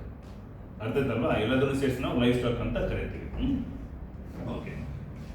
So next important exotic and Indian breeds of the cattle, ಇದು ಗೊತ್ತಿರಬೇಕು. ಅರ್ಥ ಆಯ್ತಲ್ವಾ? ಕ್ಯಾಟಲ್ ಬ್ರೀಡ್ಸ್ಗಳು ಯಾವಿದಾವೆ, ನೆಕ್ಸ್ಟ್ ಬಫೆಲೋ ಎಮ್ಮೆ ಬ್ರೀಡ್ಸ್ಗಳು ಯಾವಿದಾವೆ, ಆಮೇಲೆ ಶೀಪು ಮತ್ತೆ ಗೋಟ್ ಬ್ರೀಡ್ಸ್ಗಳು ಗೊತ್ತಿರಬೇಕು. ಸ್ವೈನ್ ಅಂದ್ರೆ ಹಂದಿ, ಪಿಗರಿ, ಹಂದಿ ಬ್ರೀಡ್ಗಳು ಇದಾವೆ. ಅಂದ್ರೆ ಪೌಲ್ಟ್ರಿ ಅಂತ ಬಂದಾಗ ಕೋಳಿ, ಚಿಕನ್ಸ್. ಅರ್ಥ ಆಯ್ತಲ್ವಾ? ಒಂದು 4 ಬ್ರೀಡ್ ಹೇಳಿ ನೋಡೋಣ. ಎಕ್ಸೋಟಿಕ್ ಬ್ರೀಡ್ಸ್ ನಾನು ಹೇಳಿದೆ, ಜೆರ್ಸಿ, HF, ಬ್ರೌನ್ ಸ್ವಿಸ್ ಇದೆಲ್ಲ. ಲೋಕಲ್ ವೆರೈಟೀಸ್ ಏನಿದಾವೆ, ದೇಸಿ ತಳಿಗಳು ಹೆಸರು ಹೇಳಿ. ಜವಾರಿ ಅಂದ್ರೆ ದೇಸಿ ಅಂತ ಅರ್ಥ. ಶೀಪ್ ಬ್ರೀಡ್ಸ್, ಗೋಟ್ ಬ್ರೀಡ್ಸ್ ಏನ್ ಗೊತ್ತಾ ಹೇಳಿ. ಅಮೃತ್ ಮಾಲು, ಕಿಲಾರಿ, ಮಲೆನಾಡು ಗಿಡ್ಡ ಇವೆಲ್ಲ ಕೇಳಿದ್ದೀರಾ? ಯಾವುದೂ ಕೇಳಿಲ್ವಾ? ಅಲ್ಲಿ ನಿಮಗಾದ್ರೂ ಗೊತ್ತಿಲ್ವಾ? ಅಮೃತ್ ಮಾಲು, ಕಿಲ್ಲಾರಿ ಇವೆಲ್ಲ ಕೇಳಿಲ್ವಾ? ಬನ್ನೂರು ಕುರಿ ಆದ್ರೂ ಕೇಳಿದ್ರೆ ಅಟ್ಲೀಸ್ಟು ಅದೊಂದು ಗೊತ್ತಿರುತ್ತೆ. ಓಕೆ, ಸೊ ಇದ್ರ ಬಗ್ಗೆ ಡೀಟೇಲ್ಸ್ ಗೊತ್ತಿರಬೇಕು ನಮಗೆ. ಇದನ್ನು ಮತ್ತೆ ರೀಸೆಂಟಾಗಿ 2025 ರೀಸೆಂಟ್ ಇಯರ್ಲಿ ಮೇನ್ಸ್ ಆಯ್ತಲ್ವಾ ಹೋದ ವರ್ಷ, ಅದರಲ್ಲಿ ಕೂಡ ಈ ಕ್ವೆಶನ್ ಬಂದಿತ್ತು. ಸೊ ಹಂಗಾಗಿ ನೇರವಾಗಿ ಕ್ವಶನ್ಸ್ ಇರುತ್ತೆ. ಕ್ವಶನ್ ರಿಪೀಟ್ ಆಗುತ್ತೆ ಸರ್. ಹೌದಾ, ಆಗುತ್ತೆ. ಎಷ್ಟೊಂದು ಕ್ವಶನ್ಸ್ ರಿಪೀಟ್ ಆಗಿದ್ದಾವೆ. ಪ್ರತಿ ವರ್ಷ ಏನು ಅಂತ ಕೇಳ್ತಾರೆ. ಅಗ್ರಿಕಲ್ಚರ್ ಬಂದಾಗಿ ಕ್ಯಾಟಲ್ ಬ್ರೀಡ್ಸ್ ಬಿಟ್ಟರೆ ಬೇರೆ ಇನ್ನೇನು ಕೇಳಬೇಕು ಅವರು? ಸ್ವಲ್ಪ ಮಾಡಿಫಿಕೇಶನ್ ಮಾಡ್ತಾರೆ ಅಷ್ಟೇ. ಕಾನ್ಸೆಪ್ಟ್ ಸ್ವಲ್ಪ ಬೇರೆ ವರ್ಷನಿಂದ ಕೇಳ್ಬೋದು ಅಷ್ಟೇ. ಟಾಪಿಕ್ ಇರುತ್ತೆ, ಬಟ್ ಅದರಲ್ಲಿ ಸಬ್ ಟಾಪಿಕ್ಸ್ ಅಂತ ಬೇರೆ ಬೇರೆ ಥರ ಕೇಳ್ತಾರೆ. ಇವು ಬ್ರೀಡ್ಸ್ ಬಿಟ್ಟರೆ ಏನಾಗುತ್ತೆ, ಮಿಲ್ಕ್ ಕ್ವಾಲಿಟಿ ತುಂಬ ಹಾಳಾಗ್ತಿದೆ, KMF ಇದೆ. ಇವಾಗ ಮಿಲ್ಕ್ ಏನಾಗುತ್ತೆ, ಸಾಕಷ್ಟು ಜನ ಕಂಟ್ಯಾಮಿನೆಂಟ್ಸ್ ಆ್ಯಡ್ ಮಾಡ್ತಿದ್ದಾರೆ, ಅದನ್ನ ಕಂಟ್ರೋಲ್ ಮಾಡೋದು ಹಿಂಗೆ ಅಂತ ಕೇಳ್ಬೋದು. ಸೊ ಬೇರೆ ವರ್ಷನ್ಸ್ ಅಲ್ಲಿ ಬರುತ್ತೆ ಅಷ್ಟೇ. ಸೊ ಹಂಗಾಗಿ ಬ್ರೀಡ್ಸ್ಗಳಲ್ಲಿ ಏನಾಗುತ್ತೆ ನಾವು ಡೀಟೇಲ್ ಆಗಿ ಸ್ಟಡಿ ಮಾಡೋಣ. ಆಮೇಲೆ ನೋಡಿ, milk production and management and dairy development. ಅದನ್ನು ಮೇನ್ಲಿ ನಾವು ಏನಾಗುತ್ತೆ, ಮಿಲ್ಕ್ ಕೋಆಪರೇಟಿವ್ ಯೂನಿಯನ್ಸ್ ಬಗ್ಗೆ ಮಾತಾಡ್ತೀವಿ. ಮೇನ್ಲಿ ಅಮೂಲ್ ಮತ್ತೆ KMF. ಅಮೂಲ್ ಫುಲ್ ಫಾರ್ಮ್ ಏನು? ಅಮೂಲ್ ಬೇಬಿ ಅಂತಿರಲ್ಲ. ಅಮೂಲ್ ಅಂದ್ರೆ Anand milk union limited. Gujarat ಅಲ್ಲಿ ಇದೆ ಇದು ಪ್ಲೇಸ್. ಗುಜರಾತಲ್ಲಿ ಆನಂದ್ ಅನ್ನೋ ಒಂದು ಪ್ಲೇಸ್ ಏನಾಗುತ್ತೆ, ಕೋಆಪರೇಟಿವ್ ಸೆಕ್ಟರ್ ನಮಗೆ ಡೈರಿ ಫಾರ್ಮಿಂಗ್ ಶುರುವಾಗುತ್ತೆ. ಇದು ಯಾವಾಗ 1946 ಅಲ್ಲಿ, ಬಿಫೋರ್ ಇಂಡಿಪೆಂಡೆನ್ಸ್ ಅಲ್ಲಿ ಶುರುವಾಗುತ್ತೆ. ಆ ಕೋಆಪರೇಟಿವ್ ಡೆವಲಪ್ಮೆಂಟ್ ಏನಾಯಿತು, ತುಂಬಾ ಸಕ್ಸಸ್ಫುಲ್ ಆಯಿತು. ಅದ್ರ ಬೇಸಿಸ್ ಮೇಲೆ ಬೇರೆ ಕಡೆ ಎಲ್ಲ ನಮಗೆ ಇವತ್ತು ಮಿಲ್ಕ್ ಯೂನಿಯನ್ಗಳು ನಡೀತಾ ಇದೆ. KMF ಇದೆಲ್ಲ ಕರ್ನಾಟಕ ಮಿಲ್ಕ್ ಫೆಡರೇಷನ್, ಇದು ಕೂಡ ಕೋಆಪರೇಟಿವ್ ಬೇಸಿಸ್ ಮೇಲೆ ನಡೀತಾ ಇದೆ. ಸೊ ಇದನ್ನೆಲ್ಲ ಡೀಟೇಲ್ ಆಗಿ ಸ್ಟಡಿ ಮಾಡೋದು. KMF ಮೇಲೆ ಅಗೇನ್ ಕೇಸ್ ಮೇನ್ಸ್ ನೇರವಾದ ಕ್ವಶನ್ ಇದೆ. ಕರ್ನಾಟಕದಲ್ಲಿ ಹೈನುಗಾರಿಕೆ ಬೆಳೆದು ಬಂದ ದಾರಿಯನ್ನು ವಿವರಿಸಿ. Explain the growth and development of the animal husbandry or KMF in Karnataka ಅಂತ ಕೇಳ್ತಾರೆ. ನೇರವಾದ ಕ್ವಶನ್ ಇದು. ಫಸ್ಟ್ ಪ್ಲಾಂಟ್ ಎಲ್ಲಿ ಎಸ್ಟಾಬ್ಲಿಷ್ ಆಯಿತು, ಮಿಲ್ಕ್ ಪ್ರೊಸೆಸಿಂಗ್ ಎಲ್ಲಿ ಶುರುವಾಯಿತು, ಈ ಥರದನ್ನೆಲ್ಲ ಕೇಳ್ತಾರೆ. ಇದನ್ನೆಲ್ಲ ಕರ್ನಾಟಕ ಜೊತೆ ಡೀಟೇಲ್ ಆಗಿ ಸ್ಟಡಿ ಮಾಡೋದು. Okay, so next fishery resources in India. Okay, so ನಮಗೇನಾಗುತ್ತೆ, ಇಂಡಿಯಾ ಅಂತ ಬಂದಾಗ ಈ ತರ Arabian sea, bay of Bengal ಮತ್ತೆ ಇಂಡಿಯನ್ ಓಷನ್ ಮೂರು ಕಡೆ ನಮ್ಗೆ ಏನಾಗುತ್ತೆ, ವಾಟರ್ ಕವರ್ ಆಗಿದೆ. ಸೊ ಹಂಗಾಗಿ ಫಿಶರಿ ಮಾಡೋದಕ್ಕೆ ಸಾಕಷ್ಟು ಅವಕಾಶ ಇದೆ. ಅಪಾರ್ಟ್ ಫ್ರಮ್ ದಟ್ ಏನಾಗುತ್ತೆ, ನಮಗೆ ರಿವರ್ಗಳು, ಲೇಕ್ಗಳು, ಪಾಂಡ್ಗಳು ತುಂಬಾ ಜಾಸ್ತಿ ಇದಾವೆ. ಹೌದಾ, ರಿವರ್ಸು ವರ್ಷ ಪೂರ್ತಿ ಇರ್ತವೆ, ಎಷ್ಟೊಂದು ಡ್ಯಾಮ್ಗಳಿದ್ದಾವೆ. ಅದರಲ್ಲೆಲ್ಲ ಏನಾಗುತ್ತೆ, ನಾವು ಫಿಶಸ್ಗಳು ಸಾಕಷ್ಟು ರೇರಿಂಗ್ ಮಾಡ್ಬೋದು. ಫಿಶಸ್ ನಾವು ಈ ತರ ಓಷನ್ಸ್ಗಳಲ್ಲಿ, ಸೀಗಳಲ್ಲಿ ತೆಗಿತೀವಲ್ಲ, ಅದನ್ನ ಮೆರೈನ್ ಫಿಶರಿ ಅಂತ ಕರೀತಾರೆ. ಸಾಗರೀಯ ಮೀನುಗಾರಿಕೆ ಅಥವಾ ಕಡಲ ಮೀನುಗಾರಿಕೆ. ಅದೇ ನಾವು ರಿವರ್ಗಳಲ್ಲಿ, ಡ್ಯಾಮ್ಗಳಲ್ಲಿ, ವೆಲ್ಗಳಲ್ಲಿ, ಪಾಂಡ್ಗಳಲ್ಲಿ ಫಿಶಿಂಗ್ ಮಾಡ್ತೀವಲ್ಲ, ಅದನ್ನ ಇನ್ಲ್ಯಾಂಡ್ ಫಿಶರಿ ಅಂತ ಕರೀತಾರೆ. ಇದು ಡಿಫ್ರೆನ್ಸ್ ಗೊತ್ತಿರಬೇಕು, ಅರ್ಥ ಆಯ್ತಲ್ವಾ? ಸೊ ಇಂಡಿಯಾದಲ್ಲಿ ಮೆರೈನ್ ಫಿಶರಿಗೆ ಅಂತ ಇನ್ಲ್ಯಾಂಡ್ ಫಿಶರಿ ತುಂಬಾ ಜಾಸ್ತಿ ಇದೆ. ಯಾಕಂದ್ರೆ ಇಲ್ಲಿ ನಮಗೆ ಸೀಸನಾಲಿಟಿ ಮಾತ್ರ. ಸಪೋಸ್ ಇವಾಗ ಏನಾಗುತ್ತೆ, ಸೌತ್ ವೆಸ್ಟ್ ಮಾನ್ಸೂನ್ 4 ತಿಂಗಳು ಬರುತ್ತೆ. ಈ ಮಳೆಗಾಲ ಬಂದಾಗ ಯಾರಾದ್ರೂ ಫಿಶಿಂಗ್ ಮಾಡಿ ಅಂತ ಹೇಳ್ತಾರ? ಆಮೇಲೆ ಕೆಲವೊಂದು ಕಡೆ ಏನಾಗುತ್ತೆ, ಬೇ ಆಫ್ ಬೆಂಗಾಲ್ ಬಂದಾಗ ಕೆಲವೊಂದ್ಸಲ ಸೈಕ್ಲೋನ್ ಅಫೆಕ್ಟೆಡ್ ಏರಿಯಾ ಇದು. ಸೈಕ್ಲೋನ್ಸ್ ಬಂದಾಗ ಕೂಡ ಏನಾಗುತ್ತೆ, ಫಿಶರಿ ಮಾಡೋದು ಸ್ವಲ್ಪ ಕಷ್ಟ ಆಗುತ್ತೆ. ಹಾಗಾಗಿ ಲಿಮಿಟೇಷನ್ಸ್ ಇದೆ, ಹೌದು ತಾನೆ? ಸೊ ಹಾಗಾಗಿ ಮೆರೈನ್ ಫಿಶರಿಗಿಂತ ಇನ್ಲ್ಯಾಂಡ್ ಫಿಶರಿ ನಮಗೆ ತುಂಬಾ ಜಾಸ್ತಿ ಇದೆ, ಗೊತ್ತಿರಬೇಕು. ಕ್ಲಿಯರ್? ಸೊ ಹಾಗಾಗಿ ಮಿನಿಸ್ಟ್ರಿ ಆಫ್ ಫಿಶರಿ ಅಂತಾನೆ ಮಾಡಿದ್ವಿ ಸಪರೇಟ್ ಆಗಿ. ಅಗ್ರಿಕಲ್ಚರ್ ಎಲ್ಲ ಇದೆ, ಅದು ನೋಡೋಣ. ಸೊ ಮೆರೈನ್ ಫಿಶರೀಸ್ ರಿಸೋರ್ಸಸ್ ಏನಿದೆ, ಮತ್ತೆ ಪೊಟೆನ್ಷಿಯಲ್ ಏನು ಎಕ್ಸ್ಪೋರ್ಟ್ ಮಾಡ್ತೀವಿ ಅನ್ನೋದು. ಆಮೇಲೆ exclusive economic zone of India. Exclusive economic zone ಅಂದ್ರೆ ಯಾವುದೇ ಒಂದು ಕಂಟ್ರಿ ಕೋಸ್ಟಲ್ ಏರಿಯಾ ಇರುತ್ತಲ್ಲ, ಅದಕ್ಕೇನಾಗುತ್ತೆ, ನಮಗೆ 3 ರೀತಿ ರೈಟ್ಸ್ ಇರುತ್ತೆ. First 12 nautical miles. 1 nautical mile ಅಂದ್ರೆ 1.8 ಕಿಲೋಮೀಟರ್ ಅಂತ. ಆ ಥರ 12 ನಾಟಿಕಲ್ ಮೈಲ್ಸ್ ಬಂದಾಗ ಏನಾಗುತ್ತೆ, ಇದು ನಾವು ಟೆರಿಟೋರಿಯಲ್ ಲಿಮಿಟ್ ಅಂತ ಕರಿತೀವಿ. ಅಂದ್ರೆ ಕಂಟ್ರಿದ ಏರಿಯಾ ಅಲ್ಲಿವರೆಗೂ ಎಕ್ಸ್ಟೆಂಡ್ ಆಗಿರುತ್ತೆ ಅಂತ ಅರ್ಥ. ನೆಕ್ಸ್ಟ್ ಇಲ್ಲಿಂದ 12 ನಾಟಿಕಲ್ ಮೈಲ್ಸ್ ಏನ್ ಮಾಡ್ತೀವಿ ನಾವು, ಕಾಂಟಿಗ್ಯುಯಸ್ ಝೋನ್ ಅಂತ ಹೇಳ್ತೀವಿ. ಓಕೆ, ಇದು ಫಸ್ಟ್ 12 ನಾಟಿಕಲ್ ಮೈಲ್ಸ್. ನೆಕ್ಸ್ಟ್ ಇದು ಕೂಡ 12 ನಾಟಿಕಲ್ ಮೈಲ್ಸ್. ಈ ತರ ಇದು ಮುಗಿದ್ರೆ ಏನಾಗುತ್ತೆ, ಇಲ್ಲಿಂದ 200 ನಾಟಿಕಲ್ ಮೈಲ್ಸ್ ತಗೊಳ್ತೀವಿ. ಇದು ನಾವು ಎಕ್ಸ್ಕ್ಲೂಸಿವ್ ಎಕನಾಮಿಕ್ ಝೋನ್ ಅಂತ ಕರಿತೀವಿ. ಇದು ಯಾವ್ಯಾವ ಕಂಟ್ರಿಗೆ ಕೋಸ್ಟಲ್ ಏರಿಯಾ ಇರುತ್ತಲ್ಲ, ವಾಟರ್ ಕನೆಕ್ಟ್ ಆಗಿರುತ್ತಲ್ಲ, ಅವಕ್ಕೆಲ್ಲ ಅಪ್ಲೈ ಆಗುತ್ತೆ. ಸೊ ಇದನ್ನೆಲ್ಲ ಡಿಸ್ಕಷನ್ ಮಾಡೋಣ, ಅರ್ಥ ಆಯ್ತಲ್ವಾ? ನೆಕ್ಸ್ಟ್ ಕೋಸ್ಟಲ್ ಅಕ್ವಾಕಲ್ಚರ್ ಯಾವ ತರ ಇದೆ, ಮೆರಿಕಲ್ಚರ್ ಯಾವ ತರ ಇದೆ. ಸೊ ಇದನ್ನೆಲ್ಲ ಸ್ಟಡಿ ಮಾಡೋದು. ನೆಕ್ಸ್ಟ್ ಇನ್ಲ್ಯಾಂಡ್ ಅಲ್ಲಿ ಎಷ್ಟು ಫಿಶಿಂಗ್ ಮಾಡ್ತಿದೀವಿ ಅದೆಲ್ಲ ಡೀಟೇಲ್ಸ್ ನೋಡೋಣ.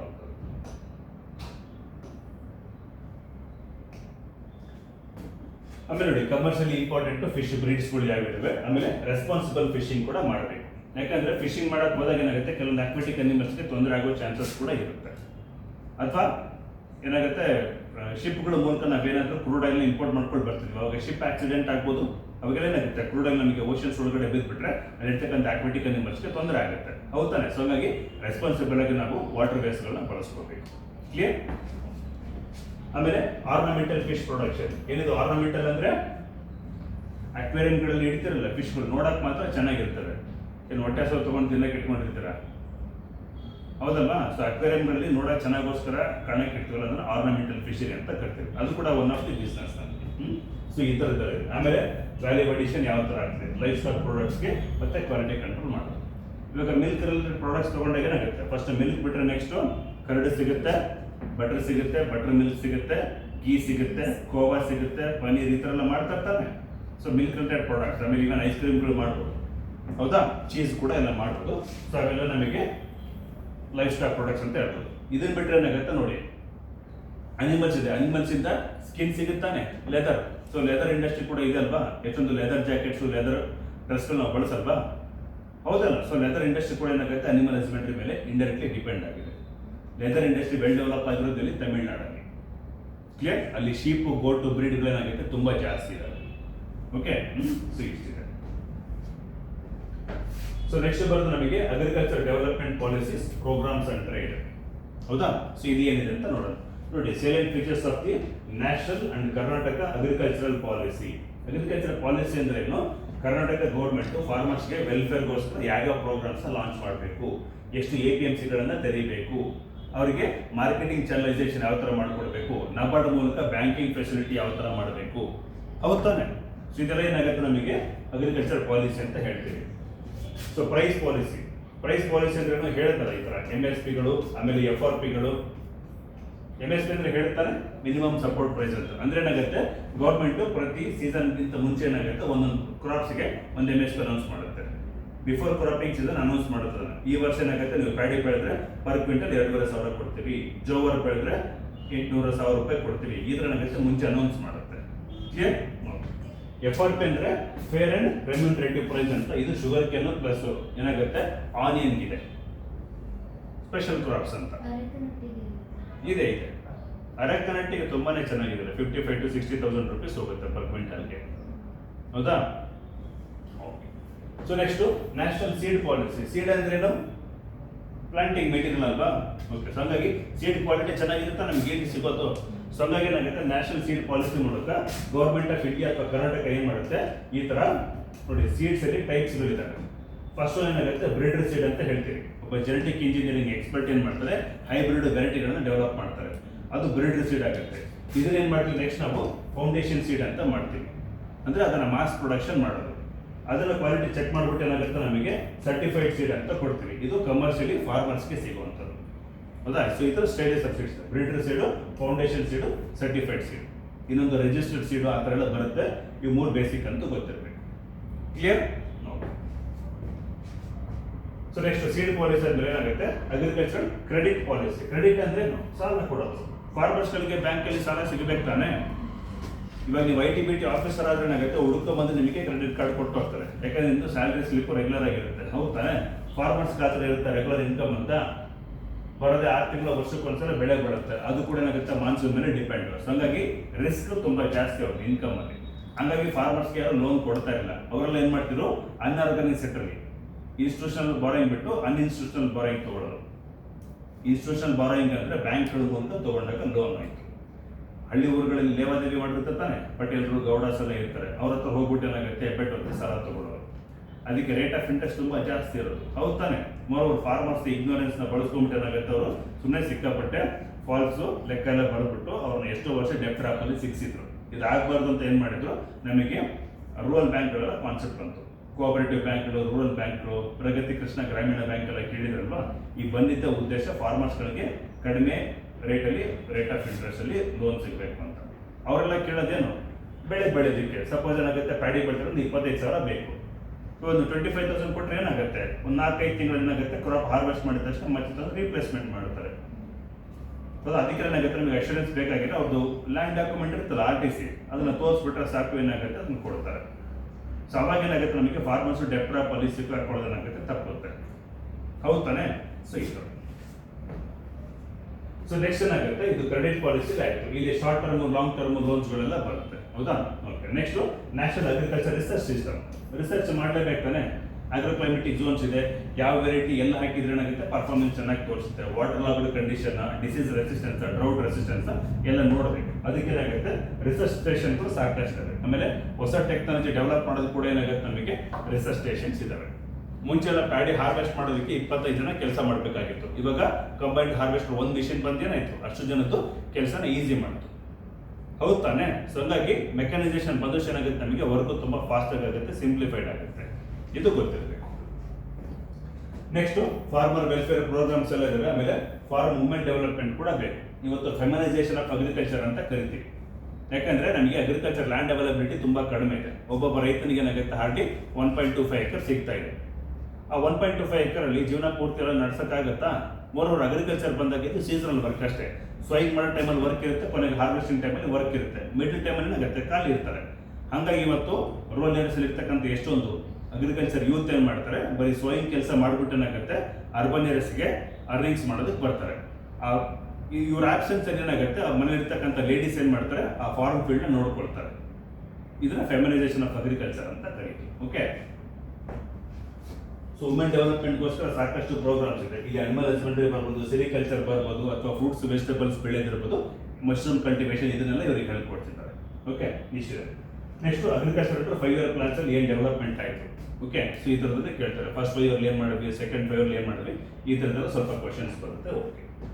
ನೆಕ್ಸ್ಟ್ ಮಾರ್ಕೆಟಿಂಗ್ ಇನ್ಫ್ರಾಸ್ಟ್ರಕ್ಚರ್ನ ಡೆವಲಪ್ ಮಾಡಬೇಕು ಅಂತ APMCಗಳನ್ನ ಏನಾಗುತ್ತೆ ನಾವು ಡೆವಲಪ್ ಮಾಡಿದ್ವಿ, ಹೌದಾ? ಓಕೆ. ಆಮೇಲೆ ಏನಾಗುತ್ತೆ, ನಮ್ಮ ಲೈಫ್ ಹೆಂಗೆ ಇನ್ಶೂರೆನ್ಸ್ ಇರುತ್ತಲ್ಲ, ಹೆಲ್ತ್ ಇನ್ಶೂರೆನ್ಸ್, ಹಾಗೆ ಕ್ರಾಪ್ ಕೂಡ ಏನಾಗುತ್ತೆ ಇನ್ಶೂರೆನ್ಸ್ ಮಾಡಬೇಕು. ಅವಾಗ ಏನಾಗುತ್ತೆ ಡ್ರೌಟ್ ಬಂದು ಹಾಳಾದ್ರೂ ಓಕೆ, ಫ್ಲಡ್ ಬಂದು ಹಾಳಾದ್ರೂ ಒಂದು ಓಕೆ, ಫಾರ್ಮರ್ಸ್ಗೆ ಏನಾಗುತ್ತೆ ಅಶ್ಯೂರ್ಡ್ ಇನ್ಕಮ್ ಅಂತೂ ಬರುತ್ತೆ. ಅವರು ಮತ್ತೆ ಡೆಪ್ಟ್ ಕ್ರೆಡಿಟ್ ತಗೊಳ್ಳೋ ಅವಶ್ಯಕತೆ ಇರೋದಿಲ್ಲ, ಹೌದಲ್ವಾ? ಸೊ ಈ ಥರ ಕ್ರಾಪ್ ಇನ್ಶೂರೆನ್ಸ್ ಬಂದ ಮೇಲೆ ಏನಾಯ್ತು, ಫಾರ್ಮರ್ ಸ್ವಲ್ಪ ರಿಲೀಫ್ ಆಗಿದ್ದಾರೆ. Next weather based crop insurance ಎಲ್ಲ ಇದೆ. ಓಕೆ. ಆಮೇಲೆ ವಾಟರ್ ಶೆಡ್ ಡೆವಲಪ್ಮೆಂಟ್. ಏನಿದು ವಾಟರ್ ಶೆಡ್ ಡೆವಲಪ್ಮೆಂಟ್ ಅಂದ್ರೆ ಇಂಟಿಗ್ರೇಟೆಡ್ ವರ್ಡ್ ಇದು. ವಾಟರ್ ಶೆಡ್ ಡೆವಲಪ್ಮೆಂಟ್ ಅಂದ್ರೆ ಇಮ್ಯಾಜಿನ್ ಮಾಡ್ಕೊಳ್ಳಿ, ಇದೊಂದು ದೊಡ್ಡ ಮೌಂಟೇನ್ ಏರಿಯಾ. ಇದೇನಾಗುತ್ತೆ ಚೆನ್ನಾಗಿ ಮಳೆ ಆಗುತ್ತೆ. ಮಳೆ ಬಂದ್ರೆ ಏನಾಗುತ್ತೆ ಅಲ್ಲಿ ಇರ್ತಕ್ಕಂಥ ವಾಟರ್ ಸ್ಟೋರ್ ಆಗಿಬಿಟ್ಟು ರಿವರ್ಸ್ ಫಾರ್ಮೆಟ್ ಏನಾಗುತ್ತೆ ಮತ್ತೆ ಹರ್ಕೊಂಡು ಹೋಗುತ್ತೆ. ಇಂಥ ಜಾಗದಲ್ಲಿ ನಾವು ಡಿಫಾರೆಸ್ಟೇಷನ್ ಮಾಡಿದ್ರೆ ಸಾಯಿಲ್ ಎರೋಷನ್ ಜಾಸ್ತಿ ಆಗುತ್ತಾನೆ. ಅದಕ್ಕೆ ಏನ್ ಮಾಡ್ಬೇಕು ನಾವು, ಅಫಾರೆಸ್ಟೇಷನ್ ಜಾಸ್ತಿ ಮಾಡ್ತೀವಿ. ಅವಾಗ ಏನಾಗುತ್ತೆ ಅದು ಕಾರ್ಬನ್ ಸಿಕ್ವೆಸ್ಟ್ರೇಷನ್ ಮಾಡ್ಕೊಂಡ್ಬಿಟ್ಟು ಅಲ್ಲಿ ಇರ್ತಕ್ಕಂಥ ಏರಿಯಾ ಏನ್ ಮಾಡುತ್ತೆ ತುಂಬಾ ಕೂಲ್ ಮಾಡುತ್ತೆ. ಅವಾಗ ಅಮೌಂಟ್ ಆಫ್ ರೈನ್ಫಾಲ್ ನಮಗೆ ತುಂಬಾ ಜಾಸ್ತಿ ಆಗುತ್ತೆ. ಸೊ ಯಾವಾಗ ಇಲ್ಲಿ ಮಳೆ ಜಾಸ್ತಿ ಬರುತ್ತಲ್ಲ ಅವಾಗ ಏನಾಗುತ್ತೆ ಅಲ್ಲಿ ಇರ್ತಕ್ಕಂಥ ನೀರು ಇನ್ಫಿಲ್ಟ್ರೇಷನ್ ಆಗಿ ಗ್ರೌಂಡ್ ವಾಟರ್ ರೀಚಾರ್ಜ್ ಕೂಡ ಆಗುತ್ತೆ, ರಿವರ್ ಫಾರ್ಮೆಟ್ ಹರಿಯೋದು ಕೂಡ ಶುರು ಮಾಡುತ್ತೆ. ಸೊ ಅಲ್ಲಿ ಹರಿತಾ ಇರ್ತಕ್ಕಂಥ ನೀರೇನ್ ಮಾಡ್ತೀವಿ ನಾವು, ಚಿಕ್ಕದಾಗಿ ಡ್ಯಾಮ್ಗಳ ತರ ಕಟ್ಬಿಟ್ಟು ಏನ್ ಮಾಡ್ತೀವಿ, ಅದನ್ನ ಎಲ್ಲಿ ವಾಟರ್ ಡೆಫಿಸಿಟ್ ಇರುತ್ತಲ್ಲ ಸ್ಕೇರ್ಸಿಟಿ, ಅಲ್ಲಿಗೆ ಏನಾಗುತ್ತೆ ನಾವು ಸಪ್ಲೈ ಕಳಿಸ್ಕೊಡ್ತೀವಿ. ಸೊ ಒಂದು ಫಾರೆಸ್ಟೇಷನ್ ಮಾಡಿದಾಗಿಂದ ಏನಾಯ್ತು, ಸಾಯಿಲ್ ಎರೋಷನ್ ಕಂಟ್ರೋಲ್ ಆಯಿತು, ಗ್ರೌಂಡ್ ವಾಟರ್ ರೀಚಾರ್ಜ್ ಆಗುತ್ತೆ. ಆಮೇಲೆ ಅಟ್ಮಾಸ್ಫಿಯರ್ ಅಲ್ಲಿ green house gas carbon dioxide ಕೂಡ ಕಡಿಮೆ ಆಗುತ್ತೆ, ಅಟ್ಮಾಸ್ಫಿಯರ್ ಕೂಲ್ ಆಗುತ್ತೆ. ಆಮೇಲೆ ಡ್ಯಾಮ್ ಕಟ್ಟಿದ್ರಿಂದ ಏನಾಗುತ್ತೆ ನಾವು ವರ್ಷ ಪೂರ್ತಿ ನೀರನ್ನ ಬಳಸ್ಕೋಬಹುದು. ಆಮೇಲೆ ಡ್ರೌಟ್ ಅಫೆಕ್ಟೆಡ್ ಏರಿಯಾಸ್ಗೆ ನೀರನ್ನ ಸಪ್ಲೈ ಮಾಡ್ಕೊಡ್ಬೋದು. ಇದನ್ನೇನಂತ ಕರಿತೀವಿ ನಾವು, ವಾಟರ್ ಶೆಡ್ ಡೆವಲಪ್ಮೆಂಟ್ ಪ್ರೋಗ್ರಾಮ್ ಅಂತ ಕರಿತೀವಿ. ಜಲನಯನ ಪ್ರದೇಶ ಅಭಿವೃದ್ಧಿ ಕಾರ್ಯಕ್ರಮ. ಅರ್ಥ ಆಯ್ತಲ್ವಾ? So next export potential of the agriculture horticulture products. ಎಷ್ಟೊಂದು ಫ್ರೂಟ್ಸ್ ವೆಜಿಟೇಬಲ್ಸ್ ಬೆಳೀತು ನಾವು, ಎಲ್ಲ ನಾವೇ ಕನ್ಸ್ಯೂಮ್ ಮಾಡ್ಕೊಂಡ್ಬಿಟ್ರೆ ಏನಾಗುತ್ತೆ, ಎಷ್ಟೊಂದು ಎಕ್ಸಸ್ ಉಳ್ಕೊಳುತ್ತಲ್ಲ ಅದನ್ನೇನ್ ಮಾಡ್ತೀವಿ ನಾವು ಎಕ್ಸ್ಪೋರ್ಟ್ ಮಾಡ್ಕೊಡ್ತೀವಿ. ಅದಕ್ಕೋಸ್ಕರ ಏನಾಗುತ್ತೆ ಅಪೇಡ ಅಂತ ಇದೆ. ಅಪೇಡ ಅಂದ್ರೆ agriculture processed food products export development authority. Agriculture and processed food products export development authority. ಇದೇ ರೀತಿ ಎಂಪೆಡ ಅಂತ ಇದೆ, ಇದು marine processed food products export development authority. ಅದಲ್ವಾ? ಸೊ ಈ ತರ ಏನಾಗುತ್ತೆ ಅಂದ್ರೆ ಇವಾಗ ನಾನೊಬ್ಬ ಫಾರ್ಮರ್ ಇದ್ದೀನಿ, ನಾನು ಸಿಲ್ಕ್ ಬೆಳೆದಿದ್ದೀನಿ. ಇದಕ್ಕೆ ಏನಾಗುತ್ತೆ ಯುರೋಪಿಯನ್ ಕಂಟ್ರೀಸ್ ಅಲ್ಲಿ ಮಾರ್ಕೆಟ್ ಇದೆ, ನನಗೆ ಅಲ್ಲಿಗೆ ಹೋಗಿ ಸೆಲ್ ಮಾಡಬೇಕು ಹೆಂಗೆ ಅನ್ನೋದು ಗೊತ್ತಿಲ್ಲ. ನಾನು ಏನ್ ಮಾಡ್ತೀನಿ, ಅಪೇಡ ಹತ್ರ ಹೋಗ್ತೇನೆ. ಅವ್ರೇನ್ ಮಾಡ್ತಾರೆ, ಯಾವ ಕಂಟ್ರಿಲಿ ಯಾವ ಪ್ರಾಡಕ್ಟ್ಗೆ ಡಿಮ್ಯಾಂಡ್ ಇರುತ್ತಲ್ಲ ಅವ್ರಿಗೆ ಗೊತ್ತಿರುತ್ತೆ. ಅವ್ರೇನ್ ಮಾಡ್ತಾರೆ, ಬ್ರಿಡ್ಜ್ ತರ ಆಕ್ಟ್ ಮಾಡ್ತಾರೆ. ಗ್ಲೋಬಲ್ ಮಾರ್ಕೆಟ್ ಇರ್ತಕ್ಕಂಥ ಇಂಡಿಯನ್ ಫಾರ್ಮರ್ ತರ ಪ್ರಾಡಕ್ಟ್ ತಗೊಳ್ತಾರೆ, ಸೆಲ್ ಮಾಡ್ತಾರೆ, ಅಲ್ಲಿಂದ ದುಡ್ಡು ಕಲೆಕ್ಟ್ ಮಾಡ್ಕೊಳ್ತಾರೆ, ಸರ್ವಿಸ್ ಚಾರ್ಜ್ ತಗೊಂಡ್ಬಿಟ್ಟು ಫಾರ್ಮರ್ಸ್ಗೆ ದುಡ್ಡು ಕೊಡ್ತಾರೆ. ಇವಾಗ ಫಾರ್ಮರ್ಸ್ಗೆ ಗ್ಲೋಬಲ್ ಮಾರ್ಕೆಟ್ ಸಿಗ್ತಾನೆ. ಅರ್ಥ ಆಯ್ತಲ್ವಾ? ಇದು ಉದ್ದೇಶ. ಇದು ಬ್ರಿಡ್ಜ್ ತರ ಕೆಲಸ ಮಾಡೋದು ಅಪೇಡ, ಮ್ಯಾರೈನ್ ಪ್ರಾಡಕ್ಟ್ಸ್ಗೆ ಎಂಪೆಡ. ಅರ್ಥ ಆಯ್ತಲ್ವಾ? ಇದೆಲ್ಲ ಗೊತ್ತಿರ್ಬೇಕು ನಿಮಗೆ. ಯಾಕಂದ್ರೆ ಇದು ಗೊತ್ತಿದ್ರೆ ಏನಾಗುತ್ತೆ, ಫಾರ್ಮರ್ಸ್ ಯಾರಾದ್ರೂ ಕಮರ್ಷಿಯಲ್ ಕ್ರಾಪ್ಸ್ ನ ಬೆಳೆದಿರ್ತಾರೆ, ಹೋದಾಗ ಹೇಳ್ತಾರೆ ಸರ್ ನಿಮಗೆ ರೂರಲ್ ಮಾರ್ಕೆಟ್ ಇಲ್ಲ, ಏನ್ ಮಾಡ್ಬೇಕು ಅಂತ. ಅವಾಗ ಹೇಳ್ಬೇಕು ನೀವು ಅಪೇಡ ಇದೆ, ಸೊ ನೀವು ಇಲ್ಲಿಗೆ ಹೋಗಿ ಅಪ್ರೋಚ್ ಮಾಡಿ ಅಂತ. ಅರ್ಥ ಆಗ್ತಿದ್ಯಾ? ಇದಕ್ಕೆ ನಿಮಗೆ ಸೂಪರ್ಫಿಷಿಯಲ್ ನಾಲೆಡ್ಜ್ ಬೇಕಾಗಿರೋದು. Clear? So next commercialisation globalisation of the agriculture. ಇಲ್ಲಿ ನೋಡಿ WTO ಇದೆ, ಆಮೇಲೆ ಅಗ್ರಿಮೆಂಟ್ ಆನ್ ಅಗ್ರಿಕಲ್ಚರ್ ಅಂತ ಇದೆ. ಓಕೆ, WTO ಅಂದ್ರೇನು? WTO ಫುಲ್ ಫಾರ್ಮ್ ಏನು ಸಿಂಪಲ್ ಆಗಿ ವರ್ಲ್ಡ್ ಟ್ರೇಡ್ ಆರ್ಗನೈಸೇಷನ್, ಹೌದಲ್ವಾ? ಸೊ ಇದು ಯಾವ ತರ ಕೆಲಸ ಮಾಡುತ್ತೆ ಇದನ್ನೆಲ್ಲ ನೋಡೋಣ. ಎಕ್ಸ್ಪೋರ್ಟ್ ಇಂಪೋರ್ಟ್ ಮಾಡಬೇಕಾದ್ರೆ ಏನಾಗುತ್ತೆ, ಕೆಲವೊಂದ್ಸಲ ಎಕ್ಸ್ಪೋರ್ಟ್ ಮೇಲೆ ಬ್ಯಾನ್ ಹಾಕುತ್ತೆ, ಇಂಪೋರ್ಟ್ ಮೇಲೆ ಬ್ಯಾನ್ ಹಾಕುತ್ತೆ, ಇದನ್ನೆಲ್ಲ ಡೀಟೇಲ್ಸ್ ಆಗಿ ಸ್ಟಡಿ ಮಾಡೋಣ.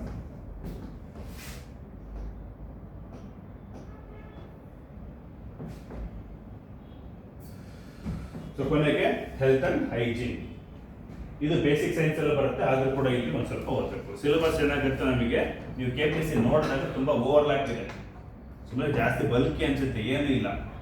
ಅರ್ಥ ಆಯ್ತಲ್ವಾ? ನೀವು ಬೇಸಿಕ್ ಸೈನ್ಸ್ ಓದಾಗ್ಲೂ ಇದೆಲ್ಲ ಬರುತ್ತೆ, ಅಗ್ರಿಕಲ್ಚರ್ ಓದಾಗ್ಲೂ ಬರುತ್ತೆ, ಸ್ವಲ್ಪ ಜಿಯೋಗ್ರಫಿನೂ ಬರುತ್ತೆ.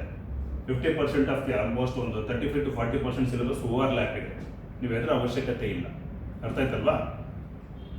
ಡೌಟ್ ಏನಾದರೂ ಇದ್ರೆ ಕೇಳಿ.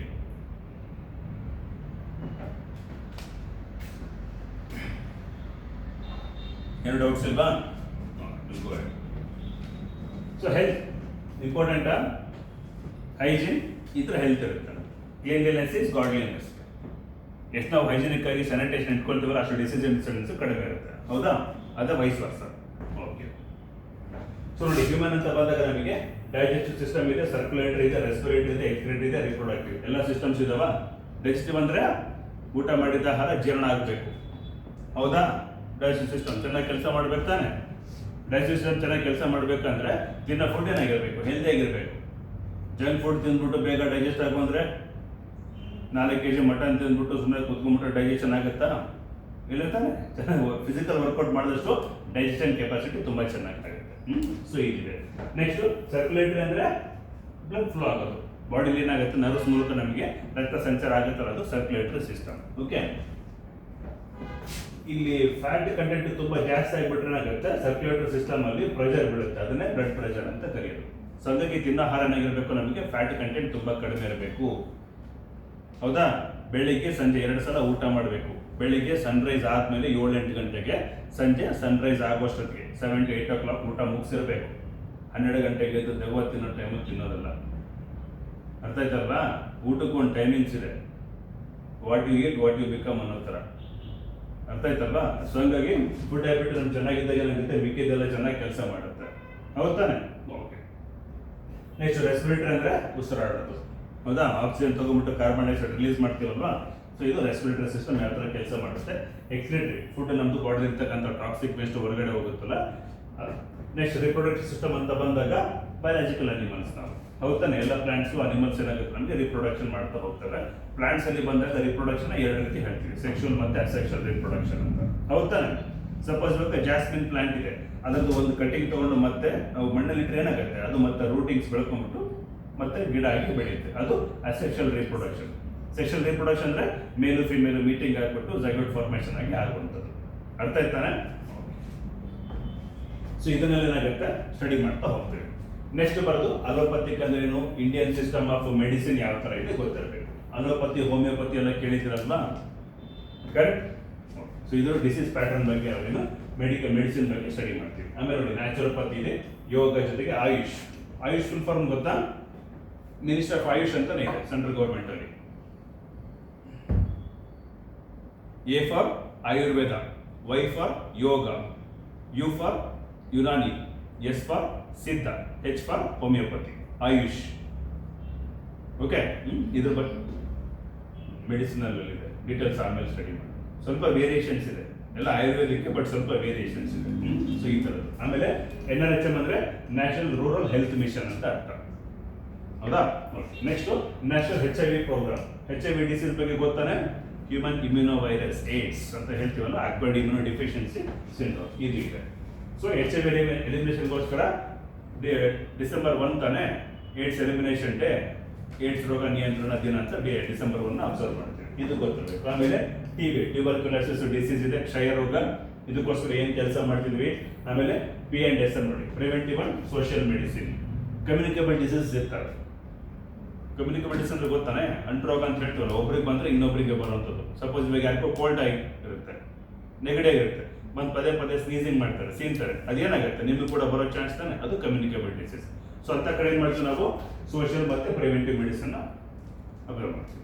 ಅಂದರೆ ಸ್ನೀಸಿಂಗ್ ಬಂದ ತಕ್ಷಣ ಏನು ಮಾಡಬೇಕು, ಹಿಂಗೆ ಕ್ಲೋಸ್ ಮಾಡ್ಕೋಬೇಕು. ಕೊರೋನಾ ವೈರಸ್ ಬಂದಾಗ ಕೂಡ ಏನಾಗುತ್ತೆ, ಅದು ಹಾಗೆ ಸ್ಪ್ರೆಡ್ ಆಗ್ತಿತ್ತು. ಅದಕ್ಕೆ ಸೋಷಿಯಲ್ ಡಿಸ್ಟೆನ್ಸ್ ಎಲ್ಲ ಮೇಂಟೈನ್ ಮಾಡಿದ್ವಾ, ಅದು ಬೆಸ್ಟ್ ಎಕ್ಸಾಂಪಲ್. ನೆಕ್ಸ್ಟು ಡಿಸೀಸಸ್ ಅಂದರೆ ರೋಗ. ಇಲ್ಲಿ ನೋಡಿ ಡಿಸ್ ಈಸ್ ಅಂತ ಇದೆ. ಈಸ್ ಅಂದ್ರೆ ಏನು, ಸುಲಭ ಆಗಿರೋದು. ಡಿಸೀಸ್ ಅಂದ್ರೆ ಫೀಲಿಂಗ್ ಅನ್ಕಂಫರ್ಟ್ ಅಂತ ಅರ್ಥ. ಡಿಸೀಸ್ ಅಂದ್ರೆ ರೋಗ. ಇವತ್ತು ನಾವು ಆರಾಮಾಗಿದ್ದೀವಿ, ನಮಗೇನೋ ಹೆಡ್ ಏಕ್ ಆಗುತ್ತೆ, ಹೊಟ್ಟೆ ನೋವು ಬರುತ್ತೆ, ಕಣ್ಣು ಬರುತ್ತೆ, ತಲೆನೋವು ಏನಾದರೂ ಒಂದು ಬರ್ಬೋದು. ವಿ ಆರ್ ಫೀಲಿಂಗ್ ಅನ್ಈಸಿ, ಹೌದು ತಾನೆ? ಅದಕ್ಕೆ ಡಿಸೀಸ್ ಅಂತ ಕರೆಯೋದು, ರೋಗ. ನಾವು ಆರಾಮಾಗಿಲ್ಲ, ಏನೋ ಸ್ವಲ್ಪ ತೊಂದರೆ ಆಗ್ತಿದೆ, ಅದನ್ನ ಡಿಸ್ ಈಸ್ ಅಂತ ಕರಿತೀವಿ. ಅರ್ಥ ವರ್ಡ್ ಆ ಥರ ಬಂದಿದೆ. ಸೊ ಇಲ್ಲಿ ಡಿಸೀಸ್ ಬಂದಾಗ ನೋಡಿ, ಮತ್ತೆ ಕಮ್ಯುನಿಕೇಬಲ್ ಅಂದ್ರೆ ಸಾಂಕ್ರಾಮಿಕ ರೋಗಗಳು, ಒಬ್ಬರಿಗೆ ಬಂದ್ರೆ ಇನ್ನೊಬ್ರಿಗೆ ಬೇಗ ಹರಡುವಂಥದ್ದು. ನೆಕ್ಸ್ಟ್ ನಾನ್ ಕಮ್ಯುನಿಕೇಬಲ್ ಡಿಸೀಸ್ ಬರ್ತವೆ. ಆಮೇಲೆ ಎಪಿಡೆಮಿಕ್, ಸಾಂಕ್ರಾಮಿಕ, ಒಂದ್ಸಲ ಬಂದ್ರೆ ಏನಾಗುತ್ತೆ, ಮಾಸ್ ಆಗಿ ಸ್ಪ್ರೆಡ್ ಆಗಿಬಿಡುತ್ತೆ. ಇವಾಗ ಗ್ಲೋಬಲಿ ಕರೆಂಟ್ ಅಫೇರ್ಸ್ ತಗೊಂಡಾಗ ಏನಾಗುತ್ತೆ, ಆಫ್ರಿಕಾ ದೇಶ ಇದೆ, ಆಫ್ರಿಕಾದಲ್ಲಿ ಕಾಂಗೋ ಅಂತ ಒಂದು ಕಂಟ್ರಿ ಬರುತ್ತೆ ಆಫ್ರಿಕಾ ಕಾಂಟಿನೆಂಟ್ ಅಲ್ಲಿ. ಅಲ್ಲೇನಾಗುತ್ತೆ, ಇವತ್ತು ನಮಗೆ ಎಬೋಲಾ ವೈರಸ್ ಸ್ಪ್ರೆಡ್ ಆಗಿದೆ. ಯಾಕೆ ಅಂದ್ರೆ ಅಲ್ಲಿ ವರ್ಷ ಪೂರ್ತಿ ಹೈ ಟೆಂಪರೇಚರ್, ಹೈ ರೈನ್ಫಾಲ್ ಇರುತ್ತೆ. ರೈನ್ಫಾಲ್ ಜಾಸ್ತಿ ಇದ್ದಾಗ ಏನಾಗುತ್ತೆ, ವಾಟರ್ ಬಾರ್ನ್ ಡಿಸೀಸಸ್ ತುಂಬಾ ಜಾಸ್ತಿ, ಈ ಮಸ್ಕಿಟೋಸ್ ಎಲ್ಲ ಬೇಗ ಜಾಸ್ತಿ ಸ್ಪ್ರೆಡ್ ಆಗ್ತವೆ, ಅದರಿಂದ ಎಬೋಲಾ ವೈರಸ್ ಡಿಸೀಸ್ ಬರುತ್ತೆ. ಅದೇ ಥರ ನಮಗೆ ಕೇರಳ ಬಂದಾಗ ಕೂಡ ಏನಾಗುತ್ತೆ, ಡಿಸೀಸ್ ಇನ್ಸಿಡೆನ್ಸ್ ಜಾಸ್ತಿ ಇರುತ್ತೆ. ಅರ್ಥ ಆಯ್ತಲ್ವಾ? ಸೊ ಅದನ್ನೆಲ್ಲ ಯಾವ ರೀತಿ ನಾವು ಕಂಟ್ರೋಲ್ ಮಾಡಬೇಕು ಅನ್ನೋದನ್ನ ಸ್ಟಡಿ ಮಾಡಬೇಕು. Clear? So next endemic diseases. Epidemic ಅಂದ್ರೆ ಏನು, ಮಾಸ್ ಆಗಿ ಸ್ಪ್ರೆಡ್ ಆಗೋದು. ಎಂಡೆಮಿಕ್ ಅಂದ್ರೆ ಒಂದ್ ಜಾಗದಲ್ಲಿ ಪದೇ ಪದೇ ಬರುವಂಥದ್ದು. ಅರ್ಥ ಆಯ್ತಲ್ವಾ? ಸೊ ಇದರ ಡಿಸೀಸ್ ಬಗ್ಗೆ ಸ್ಟಡಿ ಮಾಡ್ತೀವಿ. ಆಮೇಲೆ ನೋಡಿ vector Born diseases. Malaria best example. Mosquito ಮೂಲಕ ಸ್ಪ್ರೆಡ್ ಆಗುತ್ತಾನೆ, ಹೌದಲ್ವಾ? ಮಲೇರಿಯಾ ಇವರಿಗಿರುತ್ತೆ, ನಾವು ಪಕ್ಕದಲ್ಲಿ ಕೂತ್ಕೊಂಡ್ರೆ ಬರಲ್ಲ. ಅವ್ರ ಮೇಲೆ ಕೂತಿರ್ತಕ್ಕಂಥ ಮಸ್ಕಿಟೋ ಏನಾಗುತ್ತೆ, ಸ್ಕಿನ್ನು ಬ್ಲಡ್ ನ ಸಕ್ ಮಾಡ್ಕೊಂಡು ಬಂದು ನಮಗೆ ಇಂಜೆಕ್ಟ್ ಮಾಡಿದಾಗ ಏನಾಗುತ್ತೆ, ಆ ಥರ ಕಮ್ಯುನಿಕೇಟ್ ಆಗುತ್ತೆ, ಅಥವಾ ಡಿಸೀಸ್ ಸ್ಪ್ರೆಡ್ ಆಗುತ್ತೆ. ಅಂದ್ರೆ ವೆಕ್ಟರ್ ಅಂತ ಕರಿತೀವಿ, ರೋಗವಾಹಕ. ಯಾವುದು ರೋಗನ ಹರಡಿಸುತ್ತಲ್ಲ, so next basic knowledge of the infections caused by the different groups of micro organisms. ಹೌದಾ? ಸೂಕ್ಷ್ಮ ಜೀವಿಗಳು ನಮಗೆ ಯಾವ ಥರ ರೋಗ ಬರುತ್ತಲ್ಲ ಅದನ್ನೆಲ್ಲ ಡೀಟೇಲ್ ಆಗಿ ಸ್ಟಡಿ ಮಾಡ್ತಾ ಹೋಗ್ತೀವಿ. ಇದೆಲ್ಲ ಗೊತ್ತಿರಬೇಕು. ನೋಡಿ ಗ್ಯಾಸ್ಟ್ರೋಎಂಟರೈಟಿಸ್ ಅಂತೆ, ಕಾಲರಾ ಅಂತೆ, ಟಿಬಿ ಅಂತೆ, ಮಲೇರಿಯಾ, ಇವೆಲ್ಲ ವೈರಲ್ ಇನ್ಫೆಕ್ಷನ್ಸ್. ಇವನ್ HIV ಇರ್ಬೋದು, ಆಮೇಲೆ encephalitis, chikungunya, bird flu, dengue, ಇವೆಲ್ಲ ನೋಡಿದ್ವಾ disease. Most of the dis ನಾವು ನೆಗ್ಲೆಕ್ಟೆಡ್ ಟ್ರಾಪಿಕಲ್ ಡಿಸೀಸಸ್ ಅಂತ ಲಿಸ್ಟ್ ಮಾಡಿದ್ದೀವಿ. ನೆಗ್ಲೆಕ್ಟೆಡ್ ಟ್ರಾಪಿಕಲ್ ಡಿಸೀಸಸ್ ಇವು ಬರ್ತವೆ ಹೋಗ್ತವೆ, ಬಂದಷ್ಟು ಜನ ಸಾಯೋದಿಲ್ಲ, ಬಟ್ ಏನಾಗುತ್ತೆ, ಸ್ವಲ್ಪ ಅನೀಸಿ ಫೀಲ್ ಆಗ್ಬಿಟ್ಟು ಆಮೇಲೆ ವ್ಯಾಕ್ಸಿನೇಷನ್ ಎಲ್ಲ ತಗೊಂಡ್ರೆ ಸರಿ ಹೋಗುತ್ತೆ. Next so major disease outbreak ಆದಾಗ ಯಾವ ಥರ ಮಾಡಿದ್ವಿ. ಇವಾಗ ರೀಸೆಂಟ್ ಆಗಿ ಒಂದು 2-3 ವರ್ಷದ ಹಿಂದೆ ಕೊರೋನಾ ಬಂತು, ನಾವೆಲ್ಲ ಲಾಕ್ಡೌನ್ ಮಾಡ್ಕೊಂಡು ಮನೇಲಿದ್ದು ಡಿಸೀಸ್ನ ಕ್ಯೂರ್ ಮಾಡ್ಕೊಂಡ್ವಾ. ಸೊ ಈ ಥರ ಮಾಡೋದು. ಸೊ ವ್ಯಾಕ್ಸಿನ್ಸ್ ಎಲ್ಲ ಯಾವ ಥರ ಮಾಡ್ತಿದ್ವಿ, ಇಮ್ಯುನಿಟಿ ಕೊಡುವಂಥದ್ದು, ಇಮ್ಯುನಿಟಿ ಬೂಸ್ಟ್ ಅಂತ ಹೇಳ್ತಿರ್ತಾನೆ. ಇವಾಗ ಚಿಕ್ಕ ಮಕ್ಕಳಿಗೆಲ್ಲ ವ್ಯಾಕ್ಸಿನೇಷನ್ ಹಾಕಲ್ಲ ನಾವು, 6 ತಿಂಗಳು, ವರ್ಷ, 2 ವರ್ಷ ಬರೋವರೆಗೂ. ಉದ್ದೇಶನೂ ಬಾಡಿನ ಏನಾಗುತ್ತೆ, ತುಂಬ ಸಸೆಪ್ಟಬಲ್ ಇರುತ್ತೆ, ಅದನ್ನ ಸ್ಟ್ರಾಂಗ್ ಮಾಡಬೇಕಂದ್ರೆ ಈ ಥರ ವ್ಯಾಕ್ಸಿನ್ಸ್ಗಳನ್ನ ಹಾಕಬೇಕು, ಆಂಟಿಬಯೋಟಿಕ್ಸ್. ಅವಾಗ ಏನಾಗುತ್ತೆ, ಬಾಡಿ ಸ್ವಲ್ಪ ಫಿಟ್ ಆ್ಯಂಡ್ ಫೈನ್ ಆಗಿರುತ್ತೆ. ಇವಾಗ ನಾವು ಈ ಅಡ್ವಾಂಟೇಜಲ್ಲಿ ತಗೊಳ್ಳೋ ಅವಶ್ಯಕತೆ ಇರೋದಿಲ್ಲ, ಬಟ್ ಚಿಕ್ಕ ಮಕ್ಕಳಿದ್ದಾಗ ಏನಾಗುತ್ತೆ, ಬಾಡಿಗೆ ಇಮ್ಯೂನ್ ಸಿಸ್ಟಮ್ ಕಡಿಮೆ ಇರುತ್ತೆ, ಅದಕ್ಕೋಸ್ಕರ ವ್ಯಾಕ್ಸಿನೇಷನ್ ಹಾಕೋದು in order to avoid the diseases. ಅರ್ಥ ಆಯ್ತಲ್ವಾ? ಲಸಿಕೆ ಎಲ್ಲ ಹಾಕ್ತೀವಲ್ಲ. So next production of the DPT rabies vaccines. DPT ಅಂದ್ರೆ ಡಿಫ್ತೀರಿಯಾ, ಪೋಲಿಯೋ, ಟಿಟಾನಸ್ ಅಂತ. ಈ ಡಿಸೀಸ್ಗಳಿಗೆ ಏನಾಗುತ್ತೆ, ವ್ಯಾಕ್ಸಿನೇಷನ್ ಹಾಕ್ತೀವಿ ಚಿಕ್ಕ ಮಕ್ಕಳಿಗೆಲ್ಲ. So next application of immunological methods in diagnosis. Next health awareness programmes. ಇವೆಲ್ಲ ಇದೆ. ಅಂದ್ರೆ ಜನಗಳಿಗೆ ನಾವು ಆರೋಗ್ಯ ಸುರಕ್ಷತೆ ಬಗ್ಗೆ ಯಾವ ತರ ಇನ್ಫಾರ್ಮೇಶನ್ ಕೊಡಬೇಕು ಅನ್ನೋದು. ಅದಕ್ಕೋಸ್ಕರ ಮೋದಿ ಏನ್ ಮಾಡಿದ್ರು, ಸ್ವಚ್ಛತಾ ಆಂದೋಲನ ಮಾಡ್ಕೊಂಡ್ರು, ಹೌದಲ್ಲ? ಫಸ್ಟ್ ಕ್ಲೀನ್ನೆಸ್ ಇದ್ದಾಗ ಏನಾಗುತ್ತೆ, ನಮಗೆ ರೋಗ ಹರಡೋದು ಕಡಿಮೆ ಆಗುತ್ತೆ. ರೋಗ ಹರಡಿದ್ರೆ ಏನಾಗುತ್ತೆ, ಜನ ಹೆಲ್ದಿ ಆಗಿರ್ತಾರೆ. ಹೆಲ್ದಿ ಆಗಿದ್ರೆ ವರ್ಕ್ ಚೆನ್ನಾಗಿ ಮಾಡ್ಕೊಂಡು ಆರಾಮಾಗಿರ್ಬೋದು. ಅದೇ ಡಿಸೀಸ್ ಬಂದ್ರೆ ಏನಾಗುತ್ತೆ, ಹ್ಯೂಮನ್ಸ್ ಎಲ್ಲ ಹೋಗ್ಬಿಟ್ಟು ನಮಗೆ ಜನಗಳೆಲ್ಲ ಹಾಸ್ಪಿಟಲ್ ಇದ್ರೆ ಏನಾಗುತ್ತೆ, ಮತ್ತೆ ದುಡ್ಡು ಇಡ್ಬೇಕು ತಾನೆ. ಅದೇ ದುಡ್ಡನ್ನ ಏನ್ ಮಾಡ್ಬೇಕು, ನಾವು ಕ್ಲೀನ್ನೆಸ್ಗೆ ಖರ್ಚು ಮಾಡಿಬಿಟ್ರೆ ಇದು prevention is better than cure ಅಂತ ಆಗುತ್ತೆ. ಕ್ಲಿಯರ್? ಸೊ ಇಷ್ಟೇ. ಸೊ ಈ ತರ ಎಲ್ಲ ಟಾಪಿಕ್ಸ್ ಮೇಲೆ ಏನಾಗುತ್ತೆ, ಡೀಟೇಲ್ ಆಗಿ ಸ್ಟಡಿ ಮಾಡ್ತಾ ಹೋಗೋಣ.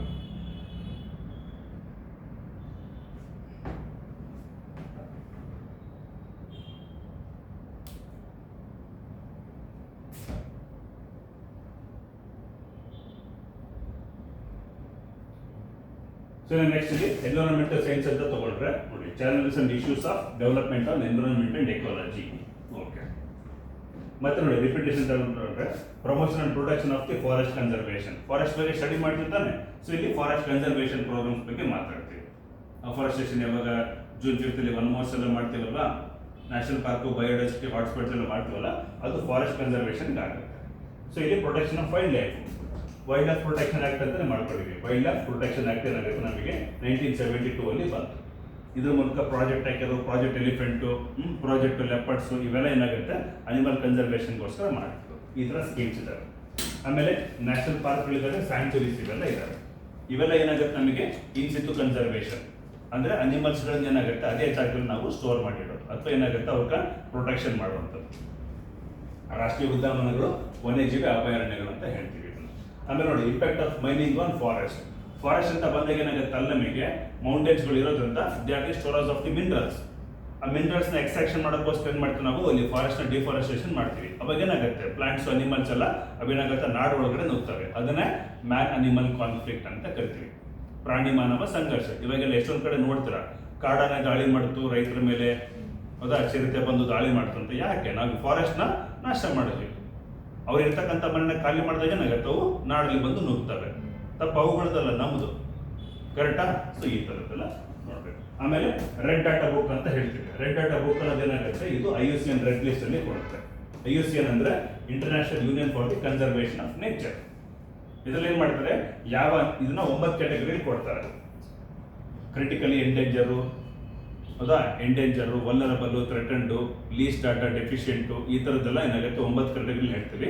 ಯಾವ ಅನಿಮಲ್ಸ್ಗಳ ಸಂಖ್ಯೆ ತುಂಬಾ ಕಡಿಮೆ ಇರುತ್ತಲ್ಲ, ಸಪೋಸ್ ಇವಾಗ ಎಲಿಫೆಂಟು, ಟೈಗರು, ಲಯನ್ ಇವೆಲ್ಲ ಬಂದ್ರೆ ಕ್ರಿಟಿಕಲಿ ಎಂಡೇಂಜರ್ ಅಂದ್ರೆ ಇವೇನಾಗುತ್ತೆ ಲೆಸ್ ದೆನ್ ಒಂದು 5,000 6,000 ಇಷ್ಟು ಮಾತ್ರ ಇದಾವೆ ಅನಿಮಲ್ಸು.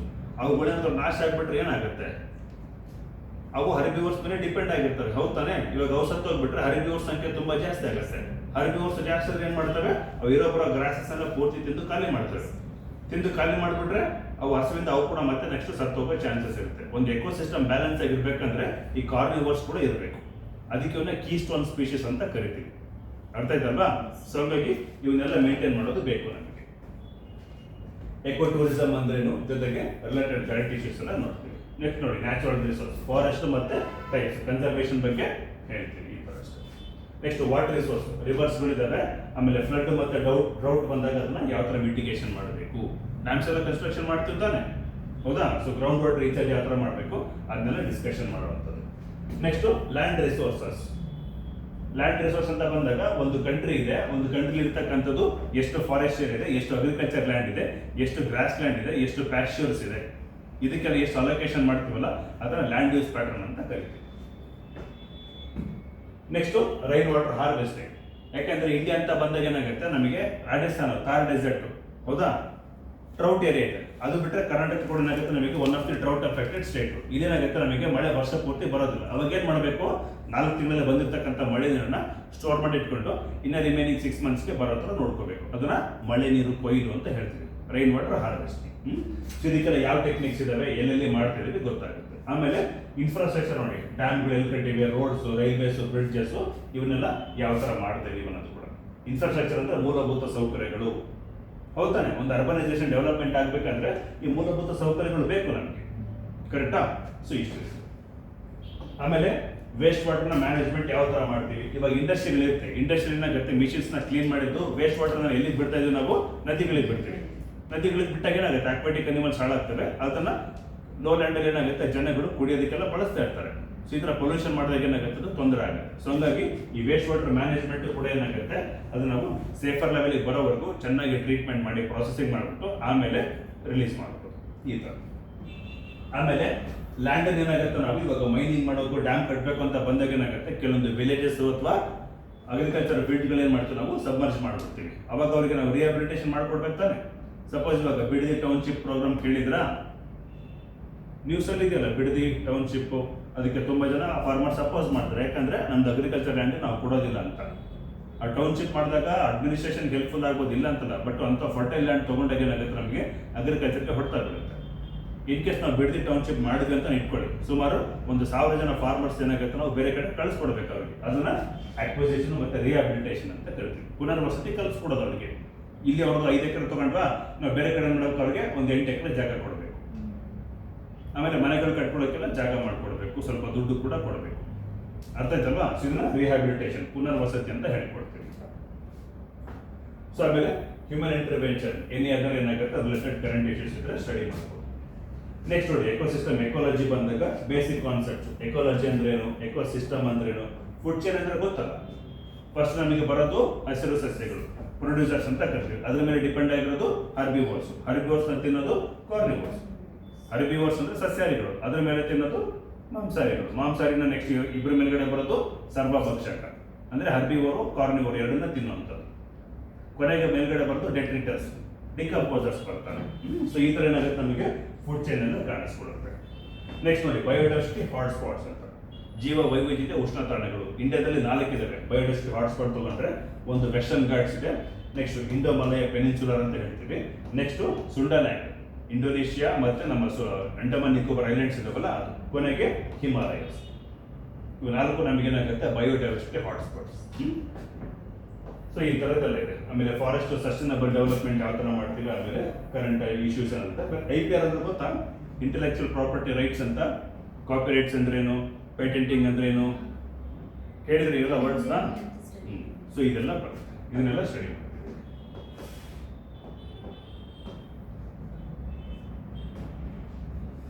ನೆಕ್ಸ್ಟ್ ನೋಡಿ ಎನ್ವಿರಾನ್ಮೆಂಟ್ ಅಲ್ಲಿ ಪೊಲ್ಯೂಷನ್ ಆಗುವಂಥದ್ದು. ಎನ್ವಿರಾನ್ಮೆಂಟಲ್ ಪೊಲ್ಯೂಷನ್ ಅಂದ್ರೇನು, ಸಾಲಿಡ್ ವೇಸ್ಟ್ ಮ್ಯಾನೇಜ್ಮೆಂಟ್ ಬಗ್ಗೆ ಗೊತ್ತಿರಬೇಕು. ಓಕೆ, ಸೊ ಇಲ್ಲಿ ನೋಡಿ ಏರ್ ಪೊಲ್ಯೂಷನ್ ಮಾಡ್ತೀವಾ, ವೆಹಿಕಲ್ಸ್ ಇಂದ ಇಂಡಸ್ಟ್ರೀಸ್ ಇಂದ ಜಾಸ್ತಿ ಪೊಲ್ಯೂಷನ್ ಆಗುತ್ತೆ. ನೆಕ್ಸ್ಟ್ ವಾಟರ್ ಪೊಲ್ಯೂಷನ್ ಕೂಡ ಆಗ್ತಿದೆ. ವಾಟರ್ ಪೊಲ್ಯೂಷನ್ ಬಂದಾಗ ಬರೀ ರಿವರ್ಸ್ಗಳಿಗೆ ಇಂಡಸ್ಟ್ರಿಯಲ್ ವೇಸ್ಟ್ ವಾಟರ್ ಬಿಡೋದು ಅಷ್ಟೇ ಅಲ್ಲ, ನಾವು ಎಕ್ಸೆಸ್ ಫರ್ಟಿಲೈಸರ್ ಹಾಕಿ ಏನಾಗಿದೆ ಗ್ರೌಂಡ್ ವಾಟರ್ ಕೂಡ ಪೊಲ್ಯೂಷನ್ ಆಗಿದೆ. ಅಥವಾ ಎಕ್ಸೆಸ್ ಮೈನಿಂಗ್ ಮಾಡಿ ಕೂಡ ಏನಾಗುತ್ತೆ ಗ್ರೌಂಡ್ ವಾಟರ್ ಪೊಲ್ಯೂಷನ್ ಆಗಿದೆ, ಅದು ಕೂಡ ಇದರಲ್ಲಿ ಬರುತ್ತೆ. ನೆಕ್ಸ್ಟ್ ಸಾಯಿಲ್ ಪೊಲ್ಯೂಷನ್, ಯಾಕೆ ಎಕ್ಸೆಸ್ ಫರ್ಟಿಲೈಸರ್ಸ್ ಹಾಕಿ ನಮಗೆ ಸಾಯಿಲ್ ಮಣ್ಣಿನ ಕೂಡ ಆರೋಗ್ಯ ಹಾಳಾಗಿದೆ. ಆಮೇಲೆ ಶಬ್ದ ಮಾಲಿನ್ಯ, ಸೌಂಡ್ ಪೊಲ್ಯೂಷನ್ ಆಗುತ್ತೋ ಇಲ್ಲ. ಇಂಡಸ್ಟ್ರೀಸ್ ಅಲ್ಲಿ ಹೆವಿ ಮೆಷಿನರಿ ಕೆಲಸ ಮಾಡೋದ್ರಿಂದ, ಟ್ರಾಫಿಕ್ ಅಲ್ಲಿ ಪ್ರತಿಯೊಬ್ಬರು ಸಿಗ್ನಲ್ ಹಾರ್ನ್ ಮಾಡೋದ್ರಿಂದ ಏನಾಗುತ್ತೆ ನಾಯ್ಸ್ ಪೊಲ್ಯೂಷನ್ ಆಗುತ್ತೆ. ಇದೆಲ್ಲ ಇದೆ, ಅದಕ್ಕೆಲ್ಲ ಏನು ರೆಮಿಡೀಸ್ ಮಾಡಬೇಕು. Okay, next solid waste management. ನೀವು ಬೆಂಗಳೂರು ಅಂತ ಬಂದಾಗ ಏನಾಗುತ್ತೆ ನಮಗೆ ಕಿಚನ್ ವೇಸ್ಟು, ಡೊಮೆಸ್ಟಿಕ್ ವೇಸ್ಟ್ ಇದನ್ನೆಲ್ಲ ಮೇಂಟೈನ್ ಮಾಡೋದು ದೊಡ್ಡ ಕೆಲಸ, ಹೌದಲ್ವಾ? ಸೊ ಇದನ್ನೆಲ್ಲ ಅಡ್ರೆಸ್ ಮಾಡಬೇಕು. ಸಾಲಿಡ್ ವೇಸ್ಟ್ ಮ್ಯಾನೇಜ್ಮೆಂಟ್ ಇಲ್ಲಿ ಯಾವ ಥರ ಬರುತ್ತೆ, ಆಮೇಲೆ factors affecting the solid waste generation. ಹೌದಾ, ಘನತ್ಯಾಜ್ಯ ವಸ್ತುವನ್ನು ನಾವು ಯಾವ ರೀತಿ ವಿಲೇವಾರಿ ಮಾಡಬೇಕು ಅನ್ನೋದು ಕೂಡ ನಮಗೆ ಸಮಸ್ಯೆ ಇದೆ. ನೋಡಿ ಇಂಪ್ಯಾಕ್ಟ್ ಆಫ್ ಸಾಲಿಡ್ ವೇಸ್ಟ್ ಏನಾಗ್ತದೆ, ಅದನ್ನ ರೀಸೈಕ್ಲಿಂಗ್ ಮತ್ತೆ ರೀಯೂಸ್. ಇವಾಗ ಪ್ಲಾಸ್ಟಿಕ್ ಇದೆ, ಪ್ಲಾಸ್ಟಿಕ್ ಏನಾಗುತ್ತೆ ನಮಗೆ ಸ್ವಲ್ಪ ಥಿಕ್ನೆಸ್ ಜಾಸ್ತಿ ಬಂದಾಗ ಅದನ್ನ ನಾವು ರೀಸೈಕಲ್ ಮಾಡ್ಬೋದು. ಅದೇ ಥಿಕ್ನೆಸ್ ತುಂಬಾ ಕಡಿಮೆ ಏನಾಗುತ್ತೆ ರೀಸೈಕಲ್ ಮಾಡೋಕ್ಕಾಗಲ್ಲ, ಹೌದಲ್ವಾ? ಗೊತ್ತಾ ಇಲ್ಲ. ಆಮೇಲೆ ಪ್ಯಾಕೇಜಿಂಗ್ ಮೆಟೀರಿಯಲ್ಸ್ ಬಂದಾಗ ಇದನ್ನ ಡಿಗ್ರೇಡಬಲ್, ಬಯೋಡಿಗ್ರೇಡಬಲ್ 2 ಥರ ಬರುತ್ತೆ. ಈ ಪ್ಲಾಸ್ಟಿಕ್ ಏನಾಗುತ್ತೆ ನಮಗೆ ಬೇಗ ಬಯೋಡಿಗ್ರೇಡಬಲ್ ಅಲ್ಲ. ಅದೇ ಜೂಟ್ ಪ್ರಾಡಕ್ಟ್ಸ್ ಬಂದಾಗ ಅದು ಬೇಗ ಕೊಳ್ತಾ ಹೋಗುತ್ತೆ, ಅದು ಎಕೋ ಫ್ರೆಂಡ್ಲಿ, ಹೌದಲ್ವಾ? ಬಟ್ ಏನಾಗುತ್ತೆ ನಮಗೆ ಈ ಪ್ಯಾಕೇಜಿಂಗ್ ಅಂತ ಬಂದಾಗ, ಇವಾಗ ಹೋಟೆಲಲ್ಲಿ ನಾವೇನಾಗುತ್ತೆ ಇಡ್ಲಿ ಚಟ್ನಿ ಸಾಂಬಾರ್ನ ಪಾರ್ಸಲ್ ತೊಗೊಂಡು ಹೋಗ್ಬೇಕು. ಅವಾಗ ಜೂಟ್ ಬ್ಯಾಗಲ್ಲಿ ಹಾಕಿದ್ರೆ ಅದು ಮಾಡೋಕ್ಕಾಗತ್ತಾ? ಸಾಂಬಾರ್ ನಾವು ಜೂಟ್ ಬ್ಯಾಗಲ್ಲಿ ಹಾಕಿದ್ರೆ ಮಾಡೋಕ್ಕಾಗತ್ತೆ? ಅದಕ್ಕೋಸ್ಕರ ಪ್ಲಾಸ್ಟಿಕ್ ಬೇಕೇ ಬೇಕು ತಾನೆ, ಹೌದಲ್ರಿ? ಹೋಟೆಲ್ಗೆ ಸಾಂಬಾರ್ ಪಾರ್ಸಲ್ ತಗೋಬರ್ಬೇಕಂದ್ರೆ ಅರ್ಥ ಆಗ್ತಿದೆಯಲ್ಲ ತಾನೆ? ಸೊ ಏನಾಗುತ್ತೆ ಕೆಲವೊಂದು ಕಡೆ ನಾವು ಪರ್ಪಸ್ ಏನಾಗುತ್ತೆ ಪ್ಲಾಸ್ಟಿಕ್ ಮೇಲೆ ಡಿಪೆಂಡೆನ್ಸಿ ಇರಲೇಬೇಕಾಗುತ್ತೆ. ನೆಕ್ಸ್ಟ್ ಎನ್ವಿರಾನ್ಮೆಂಟ್ ಪ್ರೊಟೆಕ್ಷನ್ ಆಕ್ಟ್ ಏನಿದೆ, air prevention and control of pollution act, water, ಇವೆಲ್ಲ ಏನಾಗುತ್ತೆ ಪ್ರತಿಯೊಂದ್ರ ಬಗ್ಗೆ ನಮಗೆ ಆಕ್ಟ್ಸ್ ಅಲ್ಲಿ ಡೀಟೇಲ್ಸ್ ಗೊತ್ತಿರಬೇಕು, ಅದನ್ನೆಲ್ಲ ಸ್ಟಡಿ ಮಾಡ್ತಾ ಹೋಗ್ತೀವಿ. Role of information technology environment and human health. Okay, ICT ಯಾವ ಥರ ಬಳಸ್ತೀವಿ ನೋಡಿ. ಗ್ಲೋಬಲ್ ಎನ್ವಿರಾನ್ಮೆಂಟಲ್ ಇಶ್ಯೂಸ್ ಏನು, ಇವತ್ತು ಕ್ಲೈಮೇಟ್ ಚೇಂಜ್ ಬಗ್ಗೆ ಮಾತಾಡ್ತೀವಿ. ವಾಯುಗುಣ ಬದಲಾವಣೆ ಆಗ್ತಿದ್ಯಾ ಇದ್ರ ಬಗ್ಗೆ. ಆಮೇಲೆ ಆಸಿಡ್ ರೈನ್ ನೋಡಿ, ಆಮ್ಲ ಮಳೆ ಅಂತ ಹೇಳ್ತೀವಿ. ನಾರ್ಮಲ್ ರೈನ್ಫಾಲ್ ಬಂದಾಗ ಏನಾಗುತ್ತೆ pH ನಮಗೆ 5.4 ಇಂದ 5.6 ಇರುತ್ತೆ pH. ಅದೇ ಆಸಿಡ್ ರೈನ್ ಅಂತ ಕರೆದಾಗ ಏನಾಗುತ್ತೆ ಅದು 4.2 ಇಂದ 4.4 ರೇಂಜಿಗೆ ಬರುತ್ತೆ. ಅರ್ಥ ಆಯ್ತಲ್ವಾ? ಸೊ ಈ ತರ ಬಂದಾಗ ಏನಾಗುತ್ತೆ ನಮಗೆ ಸ್ಕಿನ್ ಮೇಲೆ ಬಿದ್ದಾಗ ತುಂಬಾ ಅಫೆಕ್ಟ್ ಮಾಡುತ್ತೆ. ಅದನ್ನ ಆಸಿಡ್ ಅಂತ ಕರಿತೀವಿ. ಅದಕ್ಕೆ ಏನು ಕಾರಣಗಳು, ಇಲ್ಲಿ ಸಲ್ಫ್ಯೂರಿಕ್ ಆಸಿಡ್ ಮತ್ತೆ ನೈಟ್ರಿಕ್ ಆಸಿಡ್ ಎಲ್ಲ ಕಾರಣ ಆಗುತ್ತೆ. ಸೊ ಇದನ್ನೆಲ್ಲ ಯಾವ ತರ ಅವಾಯ್ಡ್ ಮಾಡಬೇಕು ಅನ್ನೋದು ಗೊತ್ತಿರಬೇಕು ನಮಗೆ. Next global warming day by day ಆಗ್ತಿದೆ. ಆಮೇಲೆ ನೋಡಿ waste and reclamation. Waste land ಅಂದ್ರೇನು, land fit for agriculture or land not fit for agriculture ನಾವು ವೇಸ್ಟ್ ಲ್ಯಾಂಡ್ ಅಂತ ಕರಿತೀವಿ. ಅದನ್ನ ಯಾವುದು ಬಳಸ್ಕೋಬಹುದು ಅದನ್ನೆಲ್ಲ ಯಾವ ಥರ ರೆಡಿ ಮಾಡ್ಕೋಬೇಕು ಅನ್ನೋದು ತೋರಿಸುತ್ತೆ. ಹಾಗೆ ವಾಟರ್ ಶೆಡ್ ಮ್ಯಾನೇಜ್ಮೆಂಟ್ ಇಲ್ಲೂ ರಿಪೀಟ್ ಆಗುತ್ತೆ. ವಾಟರ್ ಶೆಡ್ ಅಪ್ರೋಚ್ ಇದೆ. ಲಿಂಕಿಂಗ್ ಆಫ್ ರಿವರ್ಸ್, ಇವತ್ತು ಲಿಂಕಿಂಗ್ ಆಫ್ ರಿವರ್ಸ್ ಮಾಡ್ತಿದೀವಾ ಗೊತ್ತಾಯ್ತು? ಇಂಟರ್ ಲಿಂಕಿಂಗ್ ಆಫ್ ರಿವರ್ಸ್, ನದಿ ಜೋಡಣೆ ಕೆಲಸ ಇದು ನಡೀತಾ ಇದೆ. ಇದ್ರ ಬಗ್ಗೆ ನಾವು ಅಗ್ರಿಕಲ್ಚರ್ ಅಲ್ಲಿ ಪ್ಲಸ್ ಜಿಯೋಗ್ರಫಿ ಎರಡಲ್ಲೂ ಮಾತಾಡ್ತೀವಿ. ನೆಕ್ಸ್ಟ್ ವಾಟರ್ ಕ್ರೈಸಿಸ್, ನೀರಿನ ಬಿಕ್ಕಟ್ಟು ಇದೆ. ಇವತ್ತು ವಾಟರ್ ಕ್ರೈಸಿಸ್ ನಮಗೆ ನೋಡಿ, ಮಾನ್ಸೂನ್ ಬಂದಿಲ್ಲ ಅಂತ ಏನಾಗುತ್ತೆ ಡ್ಯಾಮ್ಗಳಲ್ಲೆಲ್ಲೂ ನೀರಿಲ್ಲ. ಡ್ಯಾಮಲ್ಲಿ ನೀರಿಲ್ಲ ಅಂದ್ರೆ ಕುಡಿಯೋಕ್ಕೂ ಇಲ್ಲ, ಬೆಳೆ ಬೆಳೆಯೋದಕ್ಕೂ ಇಲ್ಲ. ಅದೇ ನೀರಿನ ಬಿಕ್ಕಟ್ಟು ಅಂತ ಕರೆಯೋದು. ಯಾಕಂದ್ರೆ ಪ್ರಪಂಚದಲ್ಲಿ 100 ಜನ ಇದ್ರೆ ಅಷ್ಟು ಜನ, ಅದರಲ್ಲಿ ಇಂಡಿಯಾದಲ್ಲಿ ಎಷ್ಟು ಜನ ಇರ್ತಾರೆ? 18 ಜನ. ನಮ್ಮ Indian population 18% of the global population ಇದೆ. ಆಮೇಲೆ ವಾಟರ್ ರಿಸೋರ್ಸ್ ಅಲ್ಲಿ ನಮಗೆ ಬರೀ 4% ಇದೆ. ಅಂದ್ರೆ ಪ್ರಪಂಚದಲ್ಲಿ 100 ಲೀಟರ್ ನೀರಿದ್ರೆ ಅದ್ರಲ್ಲಿ ನಮ್ಮ ಹತ್ರ ಇಂಡಿಯಾದಲ್ಲಿ ಎಷ್ಟಿದೆ? ಬರೀ 4 ಲೀಟರ್ ನೀರು. ಪಾಪ್ಯುಲೇಷನ್ ಎಷ್ಟು ಪರ್ಸೆಂಟ್ ಇದೆ? 18% ಪಾಪ್ಯುಲೇಷನ್ಗೆ ನಾವು ಬರೀ 4 to 5% ನೀರಿದ್ರೆ ಆಗುತ್ತಾ? ಇಲ್ಲ ತಾನೆ. ಸೊ ಅದು ವಾಟರ್ ಕ್ರೈಸಿಸ್ ಅಂತ ಕರೀತೀವಿ, ನೀರಿನ ಬಿಕ್ಕಟ್ಟು ಅಂತ ಹೇಳ್ತೀವಿ. ಸೊ ಇದನ್ನೆಲ್ಲ ಯಾವ ರೀತಿ ಅವಾಯ್ಡ್ ಮಾಡಬೇಕು ಅನ್ನೋದೆಲ್ಲ ಗೊತ್ತಾಗಬೇಕು. ಕ್ಲಿಯರ್? ನೆಕ್ಸ್ಟ್ ನೋಡಿ, civil society interface joint forest management system. ಅಂದ್ರೆ ನಾವು ಸಿವಿಲಿಯನ್ಸ್ ಇದೀವಿ, ಎಲ್ಲ ಕೆಲಸನೂ ಬರೀ ಗೌರ್ಮೆಂಟ್ ಮೇಲೆ ಬಿಟ್ಟರೆ ಆಗುತ್ತಾ? ಸೋಷಿಯಲ್ ರೆಸ್ಪಾನ್ಸಿಬಿಲಿಟಿ ನಮಗಿರ್ಬೇಕು ತಾನೆ. ಪರಿಸರನ ಹೆಂಗೆ ನೀಟಾಗಿ ಇಟ್ಕೋಬೇಕು, ಫಾರೆಸ್ಟ್ ನಾವು ಹೆಂಗೆ ಮೇಂಟೈನ್ ಮಾಡಬೇಕು, ಮರಗಳನ್ನು ನಾವು ನೆಡಬೇಕು, ಎಷ್ಟು ಸಾಧ್ಯ ಆಗುತ್ತೋ ನಾವು ಅಷ್ಟು ಬಯೋ ಫ್ರೆಂಡ್ಲಿ ಮೆಟೀರಿಯಲ್ಸ್ ಬಳಸಬೇಕು ಅನ್ನೋದು ನಮಗೂ ಗೊತ್ತಿರಬೇಕು. ಸಿವಿಲಿಯನ್ಸ್ ಆಗಿ ನಮ್ಮ ರೆಸ್ಪಾನ್ಸಿಬಿಲಿಟಿ ಕೂಡ, ನಾಗರಿಕ ಜವಾಬ್ದಾರಿ. ಸೊ ಇಲ್ಲಿ ಕಮ್ಯುನಿಟಿ ಪಾರ್ಟಿಸಿಪೇಷನ್. ಇವಾಗ ಕ್ಲೀನಿಂಗ್ಗೋಸ್ಕರ ಏನಾಗುತ್ತೆ? ಪ್ರತಿಯೊಬ್ಬರು ಕೆಲಸ ಮಾಡ್ತಿರ್ತಾನೆ, ಸ್ವಚ್ಛತಾ ಆಂದೋಲನ ಮಾಡ್ತಾ ಇದೀವಲ್ಲ, ಅದು ಕಮ್ಯುನಿಟಿ ಪಾರ್ಟಿಸಿಪೇಷನ್ ಆಗುತ್ತೆ. ಆಮೇಲೆ ಎಷ್ಟು ಜನ ಸೆಲ್ಫ್ ಹೆಲ್ಪ್ ಅಲ್ಲಿ ಏನಾಗುತ್ತೆ ಅಥವಾ ಸ್ವಯಂ ಪ್ರೇರಿತರಾಗಿ ಎಷ್ಟೊಂದು ಮರ ಗಿಡಗಳನ್ನು ನೆಟ್ಟಿದ್ದಾರೆ. ಸಾಲು ಮರ ತಿಮ್ಮಕ್ಕೆ ಹೆಸರು ಕೇಳಿದ್ರಾ? ಮರ ಗಿಡ ನೆಟ್ಟರೋ ಇಲ್ವಾ? ಹೆಸರು ಜಾಸ್ತಿ ಮಾಡಿದ್ರು, ಅದು ಸೋಷಿಯಲ್ ರೆಸ್ಪಾನ್ಸಿಬಿಲಿಟಿ, ಕಮ್ಯುನಿಟಿ ಪಾರ್ಟಿಸಿಪೇಷನ್. ಆಮೇಲೆ ನೋಡಿ, ರಿಹಾಬಿಲಿಟೇಷನ್ ಆಯ್ತು. Disaster management. ಡಿಸಾಸ್ಟರ್ ಅಂದ್ರೆ ಏನು? ಪ್ರಕೃತಿ ವಿಕೋಪ. ಇವಾಗ ಬರಗಾಲ ಬರ್ಬೋದು ಅಥವಾ ಪ್ರವಾಹ ಆಗ್ಬೋದು. ಇದನ್ನ ಯಾವ ರೀತಿ ನಾವು ಮ್ಯಾನೇಜ್ ಮಾಡ್ತೀವಿ ಅಂತ ಹೇಳ್ಬೋದು. ಸೊ ಇದು ನಮಗೆ next sustainable forest development. Forest ಇಂದ ಏನಾಗುತ್ತೆ? ನಾವು ಎಷ್ಟೊಂದು ರಿಸೋರ್ಸ್ ತಗೊಳ್ತೀವಿ, ಇಲ್ಲ ಅಂತಲ್ಲ. ಅಟ್ ದ ಸೇಮ್ ಟೈಮ್ ಏನ್ ಮಾಡಬೇಕು? ಅಷ್ಟೊಂದು ಅಫಾರೆಸ್ಟೇಷನ್ ಕೂಡ ಮಾಡಬೇಕು. ಒಂದು ಮರ ಕಡಿದ್ರೆ ಇನ್ನು 2 ಮರಗಳನ್ನು ನೆಡಬೇಕು, ಹೌದು ತಾನೆ? ಸೊ ಈ ತರ ಮಾಡಿದಾಗ ಏನಾಗುತ್ತೆ? ಸಸ್ಟೈನಬಲ್ ಆಗಿ ನಾವು ರಿಸೋರ್ಸ್ ನ ಬಳಸ್ಕೊಳ್ಬಹುದು, ಫ್ಯೂಚರ್ ಜನರೇಷನ್ಗೆ ಇರೋ ತರ ಕೂಡ ನೋಡ್ಕೋಬಹುದು. ಸೊ ಇದನ್ನು ಸಸ್ಟೈನಬಲ್ ಡೆವಲಪ್ಮೆಂಟ್ ಅಂತ ಕರಿತೀವಿ. ಆಮೇಲೆ ಯಾವ್ಯಾವುದು ಇದಾಗುತ್ತೆ? ಅರ್ಥಕ್ವೇಕ್ ಆಗುತ್ತೆ, ಹೌದಾ? ಭೂಕಂಪನಗಳಾಗುತ್ತೆ, ನಮಗೆ ಡ್ರೌಟ್ ಬರಗಾಲ ಬರುತ್ತೆ, ಸುನಾಮಿಗಳಾಗ್ಬೋದು, ಗ್ಲೋಬಲ್ ವಾರ್ಮಿಂಗ್ ಆಗ್ಬೋದು, ಈವನ್ ಓಝೋನ್ ಲೇಯರ್ ಡಿಪ್ರೆಷನ್ ಕೂಡ ಆಗ್ಬೋದು. ಇದನ್ನೆಲ್ಲ ಏನ್ ಮಾಡ್ಬೇಕು? ನಾವು ಒಂದೊಂದೇ ಡಿಸಾಸ್ಟರ್ಗಳನ್ನ ನಾವು ಇದನ್ನ ಬಗ್ಗೆ ಕಡಿಮೆ ಮಾಡ್ಕೊಳ್ತಾ ಬರಬೇಕು. ಅರ್ಥಲ್ವಾ? ಸೊ NDRF ಇದೆ, ನ್ಯಾಷನಲ್ ಡಿಸಾಸ್ಟರ್ ರೆಸ್ಪಾನ್ಸ್ ಫೋರ್ಸ್ ಅಂತ ಕೂಡ ಇದೆ, ಹೌದಾ? ಇವಾಗ ಏನಾದ್ರೂ ನಮಗೆ ಪ್ರವಾಹ ಆಗಿರುತ್ತೆ, ಅಲ್ಲಿ ಎಷ್ಟೊಂದು ಮನೆಗಳು ಮುಳುಗಿರ್ತವೆ, ಹೌದಾನೆ? ಅವ್ರನ್ನೆಲ್ಲ ಹೋಗಿ ರೆಸ್ಕ್ಯೂ ಮಾಡಿ ಕರ್ಕೊಂಡ್ಬರ್ಬೇಕು ತಾನೆ. ಅದಕ್ಕೆ ಇರೋದು NDRF, ರಾಷ್ಟ್ರೀಯ ವಿಕೋಪ ನಿಗ್ರಹ ಪಡೆ. ಆಮೇಲೆ ಏನಾಗುತ್ತೆ? ಎಷ್ಟೊಂದು ಜನ ಈ ಫ್ಲಡ್ಸ್ ಅಲ್ಲಿ ಅರ್ಥಬೇಕಾಗಿ ಅಥವಾ ಮಳೆ ಜೋರಾಗಿ ಬಂದು ಮನೆಗಳನ್ನು ಕಳ್ಕೊಂಡಿರ್ತಾರೆ, ಅವರಿಗೆ NDRF ಮೂಲಕ ಫಂಡ್ ಕೂಡ ಕೊಡ್ತಾರೆ. ಅದನ್ನ ನ್ಯಾಷನಲ್ ಡಿಸಾಸ್ಟರ್ ರಿಲೀಫ್ ಫಂಡ್ ಅಂತ ಕೂಡ ಕರಿತೀವಿ.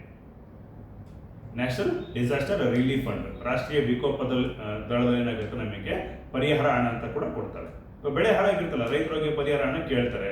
ಬರಗಾಲ ಬಂದು ಹಾಳಿದ್ರೆ ಕೇಳ್ತಾರೆ, ಪ್ರವಾಹ ಬಂದು ಮನೆ ಮುಳುಗಿದ್ರು ಕೂಡ, ಬೆಳೆ ಹಾಳಿದ್ರು ಕೂಡ ಏನಾಗುತ್ತೆ? ಅವರಿಗೆ ಸರ್ಕಾರದಿಂದ ಹಣ ಸಿಗುತ್ತೆ. ಕ್ಲಿಯರ್? ಇಷ್ಟೆಲ್ಲ ಇತ್ತು.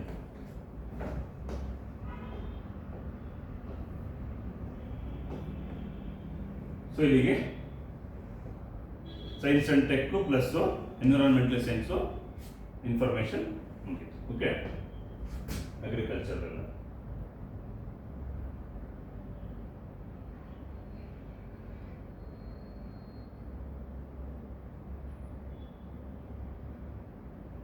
ಸೊ ಸೈನ್ಸ್ ಅಂಡ್ ಟೆಕ್ ಸ್ವಲ್ಪ ನೋಡೋಣ. ಓಕೆ, ಇದೊಂದು 15-20 ನಿಮಿಷ. ಡೌಟ್ ಏನಾದರೂ ಇದ್ರೆ ಕೇಳಿ. 1-2 ನಿಮಿಷ ಬೇಕಾ ಬ್ರೇಕ್ ಬಂದ್ರೆ ಹೋಗಿ ಬಂದು ಬೇಗ.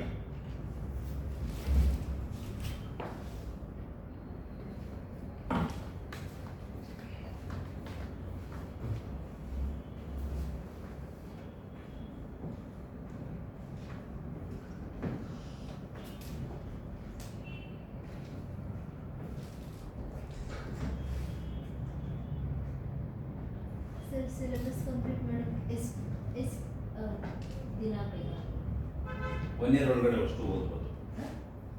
6 to 7 months ಅಲ್ಲಿ ಸಿಲೆಬಸ್ ಮುಗಿಸ್ತಾರೆ, ನೀವು ರಿವಿಷನ್ ಮಾಡಬೇಕು. ಆಮೇಲೆ ಒಂದು 3 to 4 months ಕೂತ್ಕೊಂಡು ಇಂಟೆನ್ಸಿವ್ ರಿವಿಷನ್ ಮಾಡಿಕೊಂಡ್ರೆ, ಡೈಲಿ ಒಂದು 10 hours ಓದಿದ್ರೆ 1 year ಸಿಲೆಬಸ್ 100% ಕಂಪ್ಲೀಟ್ ಆಗುತ್ತೆ. ಆಲ್ಮೋಸ್ಟ್ 95% ಅಂತ ಹೇಳ್ಬೋದು. ಈಗಲೇ ಕರೆಂಟ್ ಅಫೇರ್ಸ್ ಬಗ್ಗೆ ತಲೆ ಕೆಡಿಸ್ಕೊಳ್ಳೋಕೆ ಹೋಗಬೇಡಿ. ಮೇನ್ ಕೋರ್ ಸಬ್ಜೆಕ್ಟ್ಸ್ ಎಲ್ಲ ಚೆನ್ನಾಗಿ ಓದ್ಕೋಬೇಕು, ಆಮೇಲೆ ಕರೆಂಟ್ ಅಫೇರ್ಸ್. एग्जाम दिसंबर ಅಲ್ಲಿ ಯಾವುದು?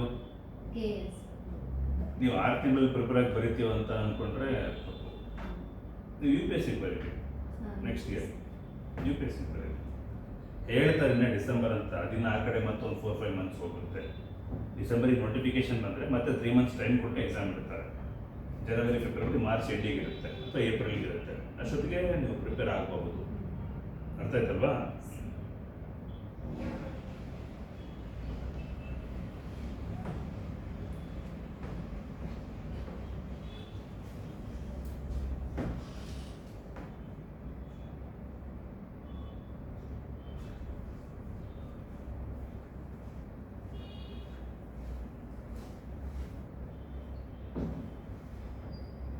ಒಂದು ನಿಮಿಷ ಇವ್ರ ಹತ್ರ ಕರೀರಿ.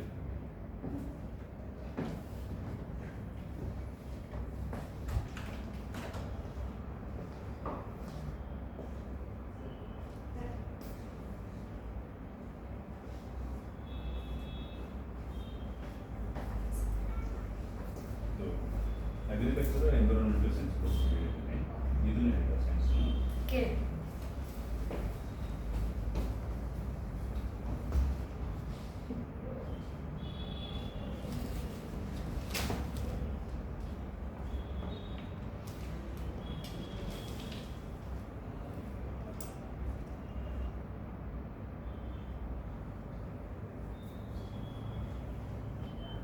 ಸ್ಪೇಸ್ ಟೆಕ್ನಾಲಜಿ ಸೈನ್ಸ್ ಇದೊಂದು ಯೂನಿಟ್ ಅಲ್ಲ